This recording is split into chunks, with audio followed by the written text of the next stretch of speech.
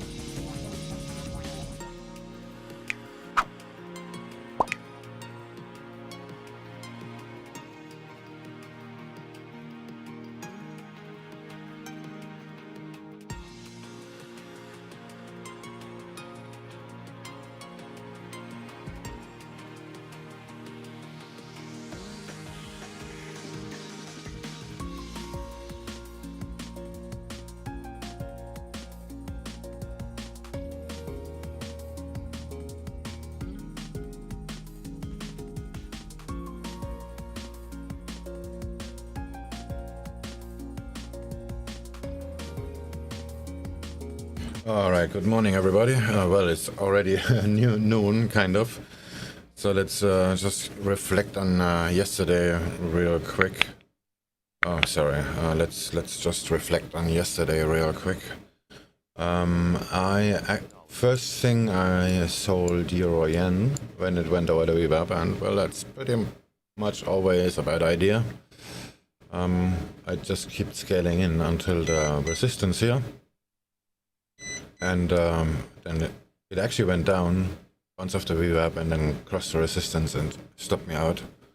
So that was, well, more or less to be expected, I guess. I also sold oil. It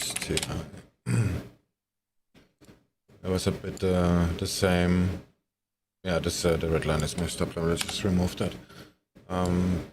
Sold it here when it retested the VWAP the second time, but after I put it in the position, I actually found this one here, which is actually quite good support. So it was to be expected that it's gonna bounce up, which it did, and stopped me out as well. So down 2 for 2. After that, I think that's Nasdaq. Oh, sorry. Euro dollar.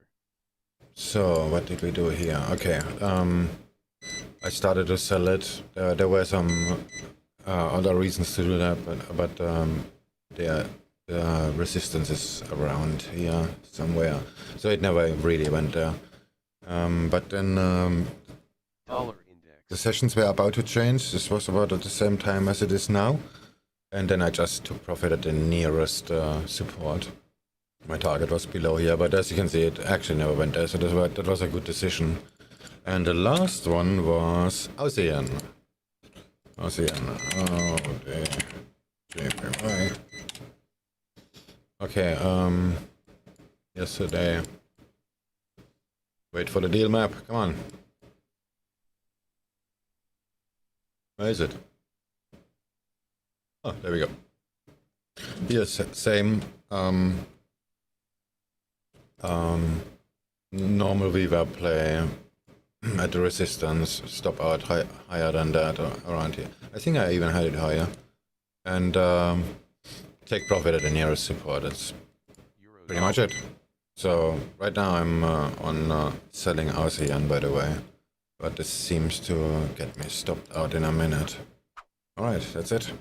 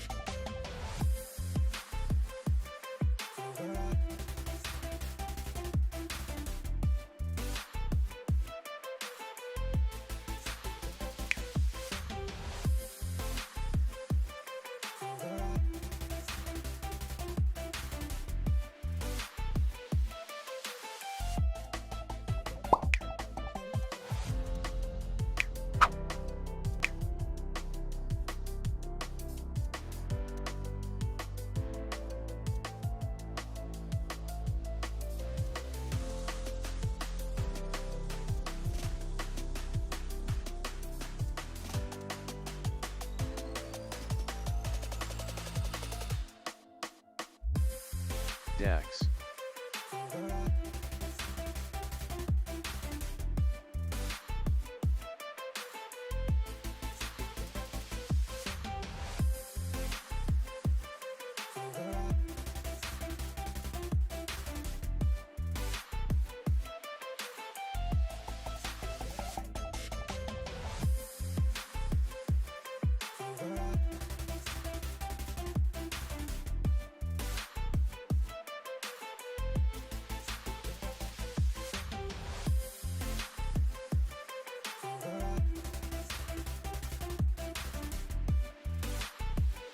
Dollar CAD.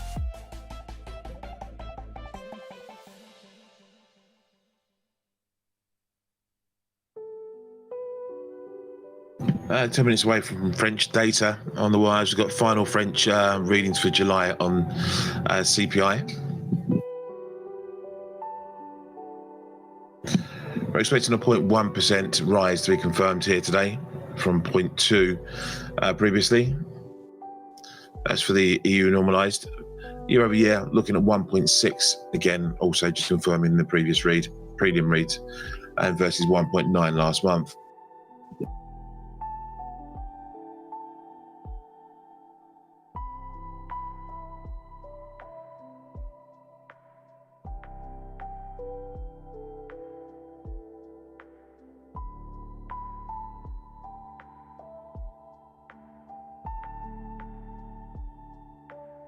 Aussie dollar.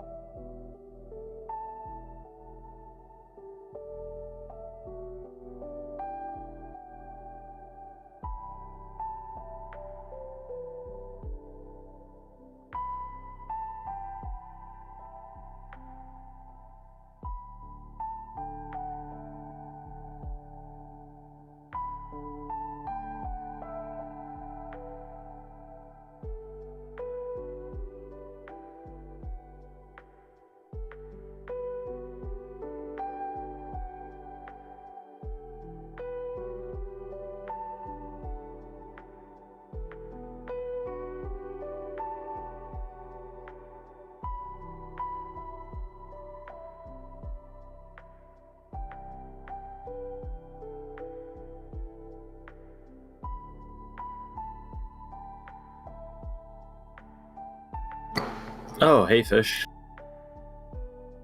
I just got back.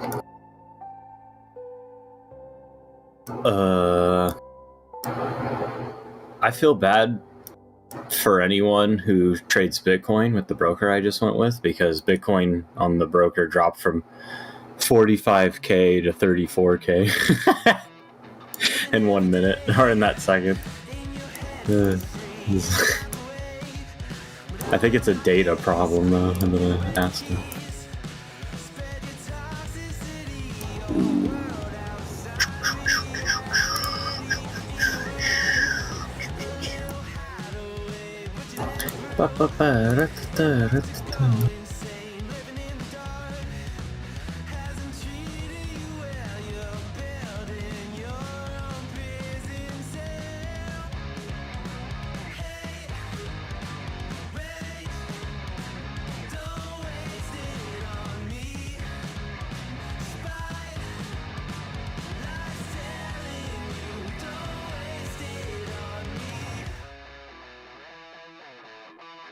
Did I brush you off? Is it your lack of friends we never met? Even if you pretend, am I in your debt? I don't owe you nothing. Don't say something you'll regret. Hey, wait, don't waste it on me. Spy, lies telling you, don't waste it.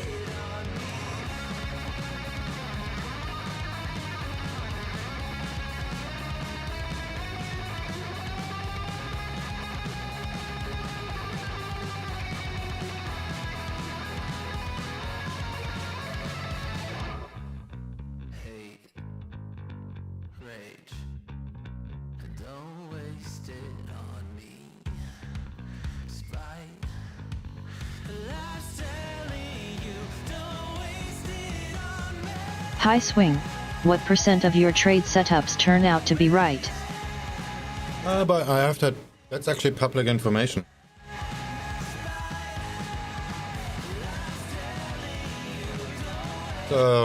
Between 48 and 42%.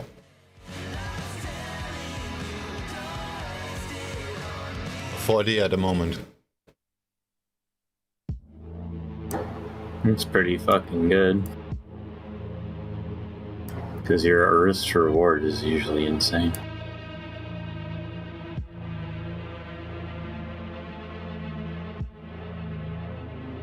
Yeah, I just went through my yesterday's trade and two of them had like a 0.05 risk. Exposure, not risk. The risk was higher, but I never had a larger drawdown. Yeah, that's crazy. Aussie dollar. It's 1 to 4 risk reward and then 7.5 pip trade.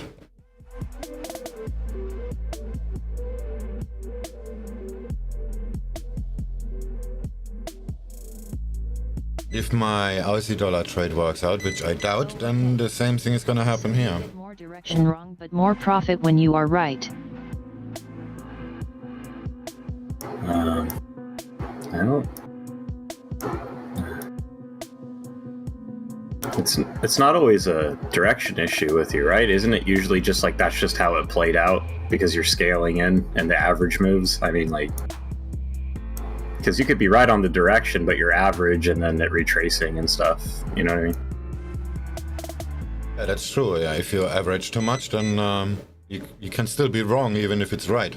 Actually, that happened yesterday on the gold and oil trade. 3 minutes into the inflation data from France. It's the final read, really. So 0.3, 0.1% expected to be confirmed for the month of July after the prelim. 1.6. Oh, I see what you're saying, Thor Axel. What's up, sexy? Headline CPI seeing up 0.1 on the month with the year-over-year non-seasonally Oh, adjusted. hey, fighting the Don. 1.2%. Now, goodbye, Rust. See, I made the oil trade yesterday, and I was just too heavy, so I had to take the loss. But I was right in the end. But that doesn't mean you're always making money. That's what Forex just said. It's not about being right. It's about exposure. Yeah, now let's talk about all the times you made money due to your money management system and the trade went wrong, but you were still making money. Oh, yeah. You're wrong, but you made money anyway. Yes, I see what you mean, SwingFish.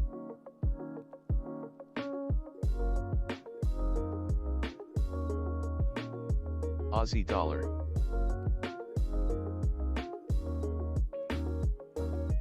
That will definitely not be a first. I do that like literally all the time. That is not gonna work out. Let's just make the best out of it.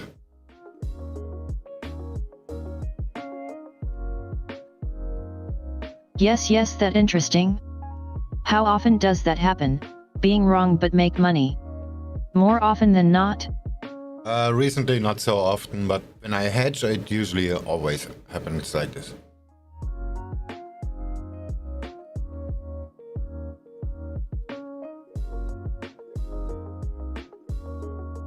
Right now I'm mirroring another account which is American and I can't really hedge, so I have to use stop losses like everybody else.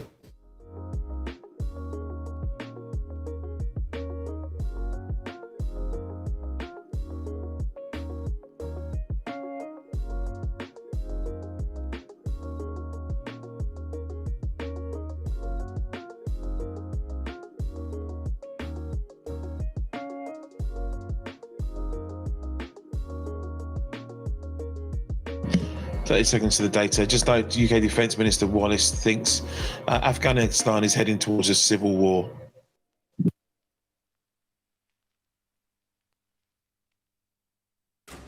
Morning, Captain. The clueless World of Warcraft player is on board. 10 seconds. Oh, nice. Hi there. Let's be clueless and make some money anyway. 1% for the harmonized figure on the month, 1.5%. Can't wait to be trading again. harmonized year over Good year. to take break though. Headline month over month. Really comes up seen who cared and who didn't. 1.1% non-seasonally Trading is adjusted. crazy, man. Year over year, 1.2%. Yeah, that's why I asked you yesterday on your Twitch about that.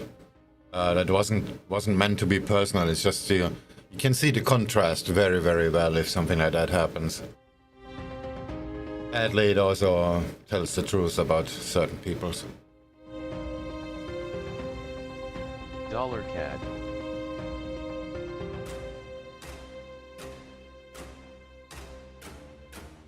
Let's try in another 5k here.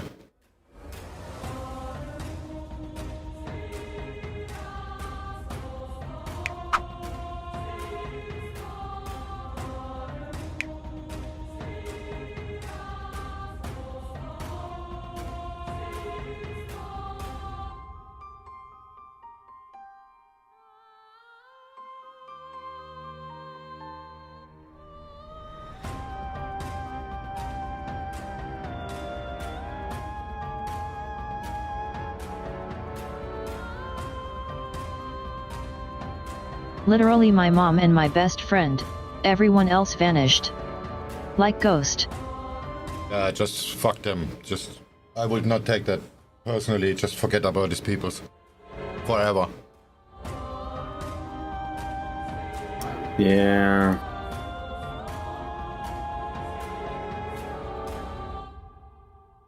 I can somewhat relate to it. Only a little bit. I had the same experience. This is just very, very normal. So I don't accept funds from people I know personally. Oh yeah. Oh god. Yeah, I've never done that.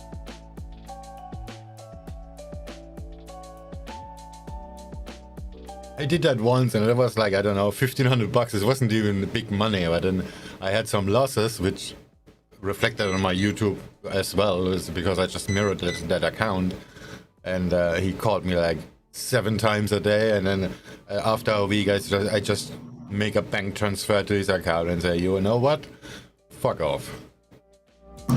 Yeah, 7, like, holy fuck. He should be paying you for calling you 7 times a day, harassing you. It's fucking annoying. I just changed the password to the trading account and made a fund transfer to his account, and then I just recovered the account. But I didn't even tell him. It's just, okay, whatever. Here's your money. I don't want to do that anymore.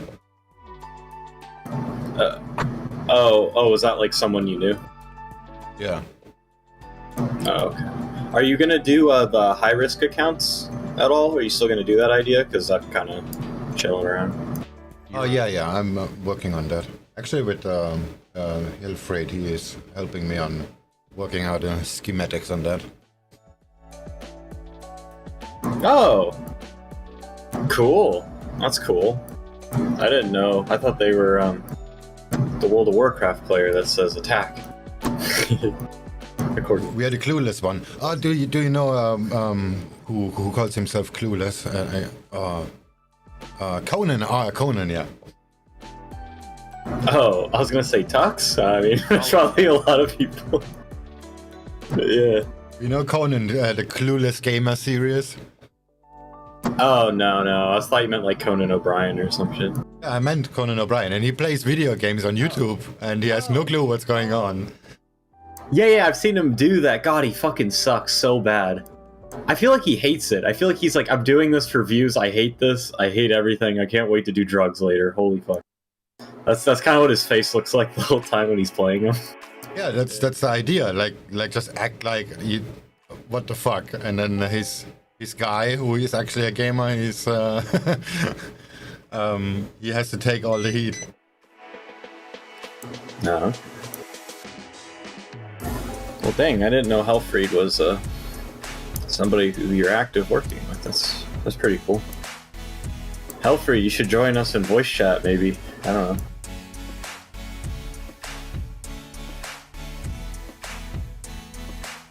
I mean, so should you fighting the Dawn. That'd be cool. I don't know what else to call you. Are you online now on Twitch? Let's have a look. Yeah, Goodbye Rust is Fighting the Dawn. That's I know. I figured it out yesterday. I was looking. I got a notification on Twitch that Goodbye Rust is on. What the fuck? I cannot remember that name. Yeah. Aussie dollar.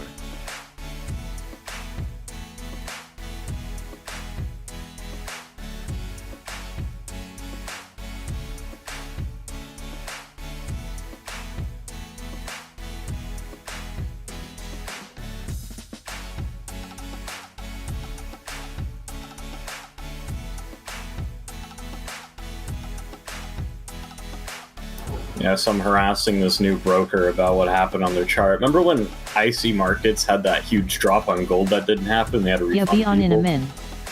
Bitcoin just did that on theirs, and I'm asking them about it, and they're like, oh, I don't think it's... As far as we know, it is not a liquidity provider issue. I'm like, so what is it? There's no clear reason as Bitcoin's prices are influenced by multiple factors. So what you're saying is you guys are probably fucking scams. Okay. Wow. Yeah, they're running a business that I will do that too. If something like that happened, I will just say yeah, whatever, blah, blah, blah. And at some point, IC Markets is actually pretty straightforward about refunding clients. Yeah, this is clearly like a glitch or something that happened with IC. Like this huge... It dropped in 1 second from 45k down to 34k, ranged for like a few minutes, and then shot right back up in less than a second. And they're like, "Oh, we don't know what that's about." And I'm just like, I didn't do it. Yeah, I'm like, There was something similar on Bitcoin on Pepperstone actually, and they also I had no trade on, but they just rolling back usually when that happens. Let's go out to a 15-minute real quick. There's a massive spike. I don't know, a few thousand dollars. Maybe they already boiled it out. Yeah, it's interesting because I've never seen a drop like this ever in all their liquidity history. So this is like the first time, which is... I don't know if that's unsettling or not. It's probably not unsettling. It just kind of... Hopefully it doesn't happen again. I mean, what? We just gotta roll the fucking dice? Like, fuck. I mean, realistically, remember, like, the Swiss franc and fucking Black Swan event on there? That was real. I know, that was real, though. But what I'm saying is, it's like... Just fuck, man. I don't know what else to say. Just fuck. Well, you gotta have a stop loss. Yeah, trading can be fucking terrifying. And that's why you also do risk management. You don't risk high percents. I mean, fuck. Like... It's not even on the price on the chart anymore. They corrected the chart too. On what? On Bitcoin, there was a $7,000 drop like 3 weeks ago. Oh my god. It's one tick down, one tick up. Jesus Christ. Fish, I don't feel safe no more on Bitcoin. That shit crazy. Let me go check out Ethereum's chart. If Ethereum didn't drop like a rock, maybe I'll look into trading that. Let's see.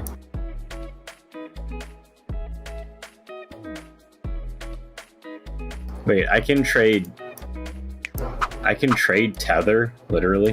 What the fuck? You buy it at one and you sell it at one. Yeah, that's the thing. Like, where's the spread? Oh wait, you can't even buy and sell it. You can just look at the chart for it. Oh wait, no, there is a spread. Jesus. Wait, but you can't trade it. Yeah, the spread's up at... Okay. Yeah, impossible to make money on. But it's pretty cool to look how it fluctuates. Okay, well, whatever. Let's check out their Ethereum chart, because this might have something to do with, you know, just Bitcoin being really popular, and... Yeah, so Ethereum didn't do a drop like that. Interesting, huh? So it's just a Bitcoin phenomena, probably. But let's see, I'll go to their daily. Well, that's not going to help me much. Anyway, let's see what the spread is. If the spread's decent. Oh wow, the spread is decent. Dude, maybe I just shouldn't trade fucking Bitcoin. Like, Bitcoin's kind of crazy. Yeah. Alright, I'm gonna start trading Ethereum. That's all it fucking took. You talking about Pepperstone, this shit, and then Ethereum looking the most normal. Yeah, but like I said, if something like that happened, if you are aware in a long position, you get stopped out. A drop like that probably would margin call you anyway. They will refund you, and like I said, they even corrected the price action. Right, and these fuckers aren't gonna do it because they don't give a shit. So at the end of the day, their Ethereum chart looks the safest, so I'm gonna go with that for now. I have little choice, so I gotta do what I can. That's about all I can do now. What's going on? Hey. My broker. You probably heard me on the stream talking about my broker. Yeah. Yeah, that's about it. Bastards. How about you? With Pepperstone and Icy Markets, you're not gonna have problems like that. Yeah, I'm aware, but I don't have any choice, so fuck me. If you have a large account and you get margin called or something like that, you can be pretty sure that the account manager is actually gonna call you.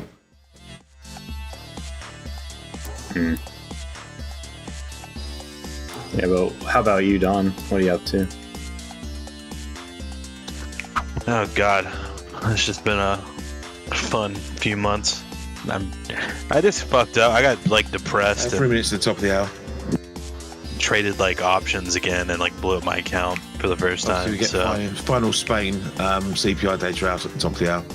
Expecting the year-over-year to be confirmed at 2.9%, with a drop on the month-over-month from 1.2% for the harmonised read. Yeah, options are a good way to get to blow. have you ever have you ever just YOLO'd options just because you just didn't care if you lost 30 40 grand? Because I legitimately just didn't care. And it's like I'm trying to like wrap my head around. I don't know, man. Play with penny stocks when I was 18, 20. Aussie dollar target at 0.733334. 40k in penny stocks. It's a resistance from yesterday. Almost S1.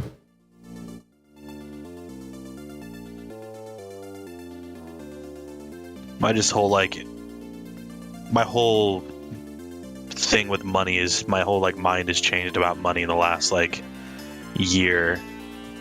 I don't know. It's the rite of passage. Yeah, what you just described is kind of self-destructing behavior, blah blah blah, because you're just out of breath or whatever. But in the end, that's actually gonna teach you that money is just a commodity. No, true. No, it's very, very self-destructive. The last 2 years have been that way. I mean, trading was like day in and day out. That I didn't take care of my health. I didn't take care of my like relationships, family. Like everything was just out of whack. All I was doing was trading. There was like nothing else. And I made the most money I've ever made in my entire life. But then I realized after, having 150, 200K, it was just like nothing changed personally for me, like emotionally or like depression and stuff. And then I realized money really wasn't the end all be all, so it's kind of like eye-opening. Yeah, that's what I meant. Now you know for sure this is just a commodity and you just use it to make more coins. Right. That was a huge wake-up call for me when I realized that. I mean, I'm still realizing it like now I realize, hey, it'd be nice to have a little bit of money because I'd like to go out to dinner and do this and do that, but at the end of the day it doesn't really change anything for me, besides everybody that like left like when I didn't have any money anymore. If you get over that I can say that right now, but it's probably harder than most people think. But once you did that, everything is gonna change. Yeah. look at the final reasons. Then year over year, 2.9% confirmed for the headline year over year. EU harmonised year over year, 2.9% also. Month over month harmonised down 1.2%. And we saw a 0.8% drop for the CPI month over month headline year over year. Core year over year, 0.6. Core Fuck. down 0.9%. X is shooting up like crazy. Fuck. The dollar goes up too because this is gonna smoke my AUDUSD rate, and I just scaled in really heavy.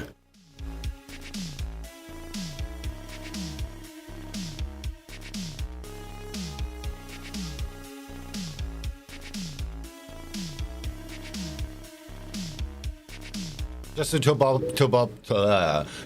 off on that, I don't give a shit about other people's. That not on my side. I mean, I don't do the ego thing like I do the I told you so. I mean, I could do that to you because I told you it's gonna happen.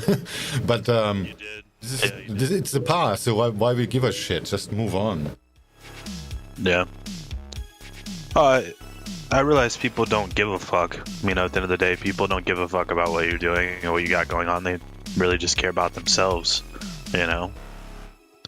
So, I mean, majority of people, you do have the few people in your life that do give a fuck about you, but for the most part, a lot of people just don't care. They just want to get rich overnight, and you give them an example on how not to do it, which is actually very, very educational. But these idiots, they will never get it, so just forget about them. Yeah. I can't wait to be trading again. I'm so excited.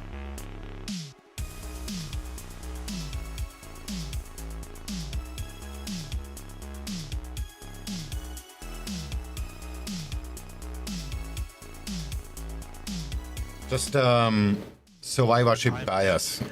Don't make sure it's not gonna catch you, because you made a lot of money in a very short amount of time. Just don't try to replicate that.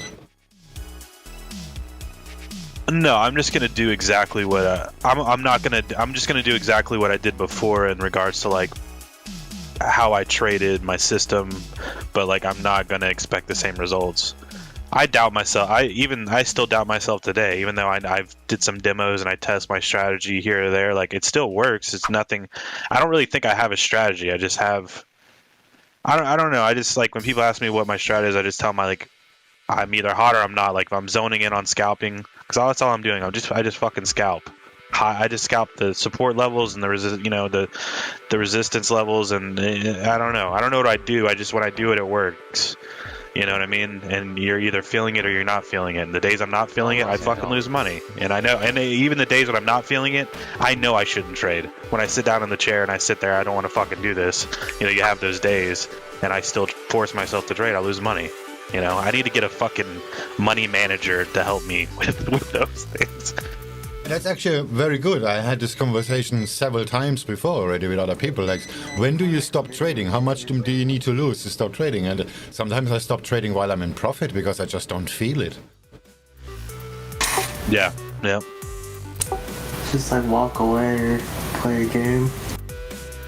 If you can detect that, and you're like up 0.1 or whatever, this is like no money whatsoever, but you can already feel this is just you're about to fuck up, so just do something else. Yeah. Yeah, it's kind of like playing roulette at the casino, you know.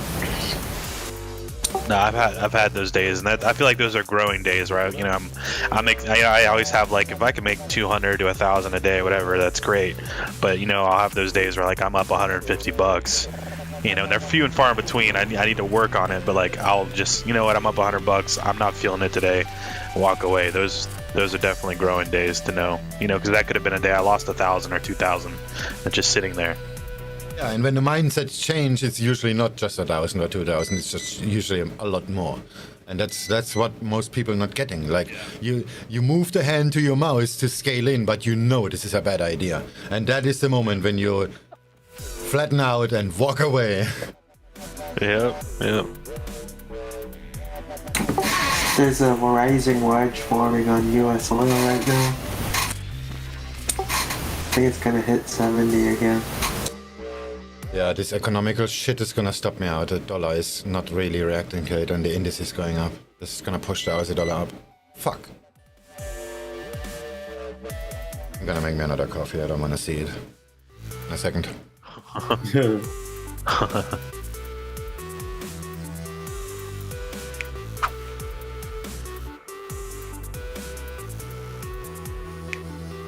Cable. So, Don, how come all those people left when you lost your money? Were you like supporting them financially or something? Yeah, I gave a lot of money away. Just a bit of pressure here coming through now on session lows as equity markets open up. You know, like, and I had a lot of people hitting me up in comments and talking to me and stuff, and like, I was getting probably 30 to 60 DMs a day after trading, like people asking me like what I'm doing, this, that, and the other, you know.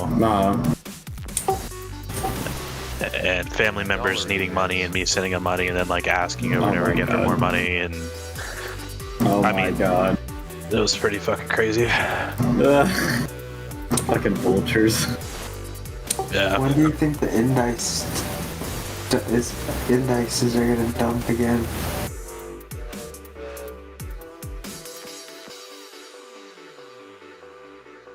But then like the worst part was like I would, you know, people want to give me money and like they'd like, for example, somebody would give me 10,000 and they would want me to like make them money, of course. But they were expecting like if they gave me 10K, they're expecting 100K back. You know, shit like that. I'm serious, dude. Like my grandmother like wanted to give me like more money to trade, and she was expecting like me to turn like 20K, 30K into like 150, 200,000, and she expected all of that back without paying myself. Did you get the funds from trading prop? Yeah, a lot of people are like fucking. It's just dirty. It's mind blowing, and it made me realize like how greedy people, like including myself, and that's what really woke me up, like including how like greedy I was, like, you know, and it just got really depressing to the point where I just like self-sabotage so much. I mean, on top of like my relationship ending with my fiance and fucking everything. Like I just found out 3 days ago, like she still had all my stuff at her house. She moved to a new house in another state, and like all my stuff was there. Everything I've ever owned got thrown away. Like when I say everything I've ever owned, I have a bag of clothes I'm looking at right now and my computer. Literally everything I've collected, my books, everything. All your stuff is gone. It's all gone. So like I'm literally starting over with fucking a backpack of clothes and no car, or I have nothing. So, well, what I can say about like people and money and wanting you to trade for them, I had a woman want to give me $30,000 and she wanted me to flip it to like hundreds of thousands, and I'm just like, yeah, give me like $1 million and I'll get you a few 100K. And I even had like someone else want me to trade their money, and they wanted me to only get like 1 or 2% of the profits. I was like, what are you, like a $1 trillion fund, like American funds? Sure.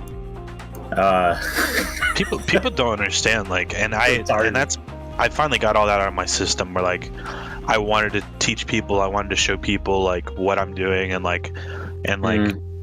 but then people don't understand like the stress with it. Like I guess I'm not even like, my trading style is fucking hyper aggressive and just fucking stupid, and a lot of like, I just scalp, but I scalp with like insane size, and like people don't realize when I hit that fucking button, there's like $80,000-$90,000 on the line or more at some point, you know. Sometimes like at that point, like if the stock fucking drops to $5, I'm down fucking, you know, 10-15 grand in a matter of minutes, you know. So people don't understand like the stress with that, like especially when you never had that much money, you know. Like now I'm used to it, but like your first year just doing it, it's like it's so fucking, I lost like 15 grand in a day one time, and it was just like I cried.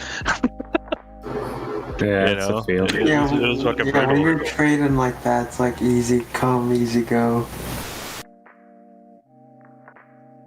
Yeah. Well, they don't understand time either. Like, you could blow away a month of your trading, like, of time. And they're used to getting paid for their time. So they don't understand that part too. The session. No, that was the biggest thing for me, which got me more consistent. About 5% plus. You know, because I was doing that. I would trade for fucking a month straight and make, 12, 20,000, and then I would fucking lose half of it or a fucking majority of it in one day from just bad trading, because I didn't want to lose. You know? Yeah.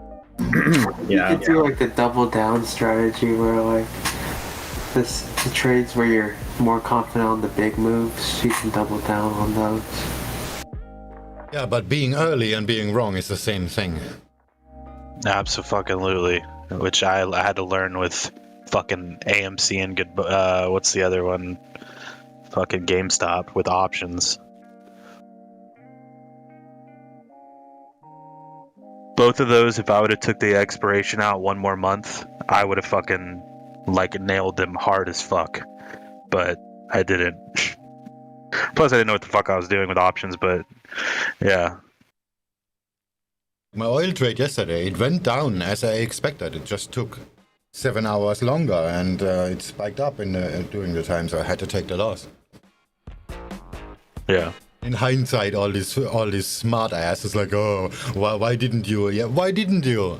Because this is the freaking past. We trade into the future and not in the past. It's also just one trade, Dollar Once it's index. done, it's done. You don't even you forget about it. You're on to the next one. That's the biggest thing I had to get out of my system is I can't think about a past trade unless it's current to what current events are in the charting or something. It's beneficial, but other than that, if it's a fuck up, just move on to the next one and forget about it. I mean, it is what it is. That's right.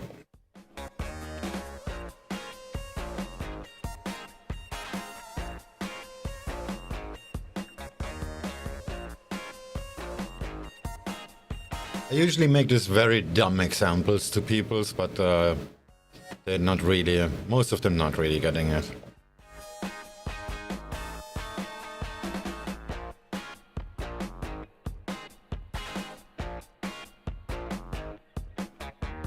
What's the example?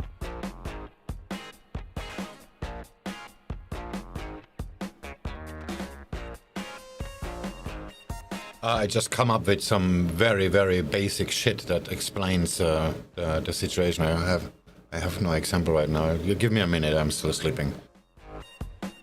Oh, you gotta get the coffee in you? Yeah, I just refilled it.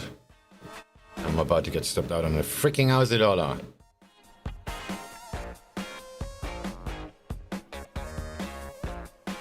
Let's start to buy in a little bit. This looks like a VWAP reversal to the upside now.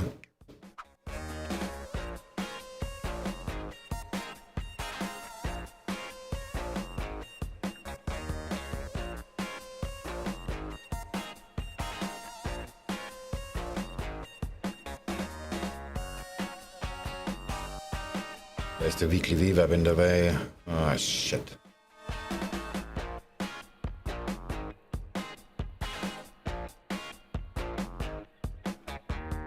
I'm just gonna hedge it out a little bit.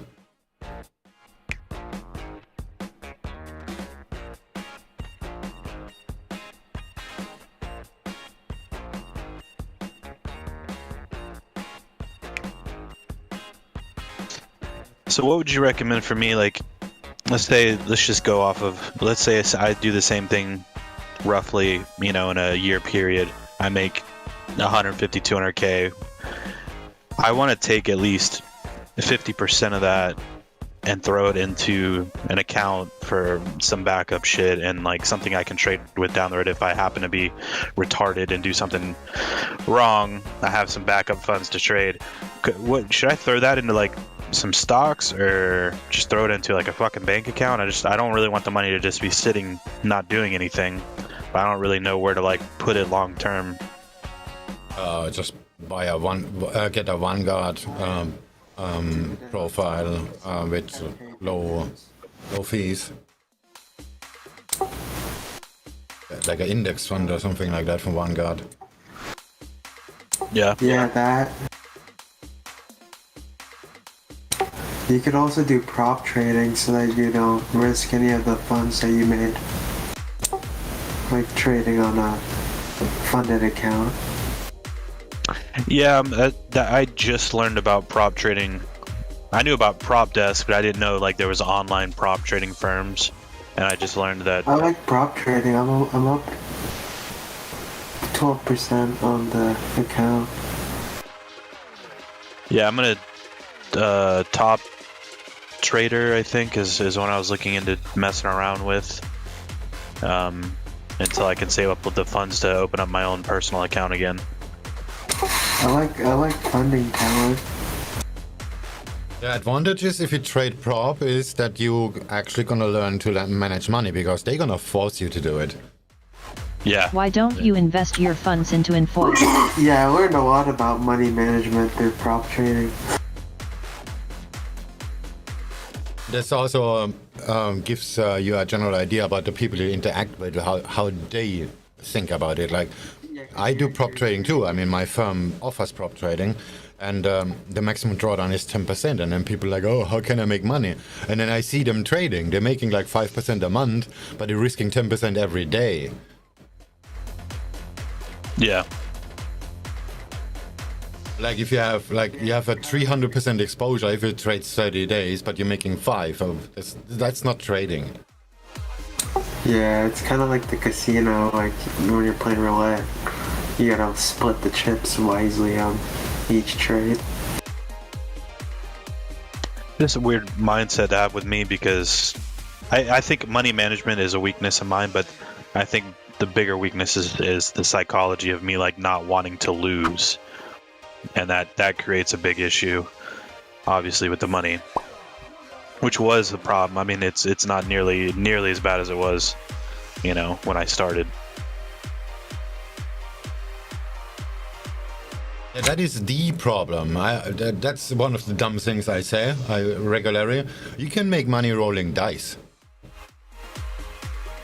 You don't have to be right. You just use some dice and roll them to buy or sell.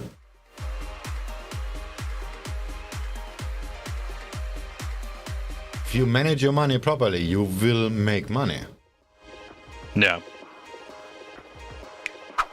I feel like the black sheep though, because all like 95% of my trading is scalping, and a lot of people fucking hate scalping. I think 80% of the industry like is totally fucking against it from all the research and just reading I've read. I do basically what you do. I just do it a lot slower.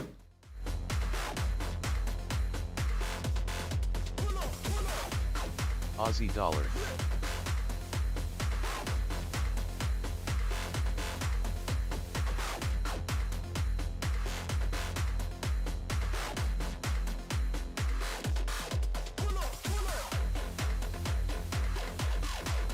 What strategy are you trading?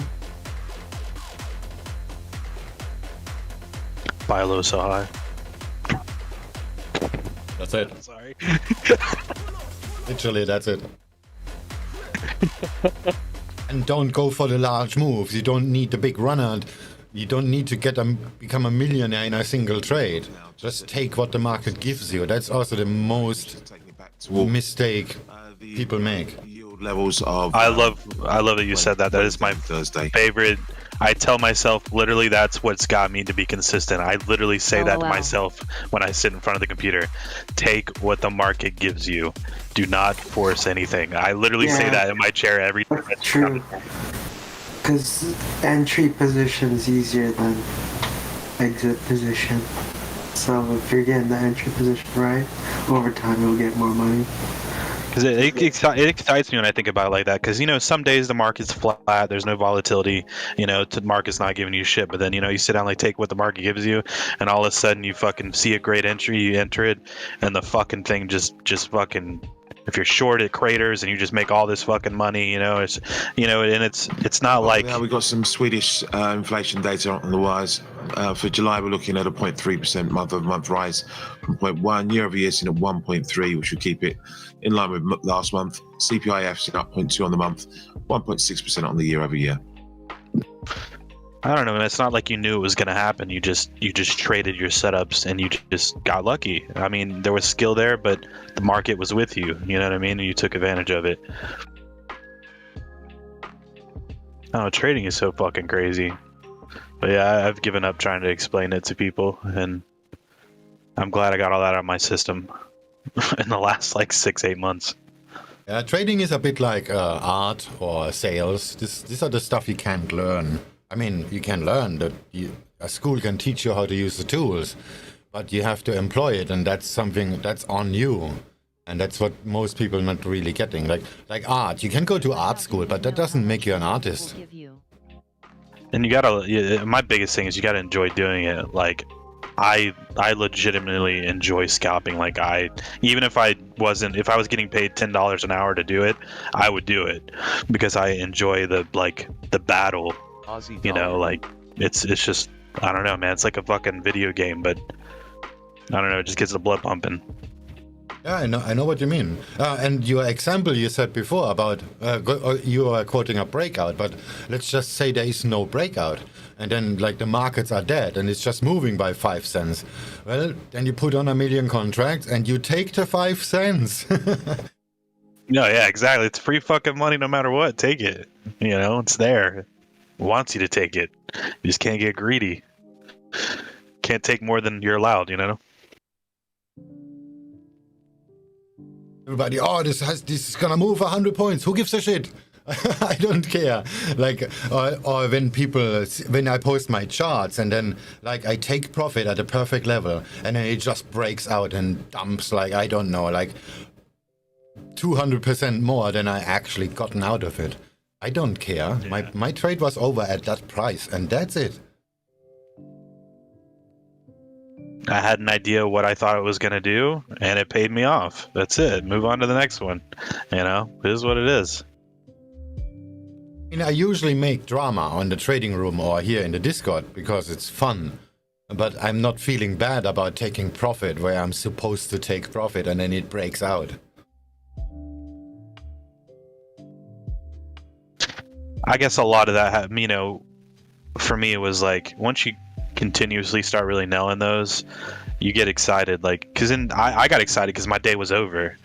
Like, if I, you know, because at one point I was averaging $1,600 a day, so like I was just trying to make $1,000 to $2,000. Like that was my profit goal. And just like what I told myself, and I'd get up to like over $1,000, and I'd fucking be happy, and I'd walk away. You know what I mean? Because like I hit my target for the day. The market could have been still insane, crazy. You know what I mean? And I want to watch it, but I knew I hit my target, and I'm done. Like I did what I wanted to do. You know. I have these weak moments usually in the US session when I'm still here and I'm not trading anymore, and then I see $CAD is an VWAP reversal or something like that, or some stock is reversing on the VWAP, and then this looks like a very nice trade, and then it just shoots up like crazy. Like, I don't know.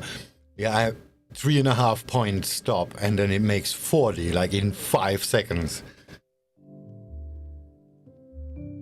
And sometimes I think, why I'm not trading that shit. But I know why I don't trade that shit, because I always lose money in the US sessions.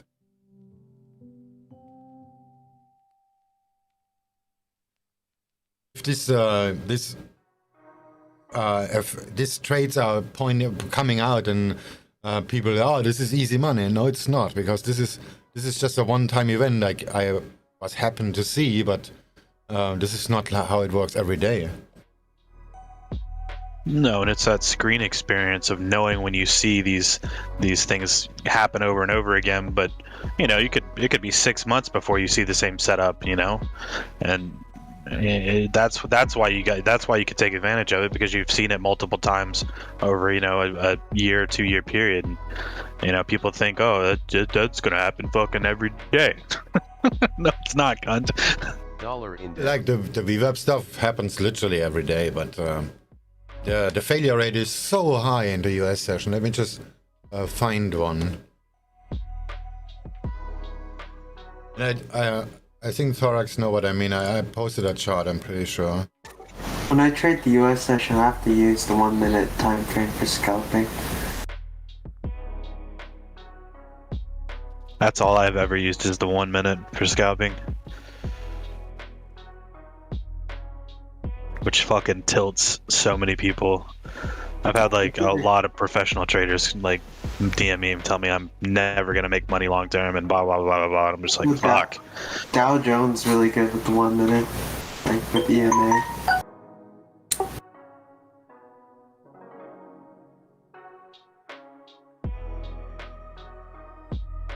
I don't know, I've doubted myself a lot, but the biggest thing for me is I have a track history. Like I went, whenever I feel like I'm just not good, or you doubt myself, like I have a fucking video track record of me going like 42 days straight with no losses.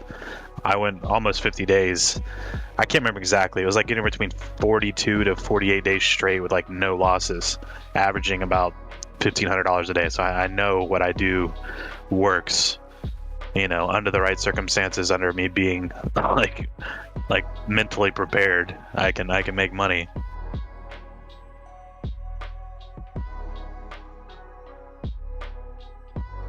But yeah, it's not just sitting down in front of the screen and clicking green and red and you're gonna make money. Like that's what I feel like I'm talking when I talk to people about what I do. That's what I feel like they think I do. I just push button and make money. I posted in voice context.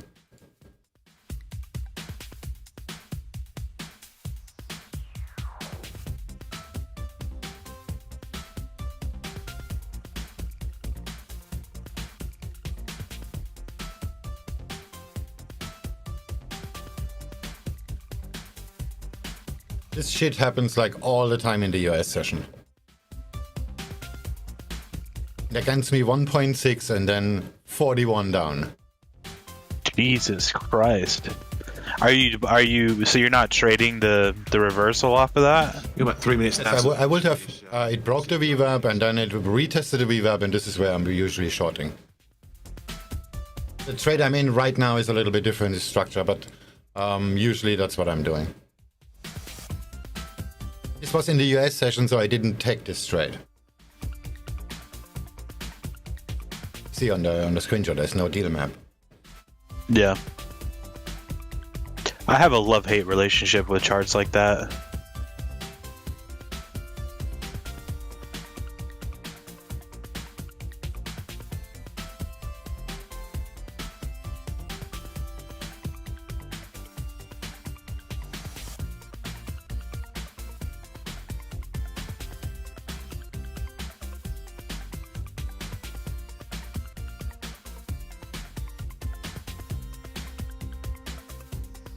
Oh, like that, reverse, damn it.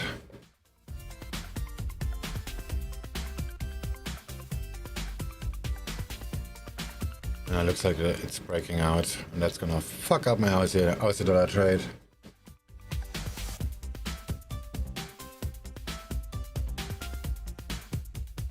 Just leave that open for a minute.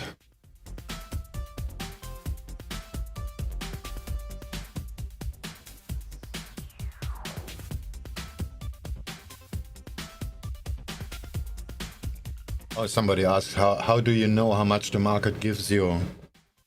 Sorry, I didn't hear that. Well, it's basically support and resistance.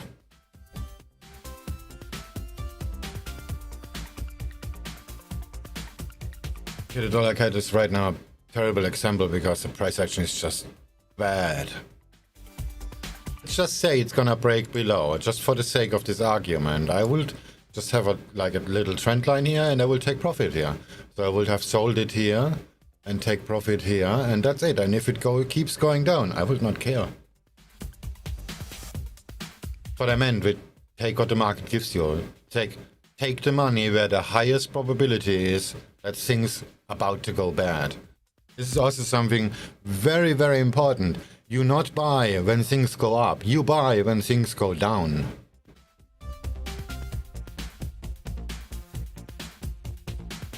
Just keep that in mind. You buy when things go down and you sell when things go up. And when you close a buy position, that means you're selling. Meaning, when you buy something and you want to close the position, you have to do that while prices are still going up. And in order to do that, you need to know where this is happening, where things are about to change. And this is not about ego. This is not about what happens. This is about probabilities. Respectively, excluding energy, month over month up, becoming flat, and on the year over year, X energies. USDCAD is gonna break out.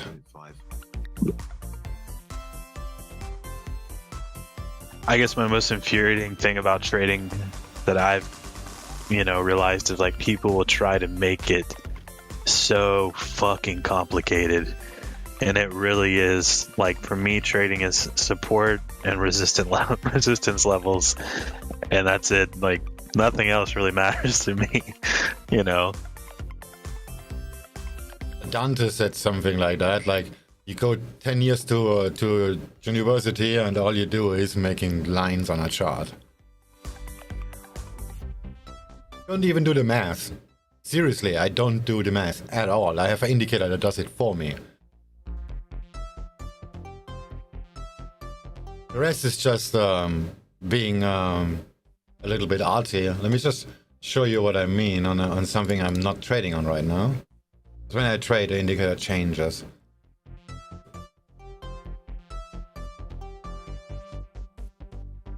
Okay, that's a bad example.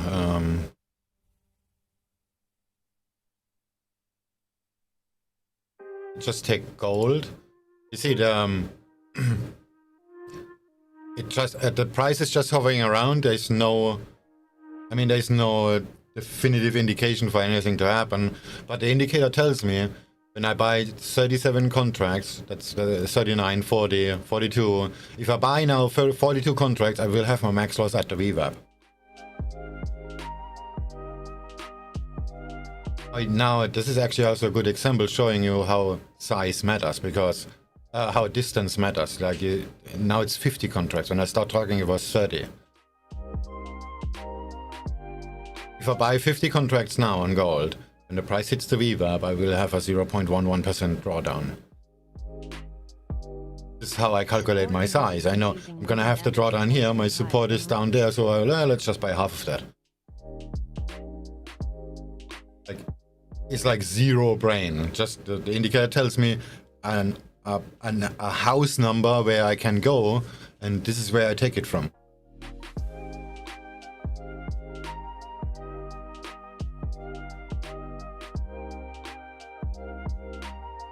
That's how I can do it that fast, because I don't do the math at all. It's literally toddler style trading. Yeah. It really is that simple. My trades are usually based on VWAP, and that's why I used to calculate my size based on the VWAP. And like you see now, gold is going down. It went down a little bit, and now it shows 60 contracts. I talk for I don't know, 25 seconds, and now I can put on double the size. And this is why by maintaining the same risk, by the way. So, and this is exactly why it matters where you enter. And that's why you need to enter on a buy position when prices go down and not when prices go up. Because all confirmation does is costing you money.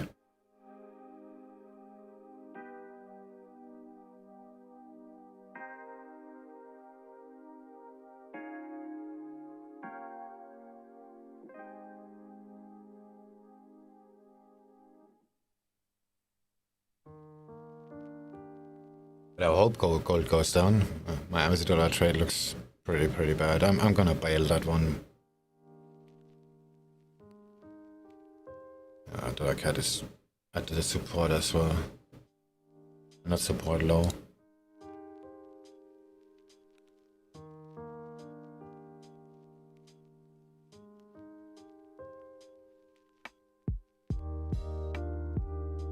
Cannot really move the stop.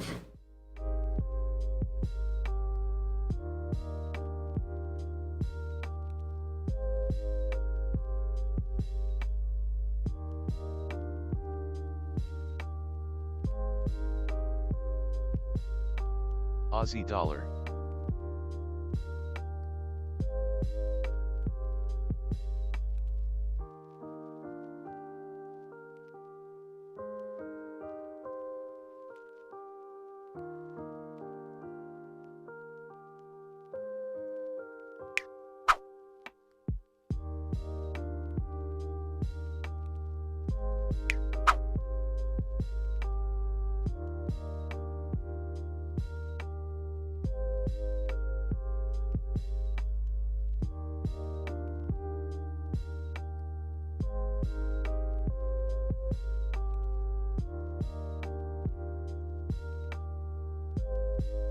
Yeah, I should take the loss. I think I'm gonna do that. I'm gonna enable trailing stop here.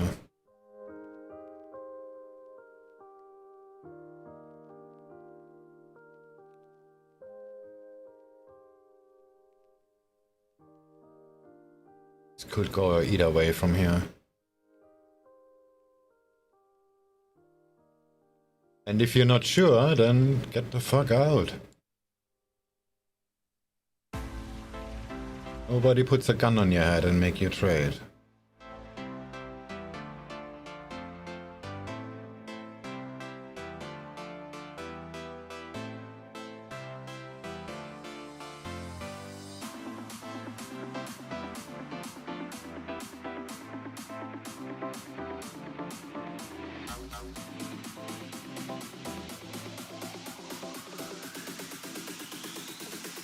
Aussie dollar.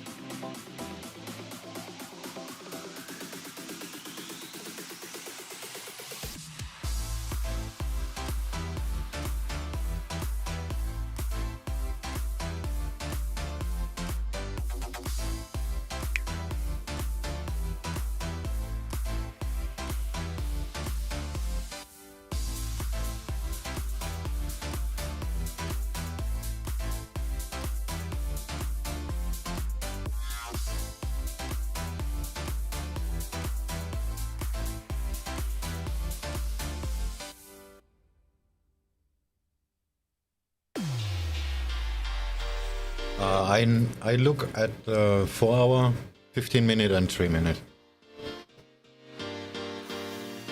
Dollar index. So I map the structure basically on the 15 minute, and then I just copy the lines on the 3 minute to find a better exit. And the 4 hour is linked with the rest of the with the 15 minute chart. Like if I put a line here on the 4 hour chart because it makes whatever sense. Let's just put something here. Gonna make a light blue line here at the low. Let's put it here just for the sake of the argument. Say here. And if I go now to the 15 minute, here's the same line, so I can actually see what's without redrawing the stuff.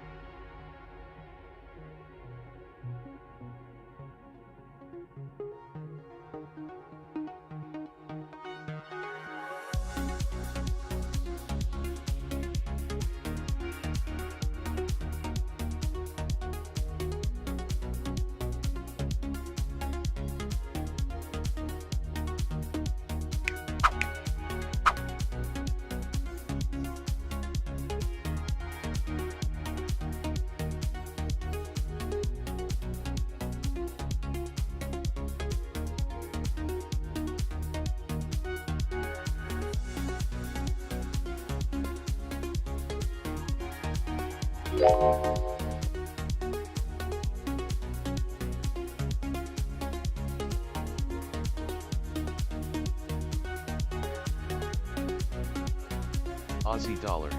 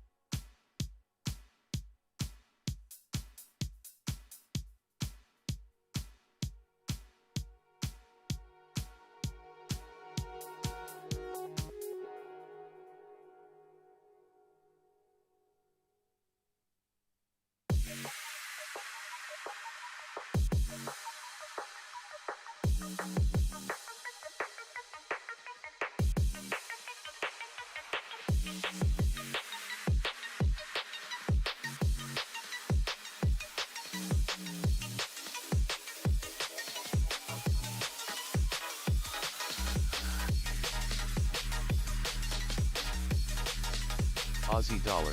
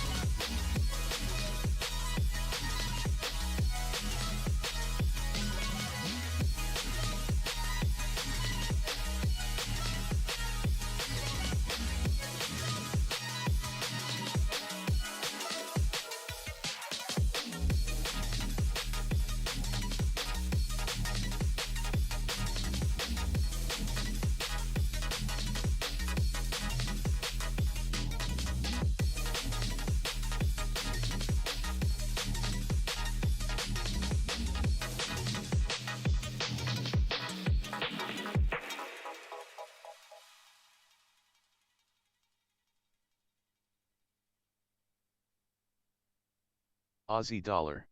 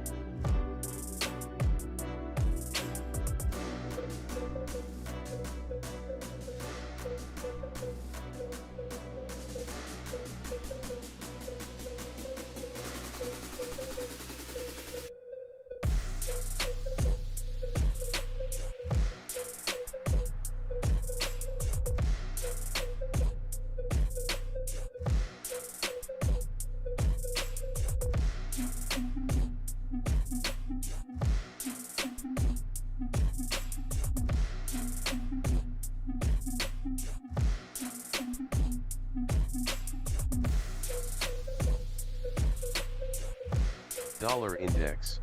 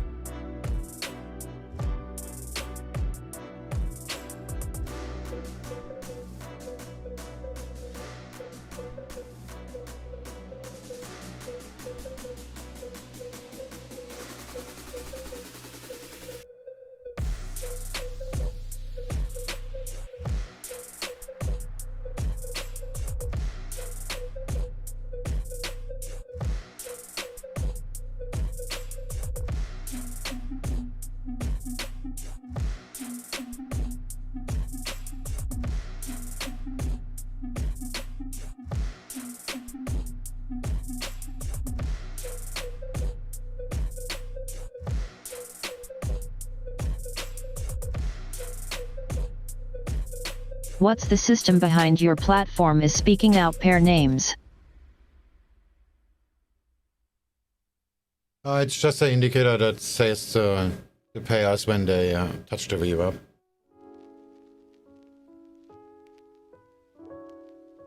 And while at that, I'm thinking of selling the euro.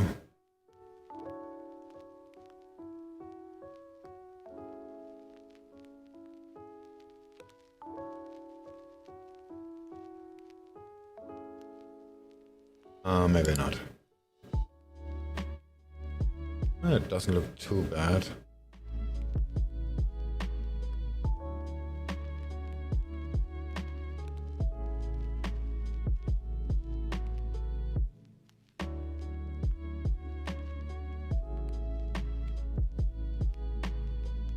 Shitty risk reward though.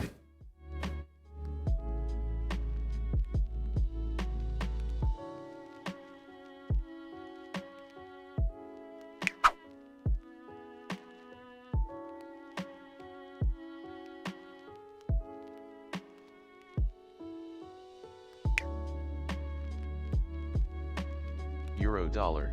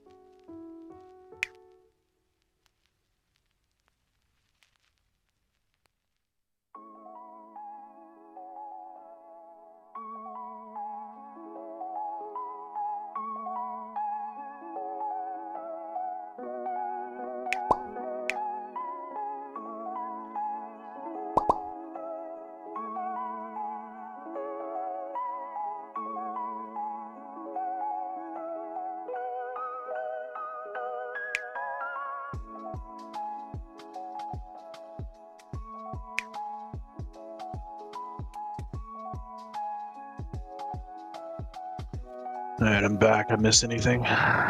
No, nothing happened.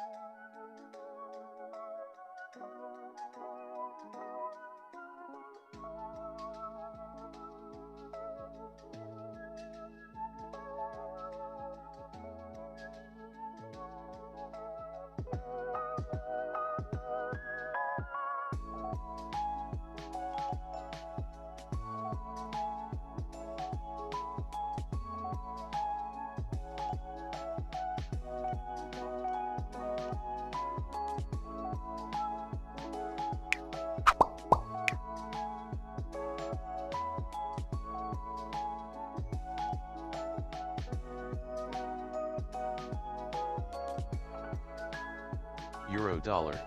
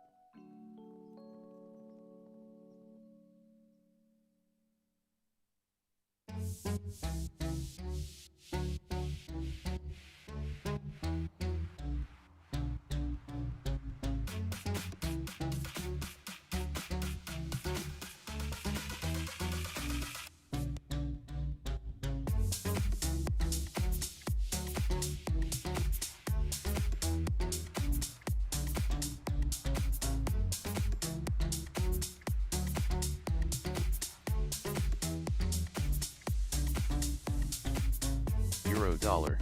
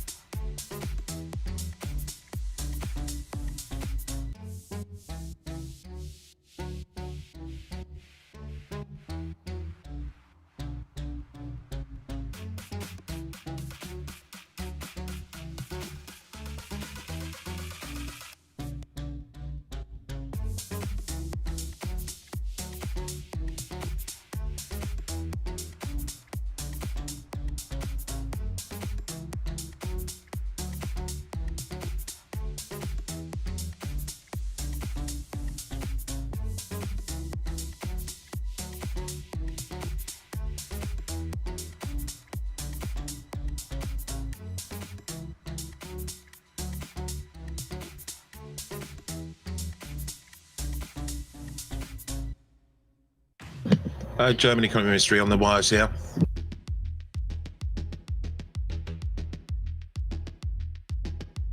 Sorry about that. Says from today's perspective, I'll get my teeth out.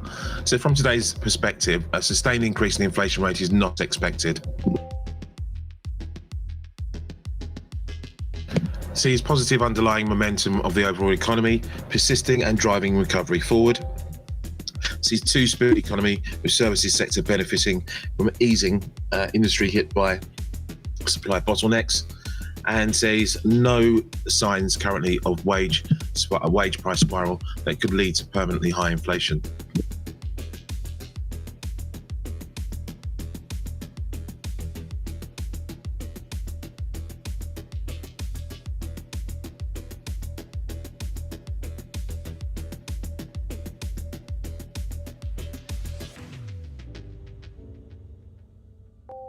Yo, fish. Just to recap then, German Economy Ministry says from today's perspective, a sustained increase in inflation is not expected. Are you partnered up with this prop firm, or what's the deal with that? Which one? I was just looking through the one here in Discord.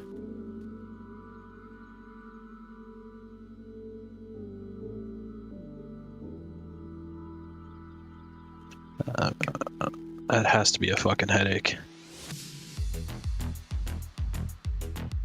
It's actually worse. I own it.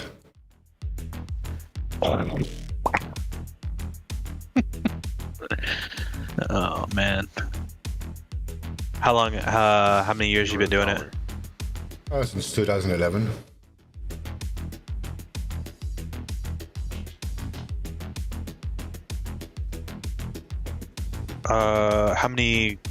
How many traders do you have? Roughly. About 240.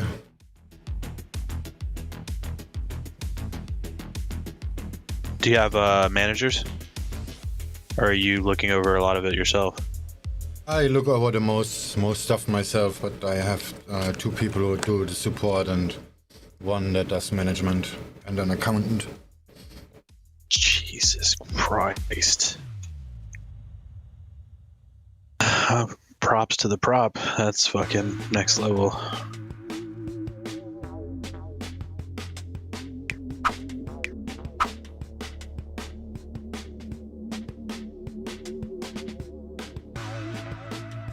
Is it still fun? Yeah. Sorry, I thought my microphone was fucking around. Yeah, of course. That's good.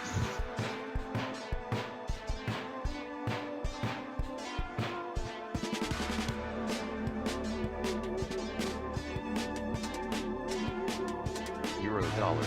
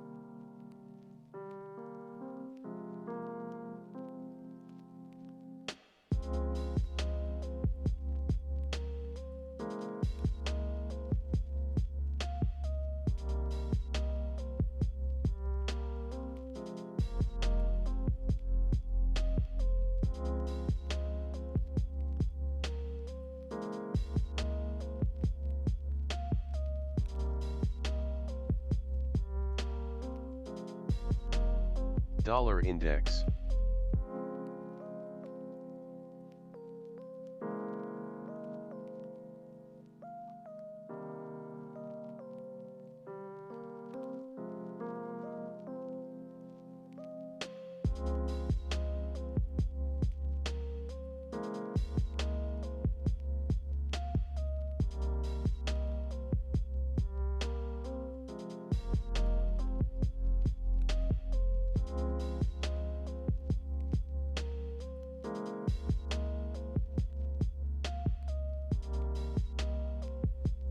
Euro dollar.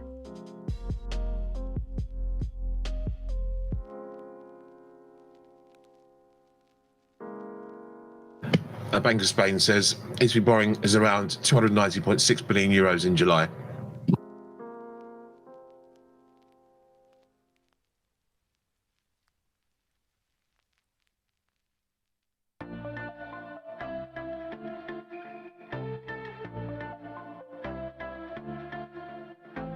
I wanna run away, wanna make mistakes now.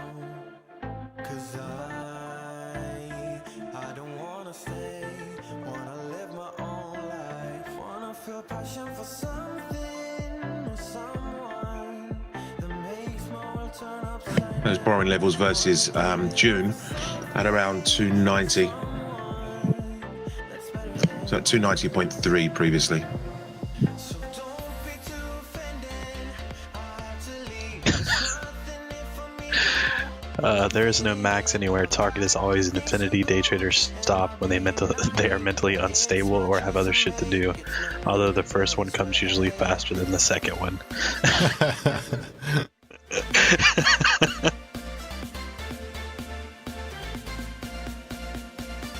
I'm just reading through all these twat waffles that are bitching about shit.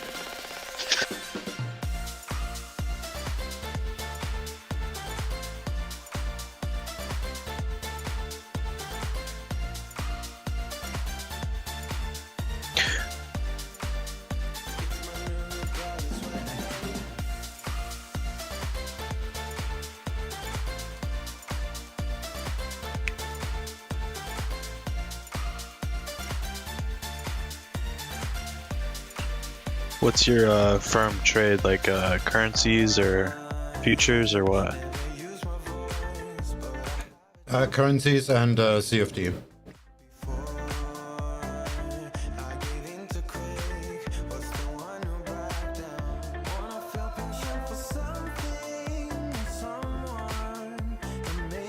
But I'm since 2.5 months trying to get a trading license in Delaware, and then I'm gonna offer equities too.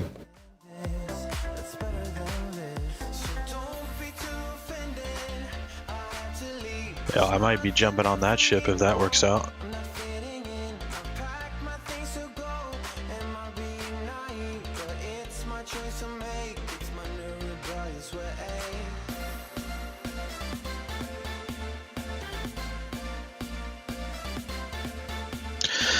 Because that's what I was looking for like 2-3 days straight, is trying to find somebody that offered equities, but I couldn't find anybody. I might have just not looked enough, but I couldn't. Everything I found was futures or currency shit.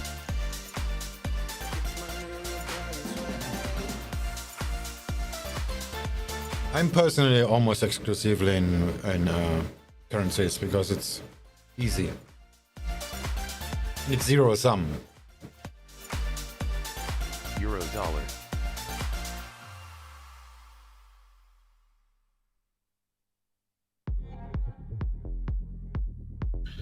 I need to look into it. I probably should throw it in to my mix. My ex fiance had a best friend, and he traded nothing but currencies. He was in a wheelchair. He was handicapped, disabled. I mean, he was raking in like 4 to 8% a month, consistently, like just stupid shit. He was ungodly rich, but like nobody knew who he was. It was just really crazy. Yeah, that's where the zero sum comes into play.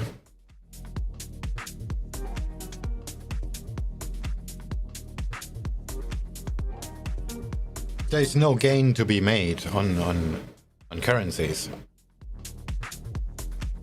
Currencies are losing battle in the long run. Yeah.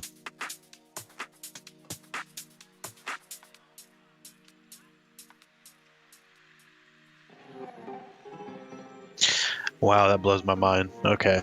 Yeah.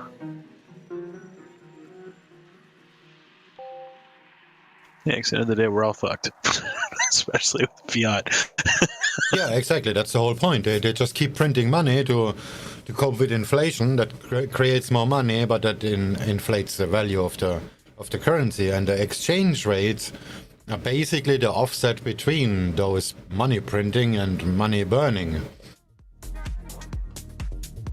That's where we capitalize on an intraday basis. There is no gain to be made except of the difference of price, and this is exactly what we trade. Contracts for difference.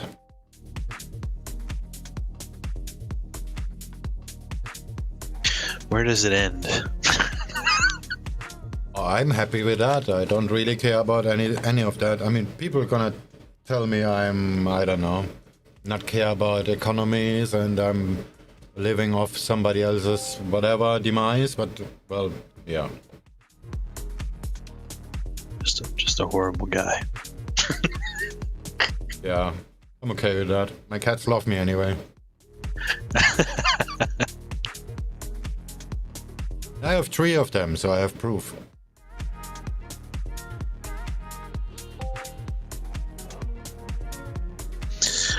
That's funny that you explain it like that, because that's how I kind of started approaching, stocks and all that kind of stuff. Like,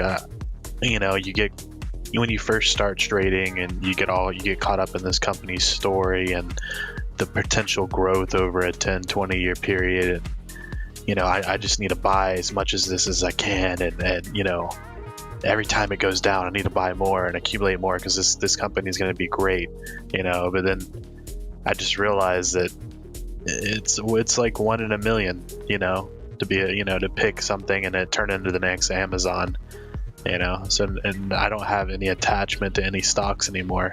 I'm literally just buying and selling it just to make, the money during the day, and then I don't care what the fucking company blows up or dies the next day. It's no concern of mine.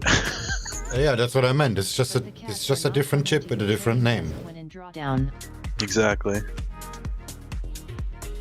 It's weird thinking about it now because these are just things I've naturally progressively came to learn, and it's really as simple as buying high and selling low, support and resistance levels. Everything else just doesn't fucking matter. As long as the market doesn't shut down, I always have a job.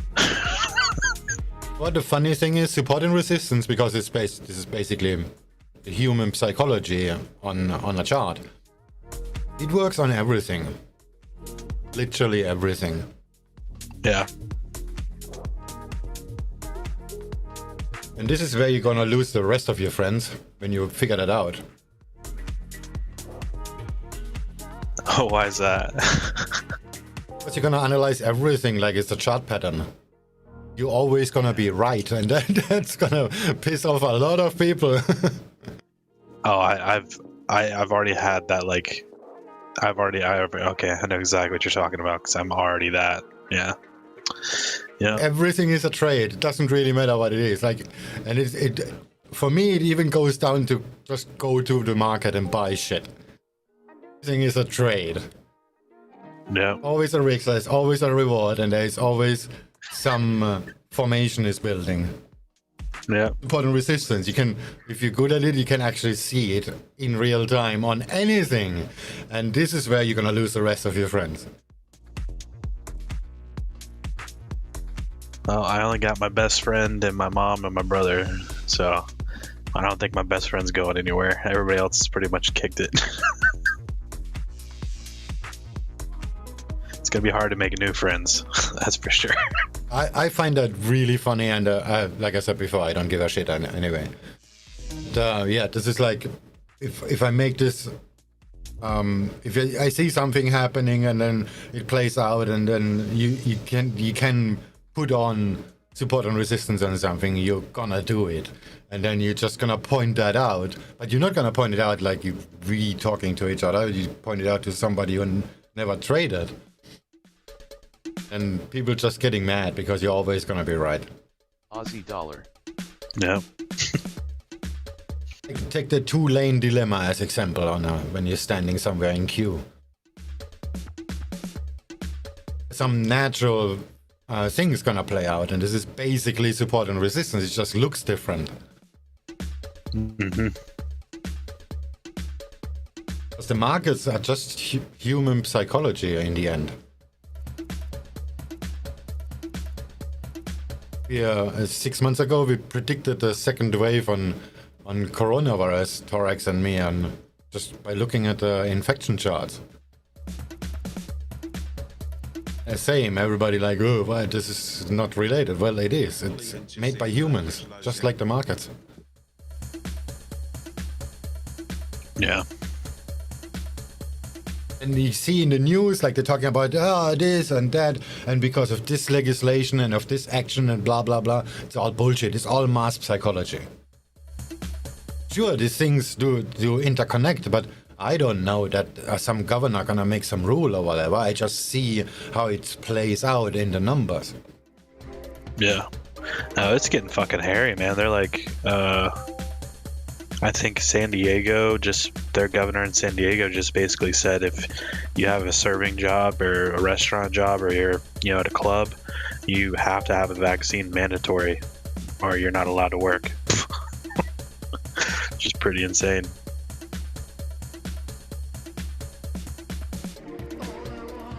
Sorry, can you say that again? I was just distracted.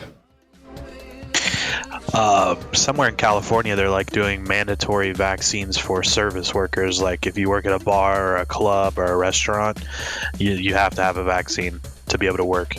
And they're gonna hold the business owners accountable.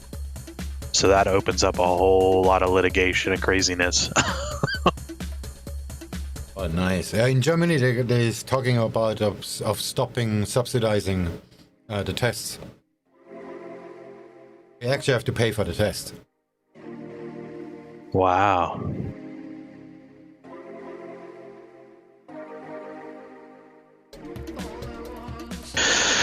I had COVID, the first strain. I'm thinking about getting vaccinated, but I'm still just kind of like on the fence. Like, fuck. Is the immunity proven, or is it just like the flu? You're gonna get it all the time. I don't know.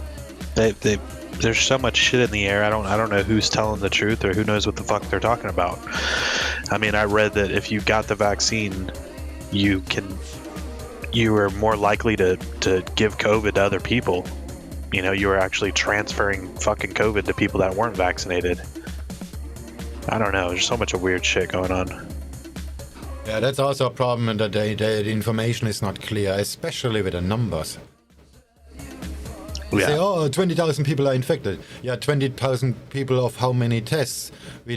I'm a trader. I need to know the relation to this number. The number alone is completely meaningless. Yeah. Like, if they say 20,000 people are discovered today, but 20,000 people are out of 20,000 tests, that's 100%. 20,000 people are out of 2 million tests, is 10%. This is completely different. Yeah.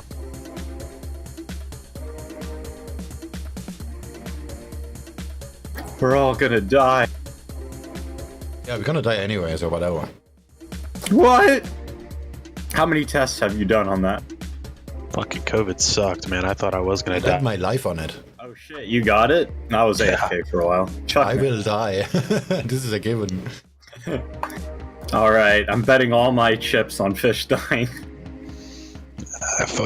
Yeah. Wait. You are a counter-trend trader. Fully vaccinated people are That getting is true. infected. 74% of vaccinated people got COVID. Well, that's the other thing is like, why the fuck am I gonna take some like quick shit that was just made in a lab that you can still fucking get COVID? Like, people are still catching COVID with the fucking vaccine. It's just like, I don't know. Yeah, the new strain and shit, you mean? That one? Or like Yeah. the old vaccines like useless? Yeah, I haven't bothered. I can wait a few years to get the vaccine. I hardly fucking go around a lot of people, so. Yeah. In fact, my groceries, I just order them and have them delivered by someone that shops for me, so, like, why even care? Just If you're not expose yourself, there's nothing wrong with that. Doesn't mean make you an anti-vaxxer, you're just using your brain. Well, I like to let other people do test runs and shit, because I know they're trying to hurry this, like, because everybody knows how the FDA works normally. Shit takes years, right? This shit is being hurried out quickly. So we know everything's being rushed a bit. Yeah, it probably is good, but it's been rushed. So I like to see how it plays out in the long run. And then also, like, you know, oh, there's a new strain, blah, blah, blah. It's like, oh, good thing I didn't get the first one because everybody has herd immunity to that. Now I might worry about getting one for the second, maybe. I don't know. Dude, I think this is some fucking James Bond shit. I think there was some fucking pissed off fucking Chinaman, not trying to be racist, Chinese, Japanese, wherever the fuck it came from. I think somebody was pissed off about the whole world government. They're like, fuck it. I've been working on this crazy shit and we shouldn't be doing it, and they fucking released it. You know what I mean? Like, that's what wouldn't it promote a world government though? Because the whole world got shut down and everyone has to coordinate together, and then everyone's afraid, and then let's say food runs out or some shit. I think it was a test run, man. I really do. Oh, I do too. Day one. Even if it wasn't, it became one, right? Like, because we know they're going to utilize what happened no matter what. Oh yeah. Have you seen that new movie, Blackbird or Songbird? They said in 2023 COVID will mutate and quarantine camps will establish. Well, they were wrong. I did it sooner. It could happen. Like, no, it already mutated. See, I feel like it's all planned, like all planned chaos. No, there's a shit ton of new COVID cases out here in Cali, and it's from the mutation that came from the UK or whatever. I feel like I'm getting it. I feel kind of sick now. Yeah, you're probably gonna die, but oh well. Bill Gates predicted something like that in 2006 already. Fuck Bill Gates, dude. He's the one that's fucking doing this shit. He's one of the evil motherfuckers. Of course he predicted it because that's all part of his... Yeah, I mean, I'm not like big on the conspiracy with him, but he definitely has, like, he wanted this to happen. Like, no matter what it was, there has to be a sickness. It's like, he's like, Because what was it he was investing in? Way early on? It was, someone help me. Conspiracy people, help me. What was it Bill Gates was investing in years ago and was predicting this way ahead of time? I'm with Fish when it comes to odds, because like I don't believe in conspiracy theories, but I do believe and there's people that want to fuck shit up. And I know that there's somebody out there that's got enough money and enough intelligence to fuck shit up. And the odds of that person deciding to do it at some point is just over 100, 200 years, you know, that one person fucking being born and wants to fuck shit up. So, I mean, that's what I feel like. Somebody in a lab somewhere was just like, fuck this, and just released it, or it was the government, or, you know, it's Bill Gates fucking foundations, all the fucking scientists he hires. You know, they do a ton of work in Africa. I've read a lot of stories in Africa where they've like fucked up preborn children and stuff with their drugs. Like, there's a lot of crazy shit going on that, you know, half of us don't even know anything about. But this is about odds. These people just see that this is gonna happen and then they bet on it. Yeah. Doesn't mean they do it. No, it definitely not. But then it also means it doesn't mean they don't. Oh, sure, but this is not for us to decide, basically. Well, it's kind of like... makes you a conspiracy theorist. No, but it becomes like George Soros with the Bank of England. Like, it was going to go down either way, but he kind of helped it along a bit quicker. Of course. Same with 2008. They saw the signs, they bet on it, and they accelerated by doing so. Yeah. These goddamn acceleration. For 20 years. But that doesn't make them the criminal masterminds. They just saw the signs.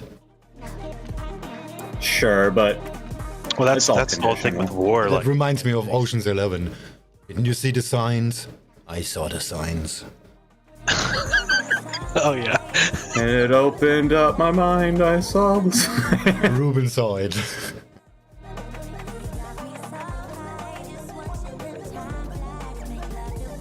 Yeah, I think if it makes sense, people are doing it. I don't always think it's like, oh, they think it'll happen because it just will. I think sometimes it's like, hey, this would be actually good for us. And we can kill a bunch of old people who are draining all our money through retirement. Fuck yeah. Bill Burr said something like that, and this created so much backlash. Oh shit, did he? Well, it makes sense though, right? Because that's like a big problem is especially like in Japan, right? Like the old population is so big now. It's like, and they're just retired, like draining money, so it's... Yeah, but he did it Bill Burr style. They sell more adult diapers than they do children's diapers. Well, So he said in a talk show, like, I'm just gonna randomly sink cruise ships. Because only old people are on them. yeah, I want to still go on a cruise ship, but yeah, it's full of old people, so I need a young people cruise ship, okay? So, please.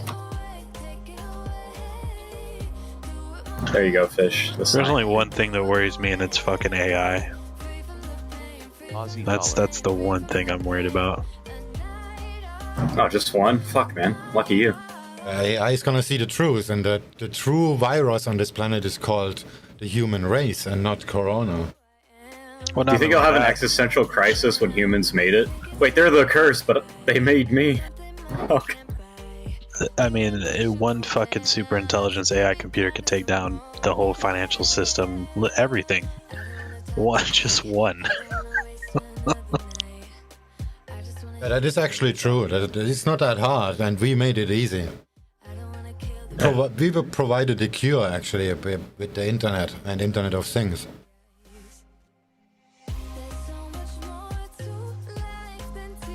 Well, That's one of those another. things we can't control, so... That's another odds thing. Like the more fucking computers, the more data centers we build, the more technology advances. It's not if, it's just when. This fucking thing that's being created with Google and all these other huge companies that are working on it, it's gonna wake up. They're not gonna be able to control it. They don't realize like this thing is gonna be 1,000 times smarter than anything on the planet. All of us combined, our intelligence won't even match it. It'll be out of the room, escaped into some satellites, spreading itself across the whole world in fucking 2 days. It could wipe out everybody if it decided to. It's the question is not about when. Yeah, you're right. And the next question is, will it have mercy or not? Are we going Terminator style, or is there actually something happening for the good of us? I doubt. I think it will utilize us because I think it will turn us into like fucking cyborgs and utilize us for expansion. That hasn't to be a bad thing. That could be a step of evolution, depending on how it plays out, of course. Yeah. But if we're a parasite, why would it want to expand? Wouldn't that just cause more problems? No, parasites have a vital function in nature. Yeah. What do parasites do? They fucking expand, take shit over. No, that's what I'm saying. He said it'll look at us like a parasite and want to get rid of us, but now it wants to use us to expand. So now it's a parasite. So maybe I don't know. Yeah, but a parasite in the human point of view is not something to exterminate. But a parasite in the a parasite in the world point of view is not something to exterminate because it creates the balance. But a parasite in the human point of view is something to exterminate. And if AI is gonna think like a human, we gone. I always wanted to do stand-up comedy, and I had like a joke for this. Like, you know what? If the AI does take over, I'm gonna be the best fucking lubricator in the world. What do you need, buddy? I got you. You lubed up, buddy. You good? You good? What you need, man? I got all your joints, buddy. Don't fucking kill me. But everything you need. Just say the word. Yep. That pinky toe all right today, buddy? I got you, pinky. Dollar index. Can't go there. Don't worry, I can. Because I have legs.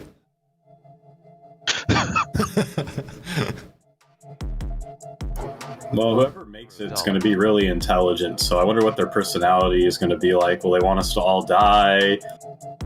Hard to say. Let's quickly look at some of these Asian comments coming up at the moment. Now, China's cut fees for stock index futures and bond futures trading.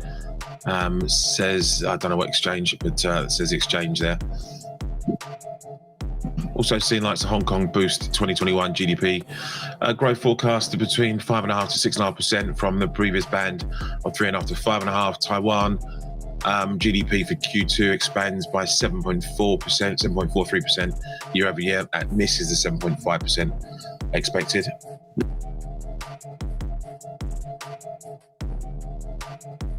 How big is the spread on currencies? I mean, is there a huge difference with everything, or is everything kind of just trending up and down? There's no like really big, huge moves. They are, but they play out in a very slow manner. Hey Fish, what's your spread on Ethereum? Remember we were comparing Bitcoin? With this broker, Ethereum's like $2 spread. Ish. Sometimes it's less. I'm just curious. Maybe they're decent with Ethereum. Gold. A second, I have to scale in on... maybe I'm gonna close the euro. I feel like fucking Bitcoin's still a scam.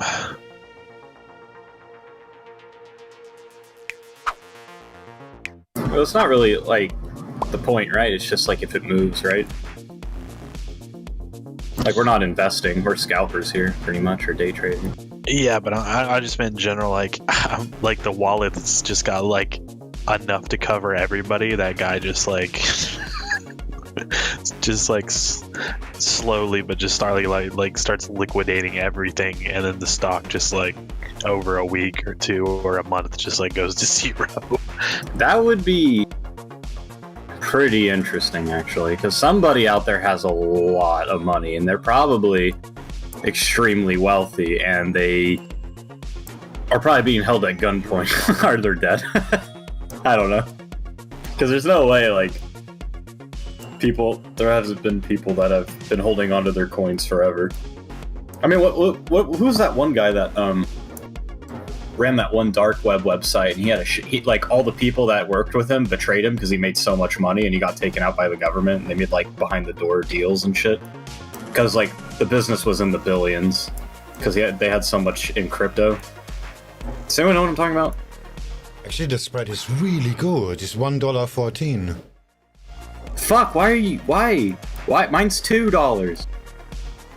Fuck you. Fuck you. But yeah, the spread's really good. It's like a little bit better than Bitcoin in some ways. It's a lot better. Yeah, and it doesn't have that crazy bullshit. Wait, hold on. No, it's not. It's not, actually. 3,200. Okay, I'm gonna compare dick sizes real quick.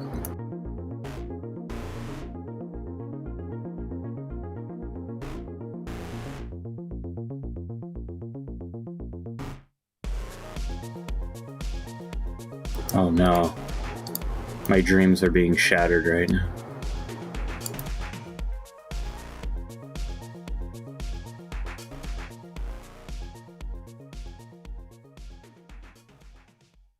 Yeah, 0.03% on Bitcoin and 0.06% on Ethereum for me. However, I think the moves relative to spread are better right now. Maybe. No, not really. Everything's kind of... I just open up a 3-minute chart and the price action looks... I mean, the visual part looks... Actually, Ethereum looks better. Yeah, it does. I'm looking at the just basic support resistance, yeah. Yeah, the spread is getting much smaller now. It's about $1.10. Well, what I'm thinking is it's not even so much that anymore. It's just Bitcoin does like crazy shit, and I feel like Ethereum has whatever the liquidity information is for it is probably better than Bitcoin. I'm probably gonna run into less like crazy shit that we've been seeing. 145 I just have now. Just put on a tick chart to see how it moves.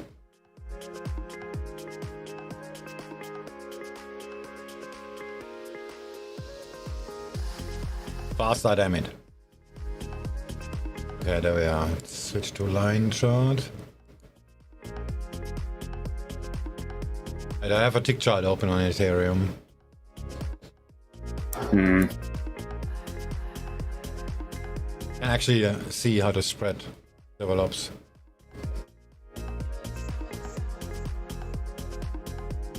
Gold.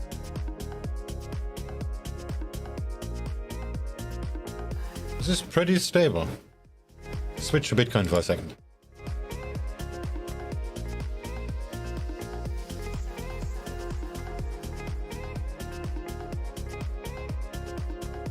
Dollar index.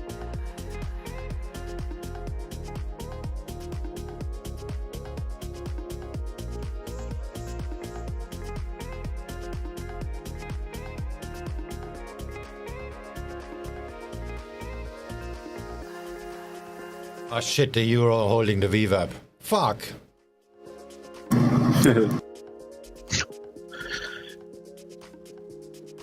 When I dunk my cookies in the milk, I think of you, and I hold them under until the bubbles stop. Whoa. I know, I just read So that. poetic.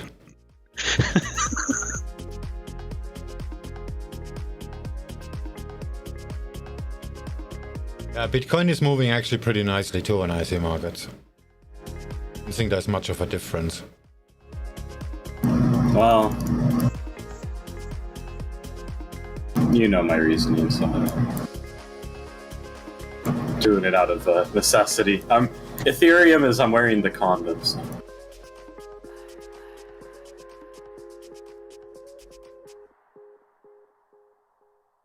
Only advantage on Ethereum is that it is 10 times cheaper.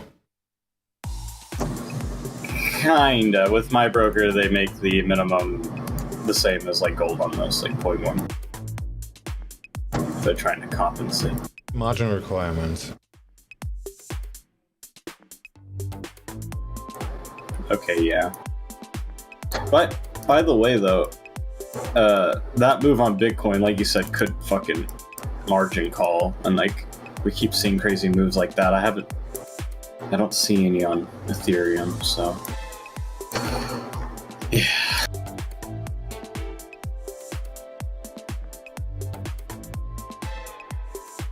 I was tempted to do like what you would do in like a fucking deriv. When it dropped 25%, I was like, what if I just bought it right now? If I did, I would have made a shit ton on that blip up. But like, I was like, no fucking way. I'm just weirded out right now. Why didn't you buy it? That's a very good question. Probably because I didn't want it to drop again. Yeah. Because I didn't know what was going on. Well, I didn't know what was going on. Like, I was like, is this supposed, like, this doesn't look right. That's why I contact customer support, because I was like, I don't want to fucking... Like, what if it was only on mine or something? And I went and checked TradingView and stuff. And also, the weird thing is, too, Don, is it was ranging down there for a while. It didn't just shoot down and then sit there for like a minute and shoot up. It was creating structure down there, which didn't make any sense. Yeah, I didn't fucking understand. Like it was creating a support zone down there? Yeah, it was like creating structure for like a few minutes or so, and then it just shot back up in 1 second to where it was. I was like, what the fuck? So I feel like that structure it made down there was supposed to happen up there, but it was creating it down there at the wrong price. So I was like, I didn't know if it would just, it was weird. You should have just grabbed a quarter or a half size for whatever you usually do. I know. You know, maybe it would have been worth to just throw it in. Because I could have just I could just put in another deposit. But, I don't know. Sterling hitting 2-week lows here at the moment against the dollar. I should do Cable that. on I the should follow there, automate something. 1.3794. If it ever diverges off of some other liquidity provider a lot, then we think it's a glitch and we just get in. That would be interesting. I know the one thing I stopped doing towards the end of me trading when I stopped watching or reading news of any type. Like I just traded charts. Ah. The only time if something like crazy happened, like Black Swanny, or like just some like really interesting thing happened, at the end of the day, after I'm done trading, I would review some news or try to find out exactly what caused the circumstance, because like when you're in the moment trading a chart and something crazy like that happens, you know, you're always trying to figure out what happened. You know, the first thing I want to do is look it up, but I try to like think about the things that are occurring, like what could have happened, what could have caused this, and then at the end of the day, I'll review news if I'm really curious, and I'll see what I thought was the underlying reason why this happened. You know, and sometimes it lines up, sometimes it doesn't, but I just think it makes you stronger. You know, because I mean, clearly, like you said, you didn't trade that because you're worried about something. Yeah, in some instances, like shit just looks south, and you're like, I'm gonna stay the fuck away from it, and that's the right call. You know, but you know, sometimes just the chart sets up for like some crazy, just asinine move, and you're like, oh, this probably happened, or you know, this company got picked Dollar up, or index. bad news, or you know, something crazy, they got funding, and then you know, it's cool to like look at the end of the day and figure out if you're right or not. Oh, dude, I did that when COVID happened and the whole market crashed. I saw this move setting up for weeks on pound yen, and Fish and them were talking about like a 40 pip stop loss or something, and I was like, how about 4? I'm like, there's no way this is the moment. It just shot down, and after that, I think it went down 100 pips, a few hundred pips or so. I got out at 80 pips though, because I was just day trading it, and I was gonna go to bed. But yeah, that was like a big move. That's With a 4 pip stop loss. It'll happen again. Market will definitely tank again. Might be 2 years, 5, 10, 15 years, but it will shit itself. Yeah. I mean, yeah. So yeah, if I see something really good, I'm not necessarily afraid to get in. Well, each time's an opportunity. Like you see shit like that happen all the time, and you have to scale yourself into that risk profile is what I would call it. Like, okay, I keep seeing this crazy shit happen, and most of the time I miss out because I don't want to like get in, so I'll just take, if I'm my normal position size is fucking 2,000 shares or 1,000 shares, I'll take 150 share, and drop it in, you know what I mean? And then every time I see some weird shit, I'll scale in, keep bumping my risk profile up until I'm comfortable with sizing into crazy shit like that. Oh, okay. Yeah, I mean, fuck it, buy 1 share, you know what I mean? Or whatever, one Bitcoin or fucking 10 ETH or whatever the fuck, it's, you don't have to make $1 million. It's more about just learning. Get in the game, as they say.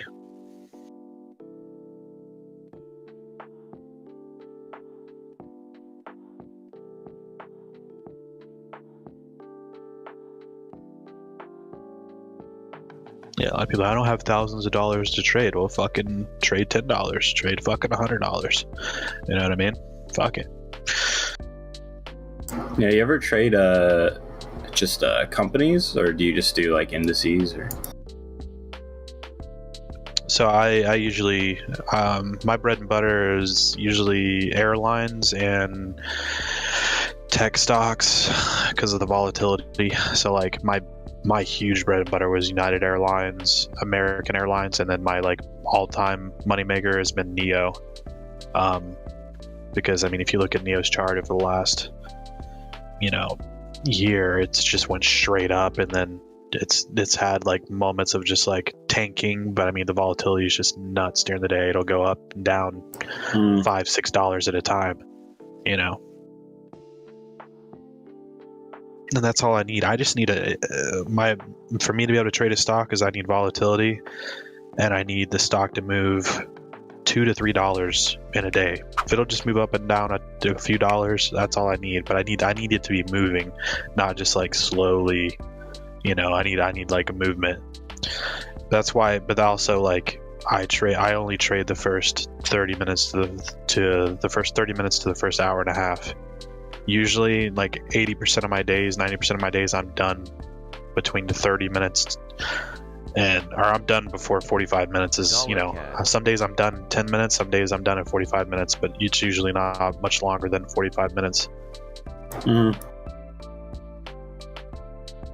That's just personally what's worked for me.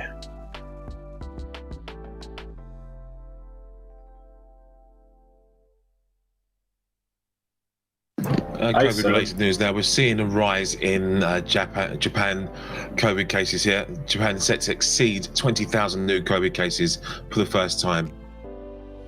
How was shopping with your wife, Seb? You enjoy that?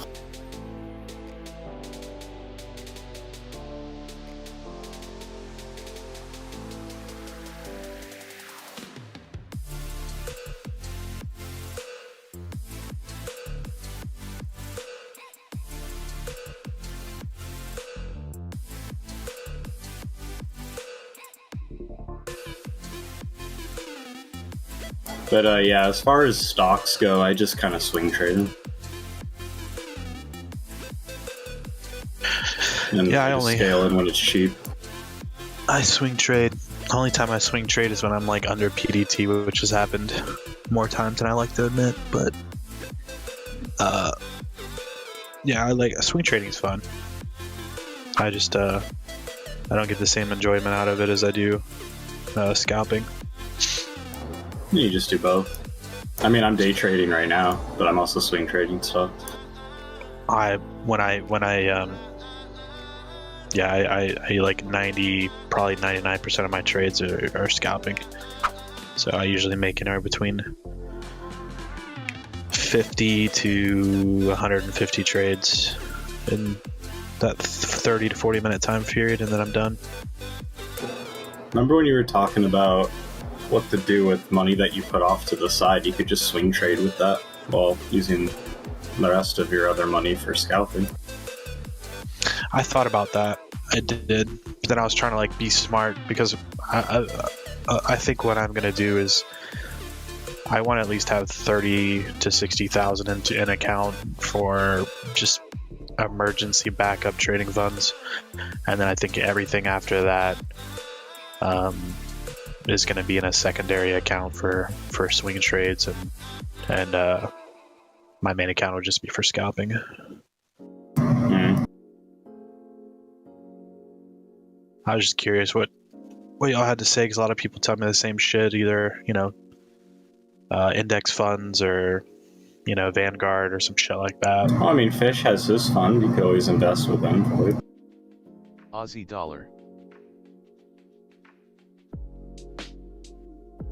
Yeah, I didn't realize Place Fish to did so market. much shit. I'm just now learning like all this stuff he does, because I just came in his channel like a year ago, and Yeah, that's when his bouncing around prop here. was going hard. So, yeah. yeah. Well, if he does the equities thing here in the States, I might jump on his prop for him and fuck around, see if I can get on. You should check out his fund, though. It's better than some fucking whatever, Vanguard, whatever. What's the minimums? I don't know. I can't. No minimums. No minimums? It's 0.175% a week. It's effective 9.5 yearly. Interest is not profit based.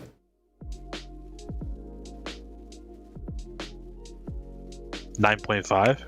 Yeah. Guaranteed by contract, yeah. How long has that been running? Also since 2011. A little bit longer. Oh, yeah. Damn. Yeah, you should tell all your... Well, they all left, never mind. I was like, tell everyone you never mind. Damn it! Rip them. Those commissions. Fuck, Yeah, Euro is skyrocketing. I just closed it. Comparing it to funds in the US, it's way better, and everything's like stable. You don't have to worry about like these crazy fluctuations and shit. It just goes up.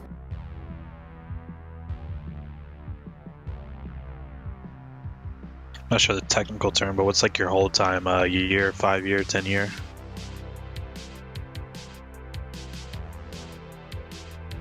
2 years. 2 year? Okay, that's not bad at all.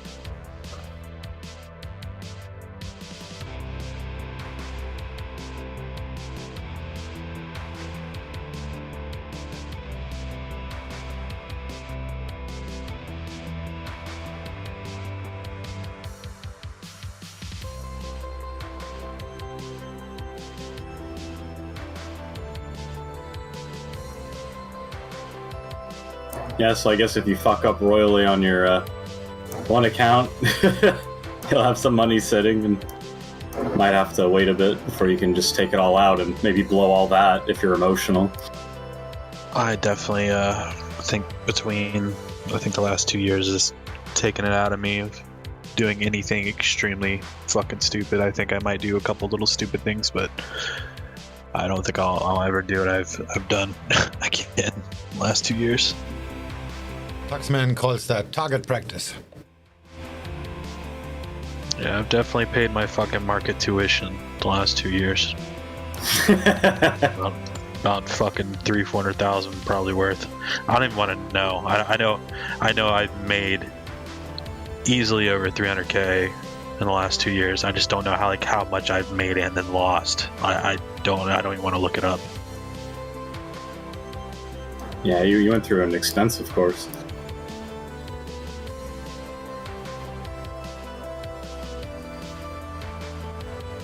I know I had fucking TD Ameritrade like knocking on my fucking door at one point because like I was trading such high volatility. And I was trading so much size at one point that like they were like trying to get me to register for like a whole bunch of crazy shit to where I had to like start up a separate account.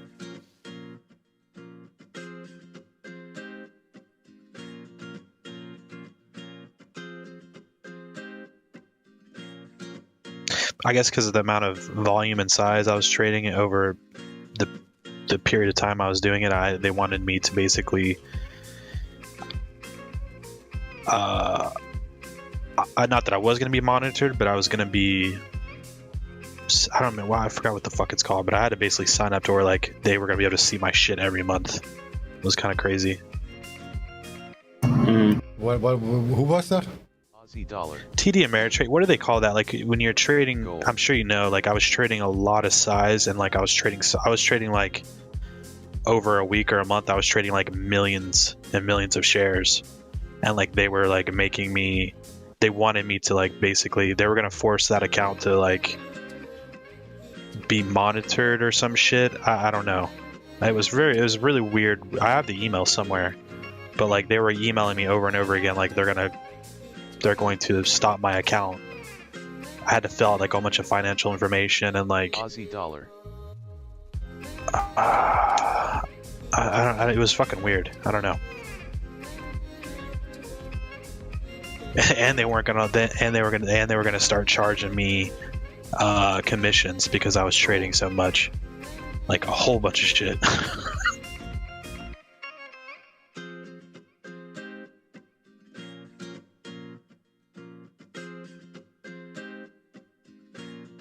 Yeah, so Snuff isn't around anymore.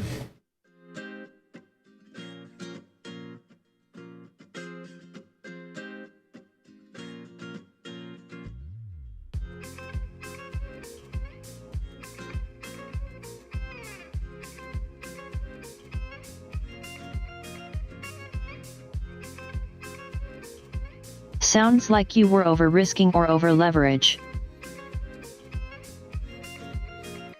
No, they didn't care about that because I called them and talked to them. I just can't remember if you're trading so much size and risk, you have to basically be monitored.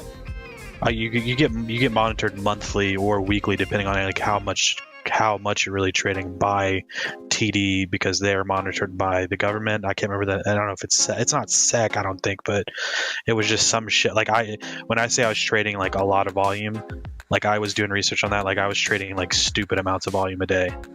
Like I'm not trading algo volume, but I'm doing like as a just single person trading. It was very much more than anybody else. Like so they were like, I don't know. They were like trying to monitor Registered as like a professional investor and pay for access to the exchanges basically. kind of, yeah. But it was, I guess it was mainly the size and the amount that I was trading at one time was pretty crazy, I guess. I don't know.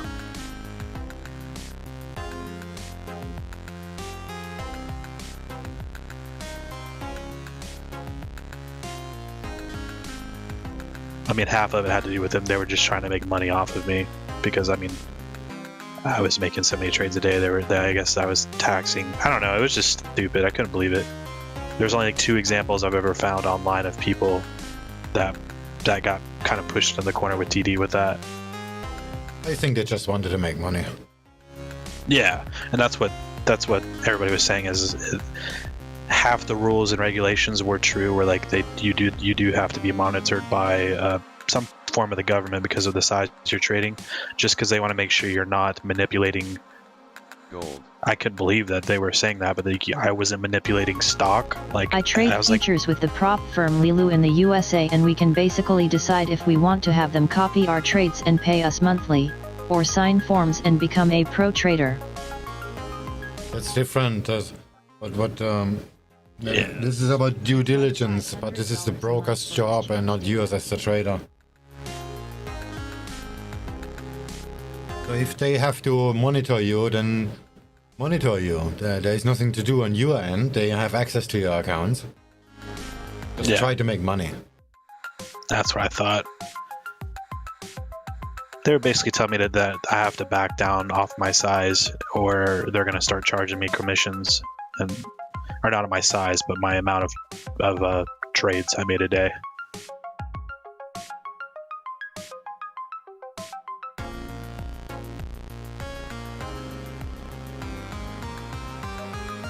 How much was the commission? Maybe this was acceptable.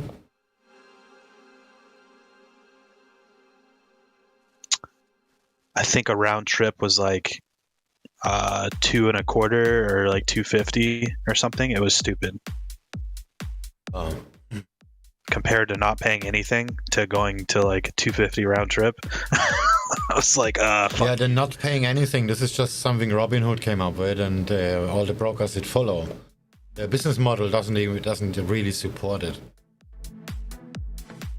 I'm fucking thankful for it, because there's no fucking way I could have traded the amount of size and the amount of trades that I traded if there was fucking commissions like that.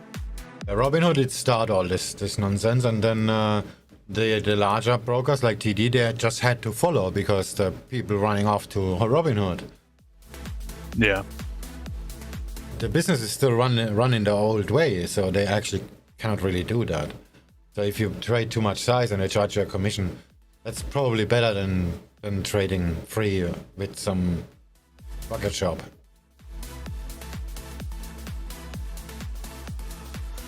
They're gonna make their money anyway, and it's better if you sign a contract every time you press the button, which with a clear defined price, than they slip you on exit.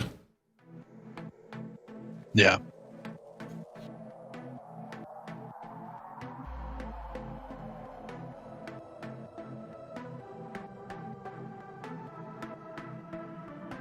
I have the strong feeling my Aussie dollar is not gonna work out. 10 seconds to the hour here. Need another coffee. I'm back in a second. I've heard some crazy things about TD Ameritrade. TOS platform. 10.8 billion. A lot of these TOS guys have been moving to Webull. Revised 13.8 billion. Non-CZ adjusted Eurozone trade balance at 18.1 billion.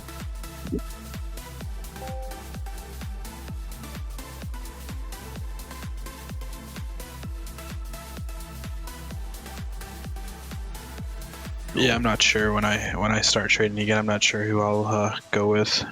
I'll probably go back with TD, just because I'm used to their system. But I'll probably look at others. I just got banned on TradeStation for transferring BTC from Bybit to TradeStation _. Hi everybody. Hi.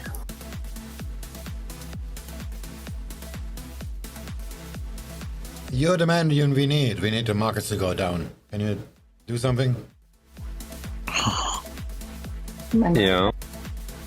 I see DAX at 16. Mentioned that yesterday. And I want to really badly short it now.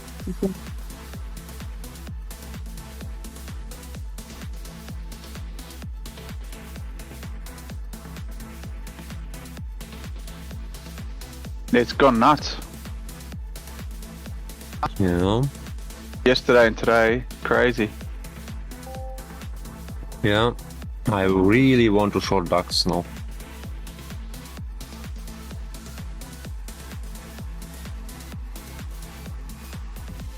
But I'll wait a bit.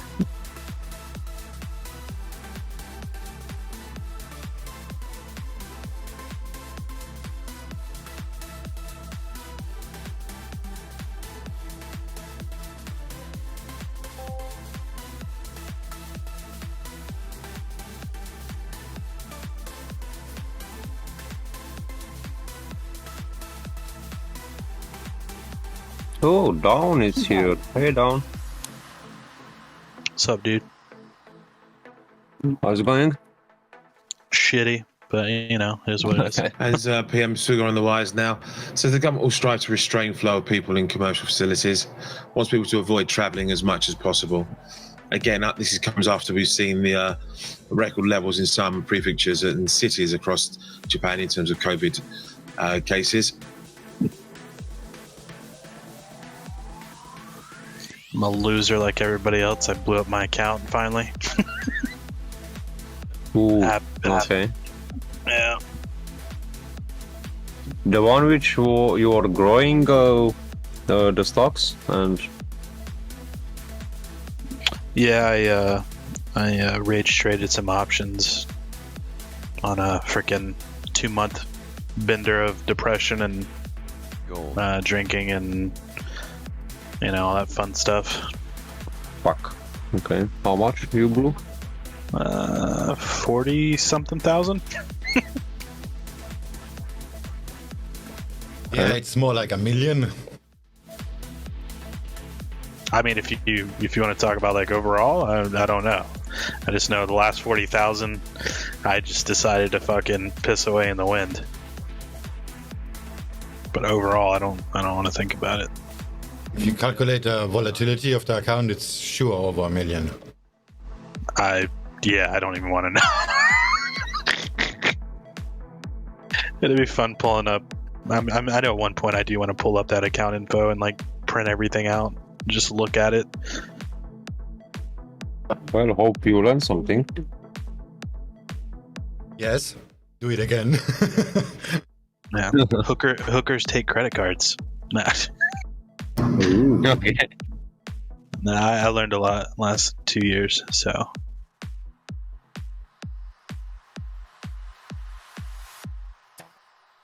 Yeah, I added a small short on DAX. Let's see. Swing, what do you think?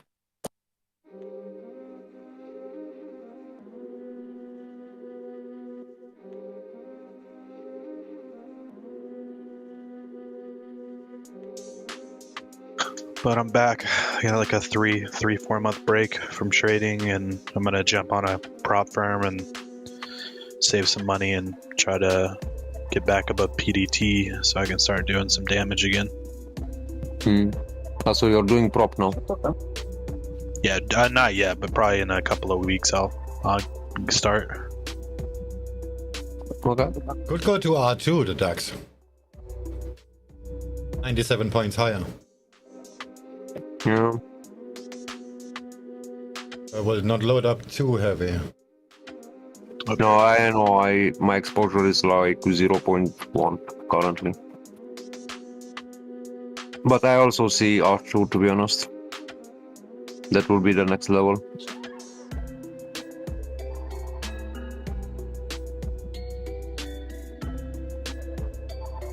It's not exactly R2, but almost.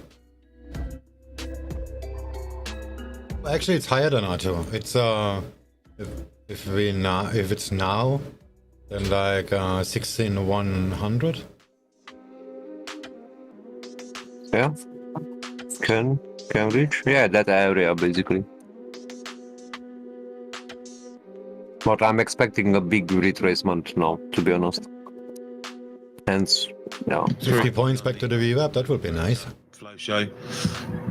It got 15.7 billion into stocks, 10.1 billion to bonds, $8.5 billion to cash, apparently 49 million to gold.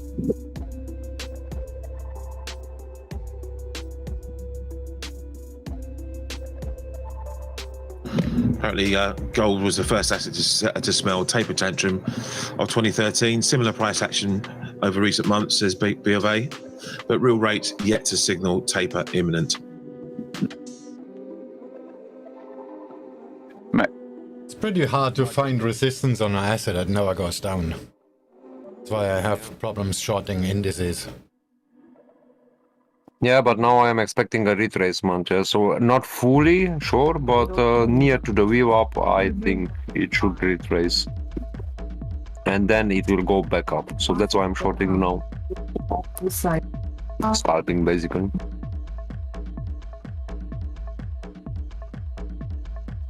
Maybe just a retest of 16,000.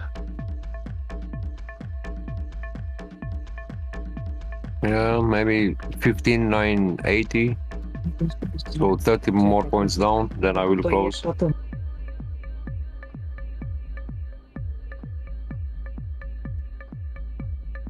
I see 968 or the VWAP. More, it's probably gonna be higher. 980. Gold. I see it. Let's see. 990 is a easy bet. Oh yeah. Just see on the, you know, the indicator says how many people been short and how many people. It's been like it was above 80 all from London Open for the DAX. It's a bit lower now. Hmm.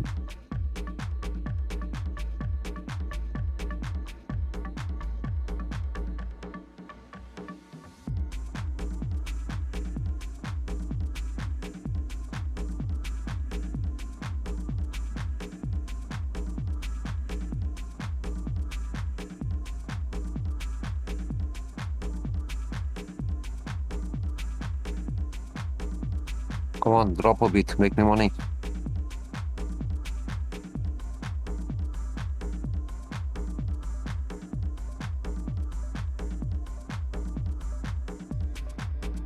A bit more on the BOA flow show. Says a week of rotation back to value, largest inflows to financials in 10 weeks, $2.6 billion, to Europe 1.5 billion, and materials 300 million rather.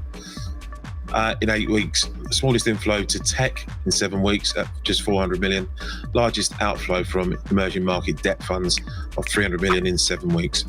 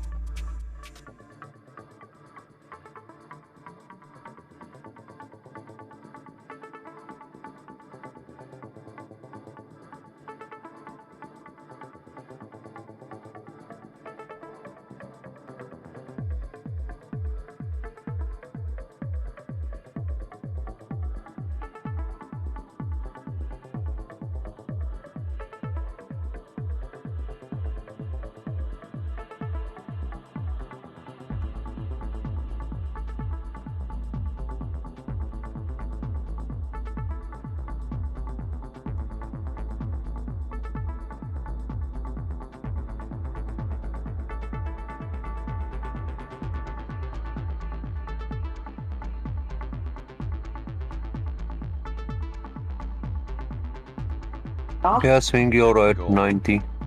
990. That will be a good support.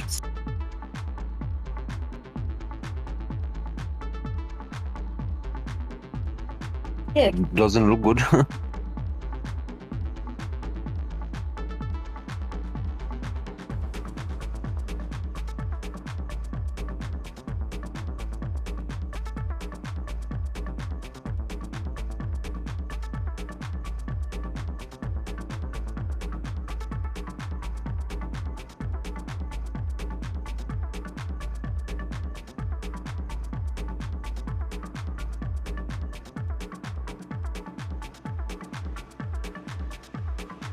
Alright, I'm back. Anybody making your money?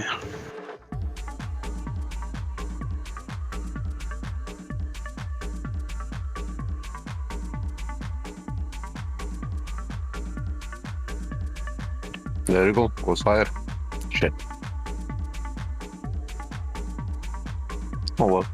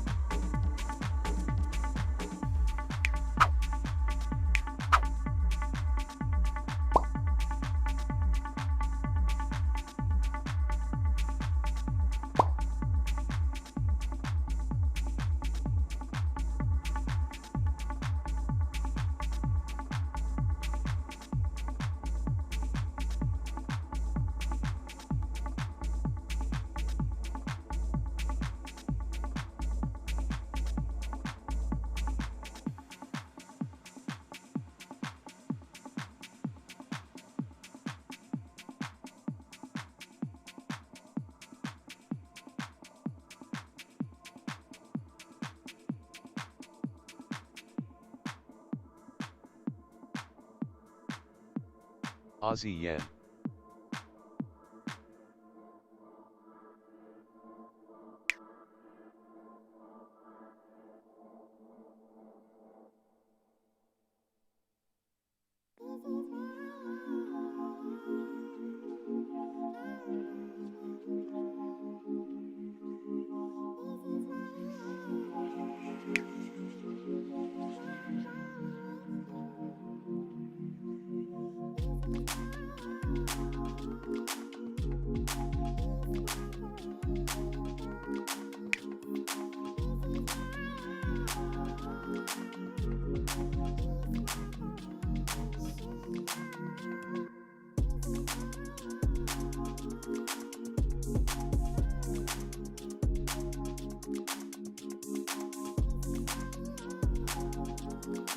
A bit more from the Bank of America flow show. Says private clients with 3.2 trillion assets under management boost allocation to equities to record high at 65%.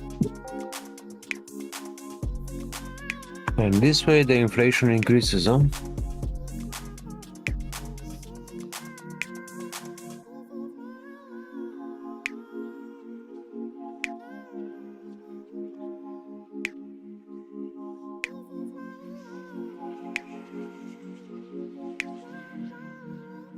Gold.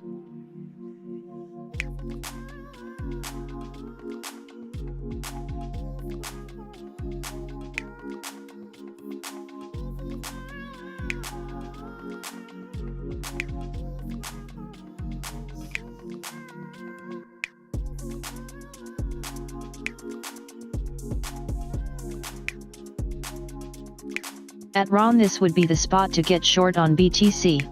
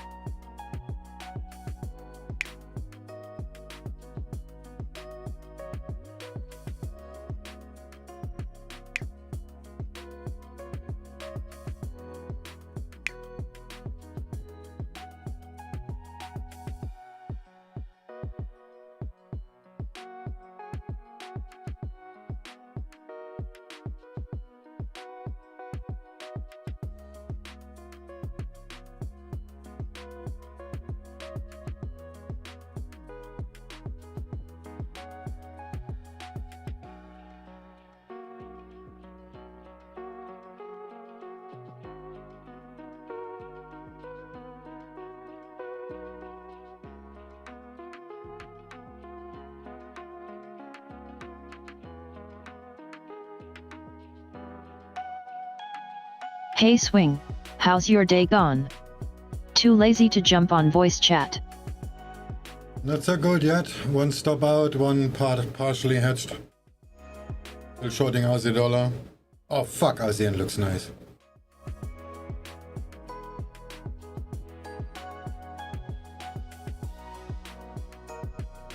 Lazy to push a button? True trader. Huh?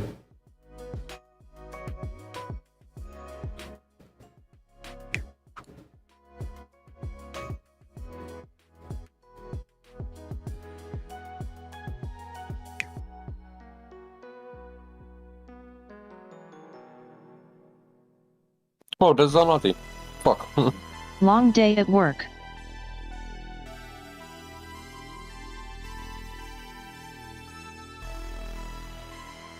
Yeah, what's wrong with you, Seb? That's enough. Did what? Sometimes I get that because if you're watching porn, then you don't want to interrupt the sound. So sometimes you don't want to jump in the Discord chat. So if you're watching two screens at once, I understand. Yeah.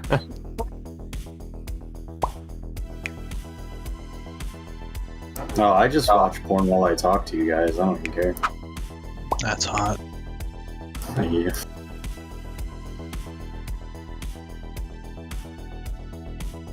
That's why I guess you're my AC. I'm trying to Did a drown it lot out. of manual labor. About to fall asleep, haha. I change is there. Ha ha ha porn. Nice one. How Hey, did you Zanatti. catch me out?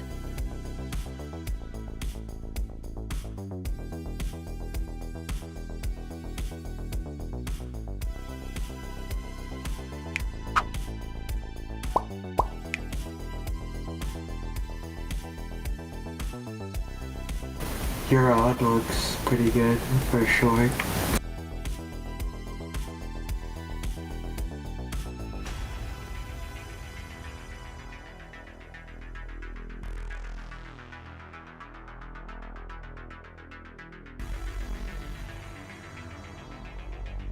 Oofed.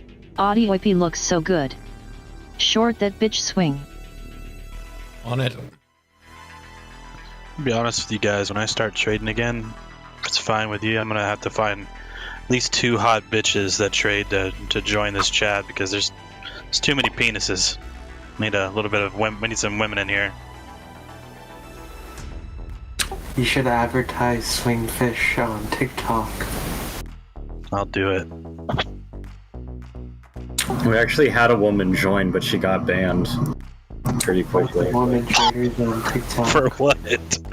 Being a woman, they wanted to make such a man. point of how they don't do special treatment that they did exceptional treatment Sounds like towards that her. guy wants to It was think super that- ironic. It was stupid because we have plenty of people in chat that deserve to get banned, but they don't. But because she's a woman, they're like, we have to make an example. So, yeah. Listen, Now I'm it's a not sausage fest. simping. You see me? I'm a fat fucking neckbeard. Alright. I feel like Yeah, that's called TechX. Yeah. this is like a golfing channel. I'll see if I can convince my partner to try it out.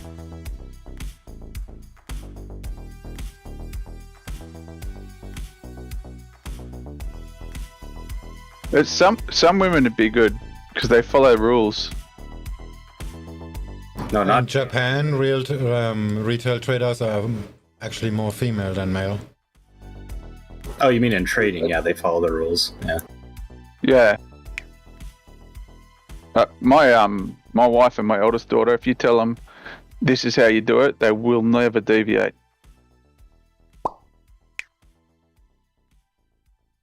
Which could be good and bad.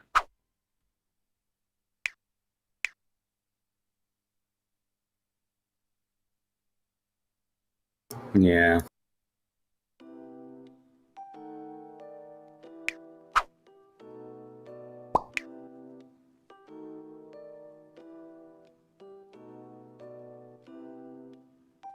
I'm short here, Sabaku, on DAX.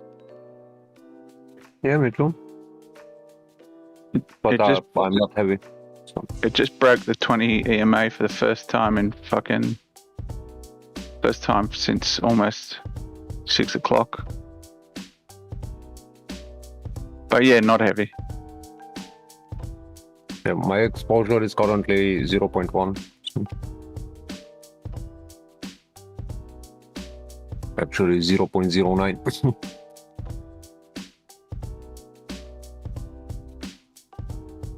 Have a good night, lads. I'm out. See you tonight. Bedtime. Use nothing.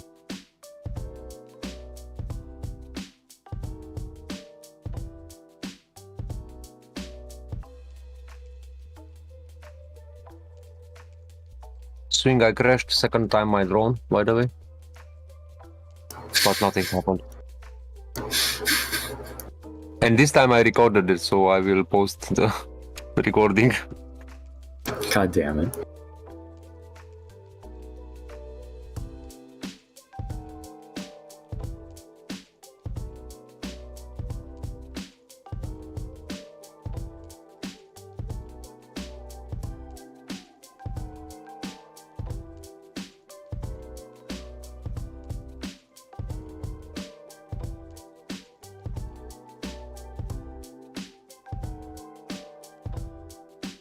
I'm surprised that there are, for the DJI FPV, that there are no fiber carbon arms yet on the market, even aftermarket. Nobody made yet.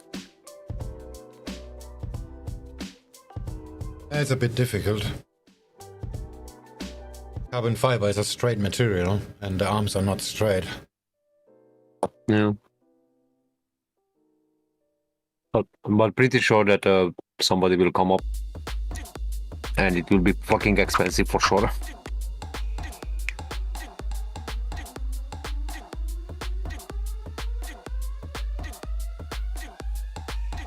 Come on, Dex. A little more down. A little bit more. Yeah, I got shit to do and I got bills to pay. Exactly. Is right at the trend line from the Open. From London Open anyway.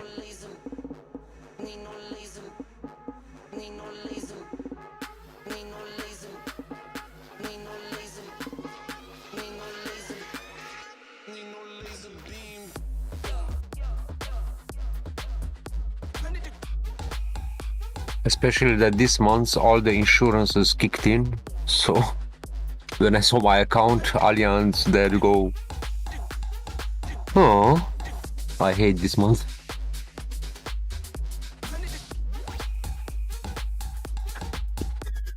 Worst one for me is always June, because both of my wife's car, my car, and the house insurance all comes up at once. Yeah, me too. Twice per year, but for me it's this month, August. So 2 cars, house, and some other things kicked in like all at once.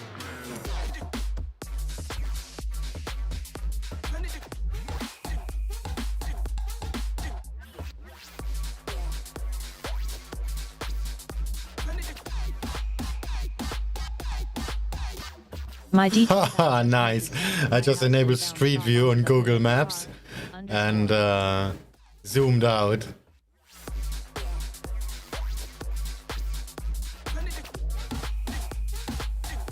And?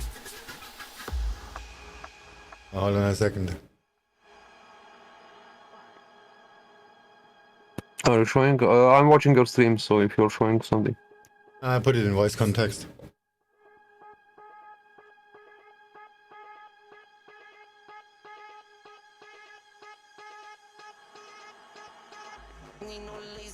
What the fuck? Okay. It's all the Street View data they have. Oh shit, quite a lot.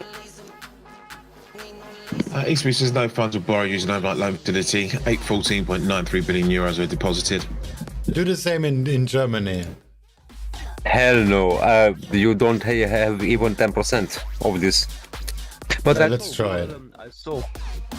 I saw, what was it, 2 weeks ago? I saw a Google car in Munich, and I was actually surprised. I just zoomed out all of Europe. Ah, this is so priceless. Yeah, make a screenshot.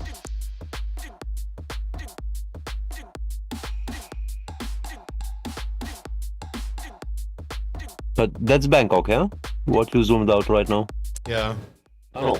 Yeah.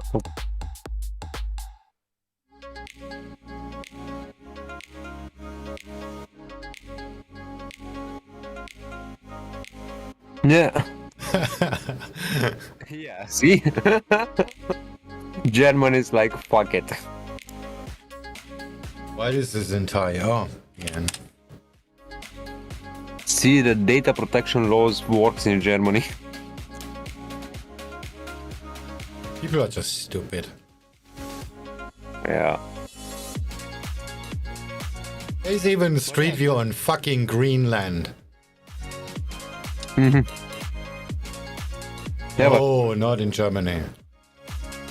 pretty much surprised that I saw Google Maps car in Munich and I was like, hey, motherfucker. But I think it was the only one.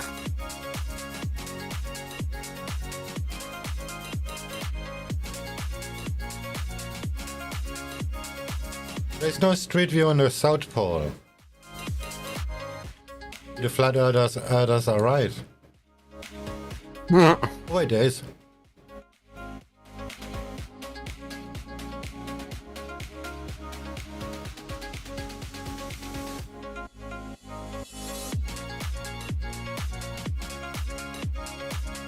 Tomorrow I go to that abandoned castle,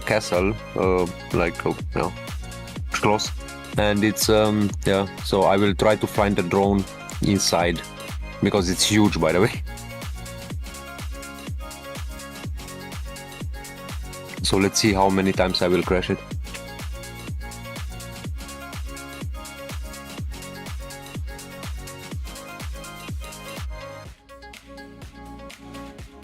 Come on, Dax, break the 16 down. ASEAN is fucking around too. I'll have a quick look at the Nikkei.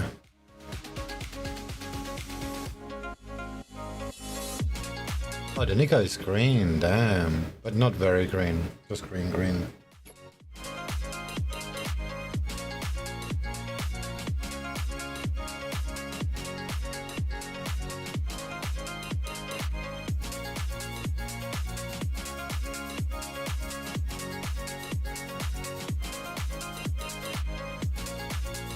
Ron said, my DJ just met the side of my house and bounced off to the hood of the car, okay. Oh, I cannot fly at home anymore. It's such a annoying. Why? Restricted area? No, because the management called friendly and told me that I cannot do that anymore. Oh shit.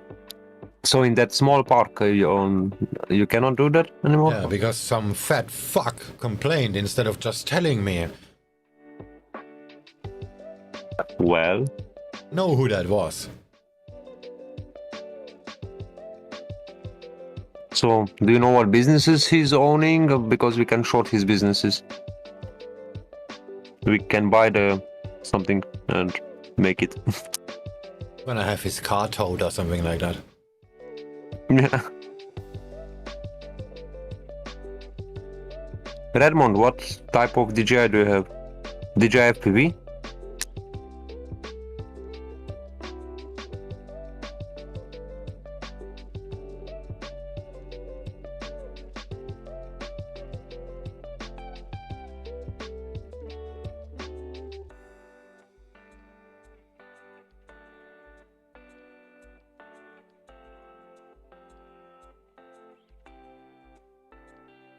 Euro yen. No, okay, maybe he's out.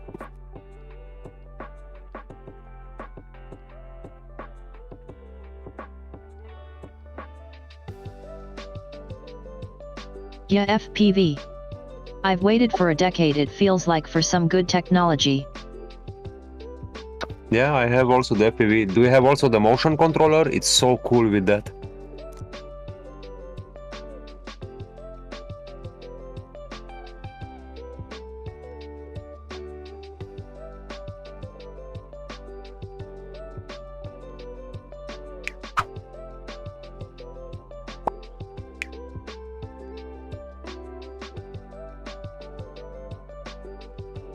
But with the motion controller, yet I cannot fly in full manual mode. So the next firmware update, they will release it that I can change in full manual mode with the motion controller.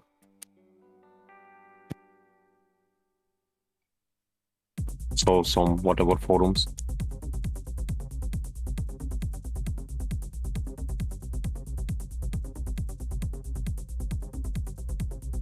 Aussie yen. And you should unlock the FCC mode if Fourth you want time to. flying it, trying to show off. Ugh, broke the arm. I haven't even tried the wireless joystick yet, disappointed face.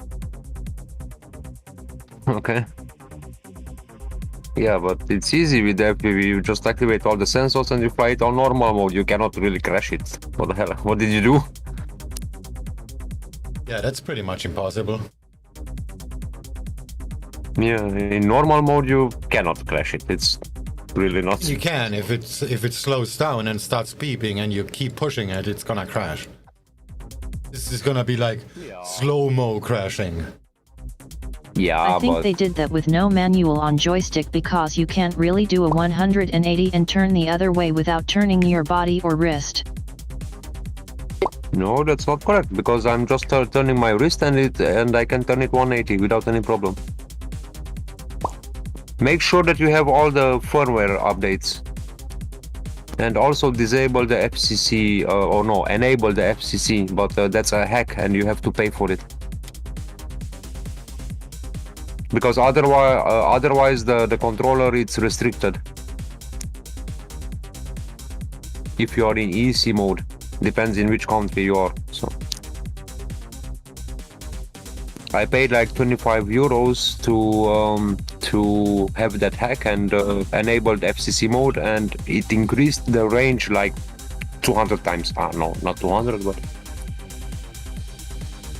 So currently I can fly my DJI range test in line of sight. I went, what was it, 14.6 kilometers, and then I started to lose the HD connection.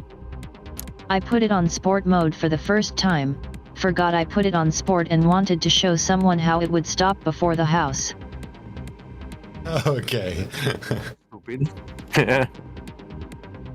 Well, it doesn't stop, by the way. It slows down and it starts annoying you, annoying the shit out of you, but it will not stop. That's correct. In sport mode, but in normal mode it will stop. Oh, it will also not stop in normal mode. Whoops. Yeah, sure, I tried it. It will slow down. If you keep pushing it forward, it will keep flying.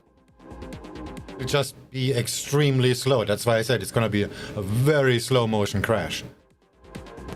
I really tried it in front of a wall and it didn't want to go in full normal mode. So it In simply sport stopped it only and it shows was... red in the glasses, and I didn't have the glasses on. They did. Or maybe it's only in sport mode. Yeah, in sport mode it slows down, but it will crash. Yes, correct. But in normal mode it will only pure stop. It stops and hovers like 1 meter from the wall. Even if you crash it in sport mode, it's not really that serious because, like I said, it will slow down. Yeah. But Redmond, learn to fly in normal mode, and when you are comfortable, after like a few hours of flying, then you should change to sport mode, not before.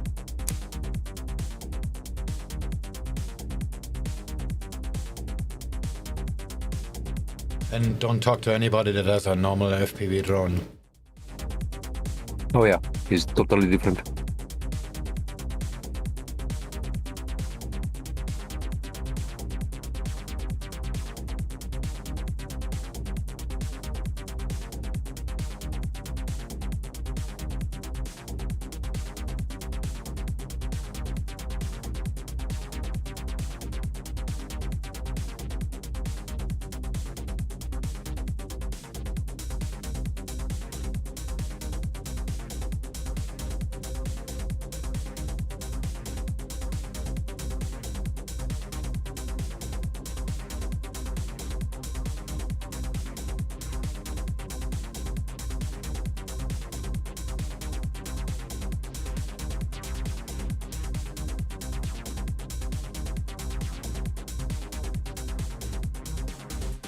I guess it's time to buy me a motorbike or something. Why? Because now I cannot fly at home anymore. I have to go somewhere. Oh, Why can't you fly at your house? Because one of the fat fuck neighbors complained.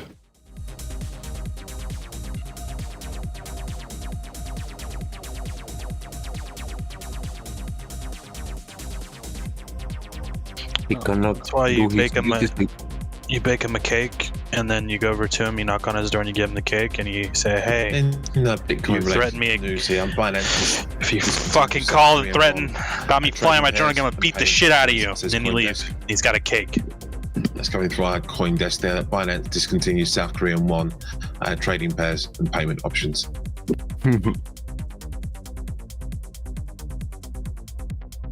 He saw me a few times already, and I saw his disapproval in his face, and then why he not just say something? A fucking idiot. Hate this type of people.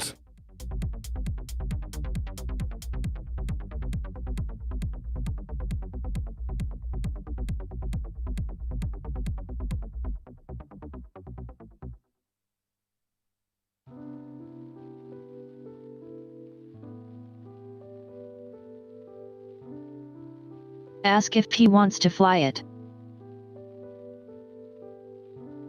Yeah, that party is over already.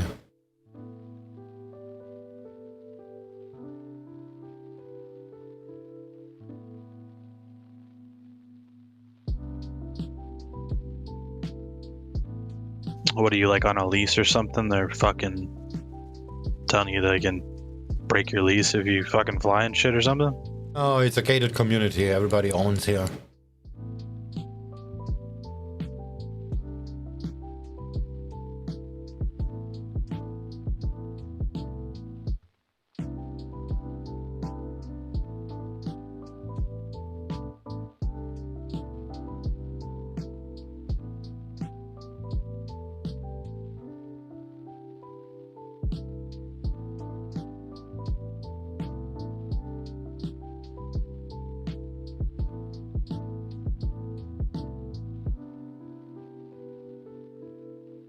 What does the FCC hack do for the DJI? More power. You're still gonna have the range limitation, but this is because it's physical.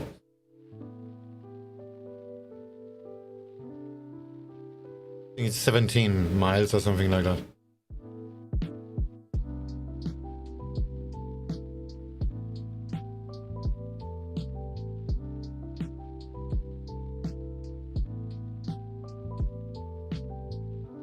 Fuck that, I'd still be flying my drone. Sheesh, that thing is wicked fast already. No, it's not about speed, it's about penetration. It's always about penetration. It's also not about flying 10 kilometers away. This is about flying in a small space with a lot of noise, and you can not losing signal. Indeed. That's what she said. Yeah, with the FCC, you have better penetrations and basically cancels out a lot of noise. I'd say so. Same if you have a car with a lot of horsepower. That doesn't mean you're gonna race it all day. But if you wanna get away from something, you can. Hmm?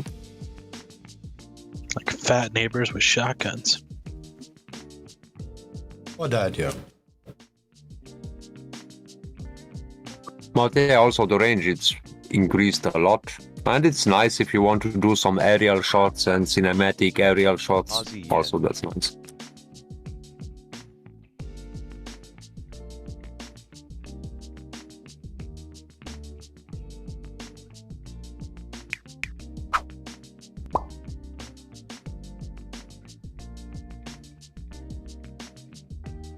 Now I'm trying to learn on simulator how to make dives, which is fucking hard. It's not, you just, it depends on how fast you're flying. Just wanna fall down, it's actually pretty easy. You just roll it, and then you pitch it. Yeah. I don't have the muscle memory, so that's the problem. Yeah, but focus on the roll and not on the pitch. Okay. You roll to get it upside down on the place where you wanna dive. So you're flying upside down, and then you start to pitch to correct it. You're using the pitch to correct and not to get into the roll, not to get into the dive. Yeah, I will try for sure more. That's gonna make you can do it a lot faster, a lot more aggressive, and it's a lot more easier to control. Especially about the controlling aspect. Like you just use the roll to get the drone upside down, or like almost upside down, and then you use the pitch, pull it towards you, and then it's gonna come out and look down actually. Most people try to pitch down, but you're moving forward and you're pitching down, so you're basically just flying a very steep descent. This is very, very hard to control. So when you roll and then you pitch out, you can actually use the throttle to correct your position.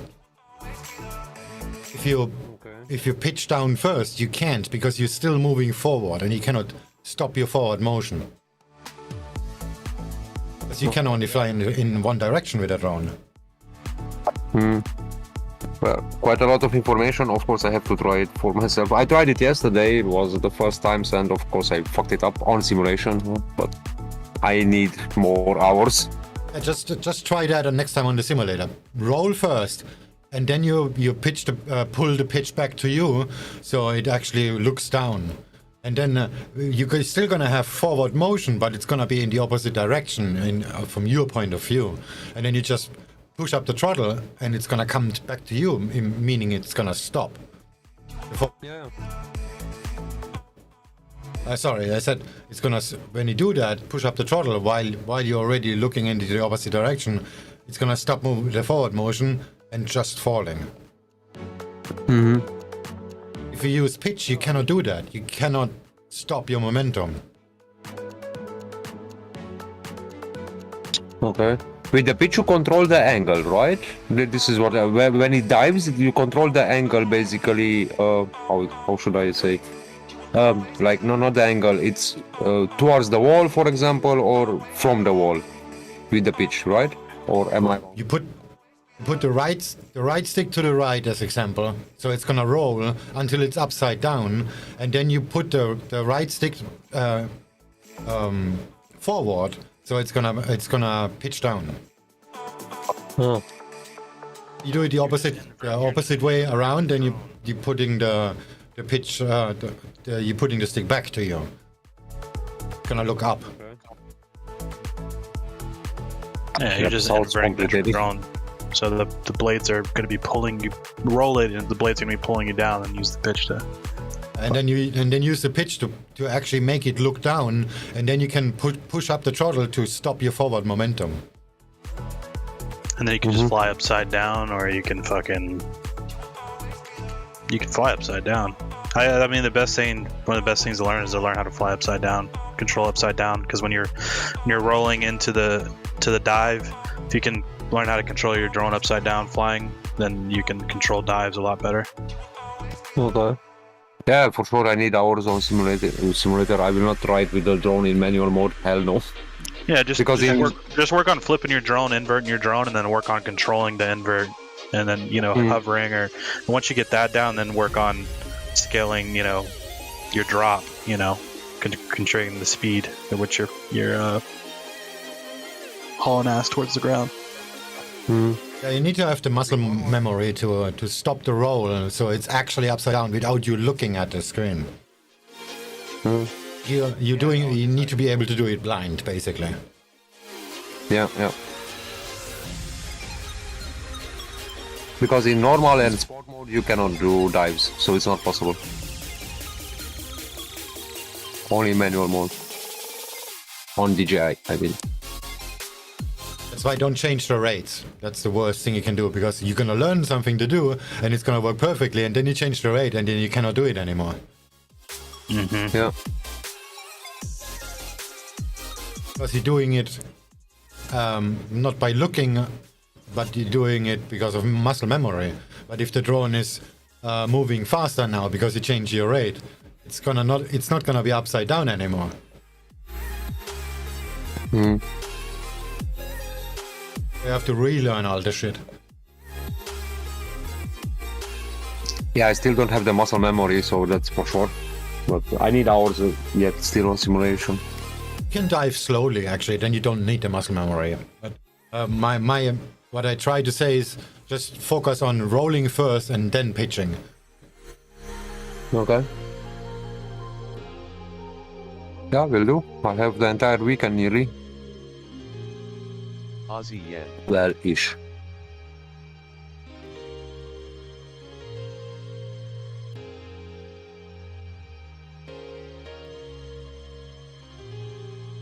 Let me get my controller. It's nothing to do here anyway.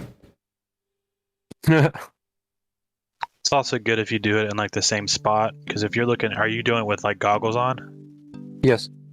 If you do it in the same spot and you keep the drone in the same spot every time you're doing it, you can look through your goggles and also peek to see, like, make sure you're completely upside down so you're looking at the same thing through your, you know, you got the same reference points when you're practicing. You know what I mean? Yeah, good advice, thanks. Yeah, you're right. Makes sense. You know, because if you got a big ass tree in front of you, you know what the tree looks like when you're inverted. So you know, like, you know how you need to level yourself off to get the camera angle right. So you know you're completely upside down. So so it's good to have reference points when you're flying. Obviously, you know, especially when you're doing tricks. Yeah, with FPV I'm a newbie, but as mentioned, I just flew in normal and sport mode, that's it. Yeah, and with the also with the controller, but also with the motion controller. With motion controller looks so easy, so it's so easy. You just point it and it goes where you point. But, well, doing these trick shots, fuck that. Too much. Yeah. Today.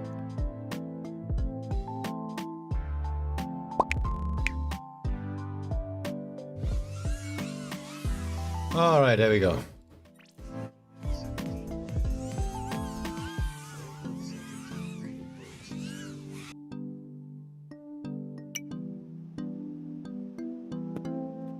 You're on a live stream.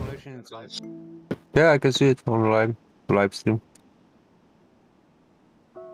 My sim it's on a DJI Fly Simulator. I don't use Velocity, but I think I will buy Velocity because I don't have too many options there. Yeah, but it's all about mechanics. It's same with any drone if you fly it manually.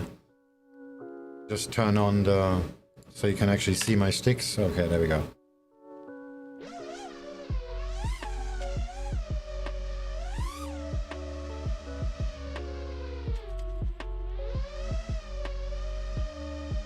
I see this tower. Oh wait, because I have a delay on the stream. I see the starting point, the car. Yeah. I have a 15-20 seconds delay. I know.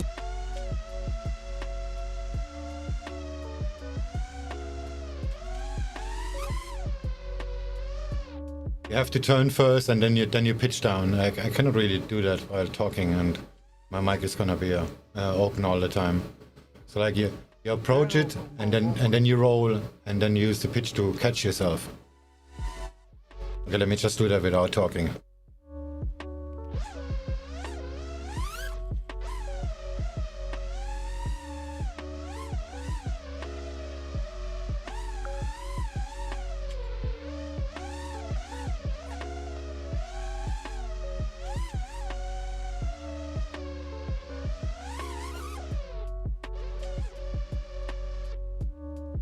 Peer pressure, huh?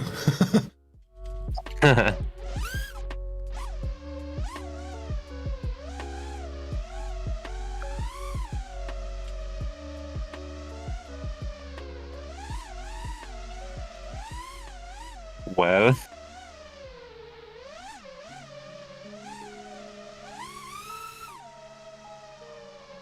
So till now you crashed 4 drones.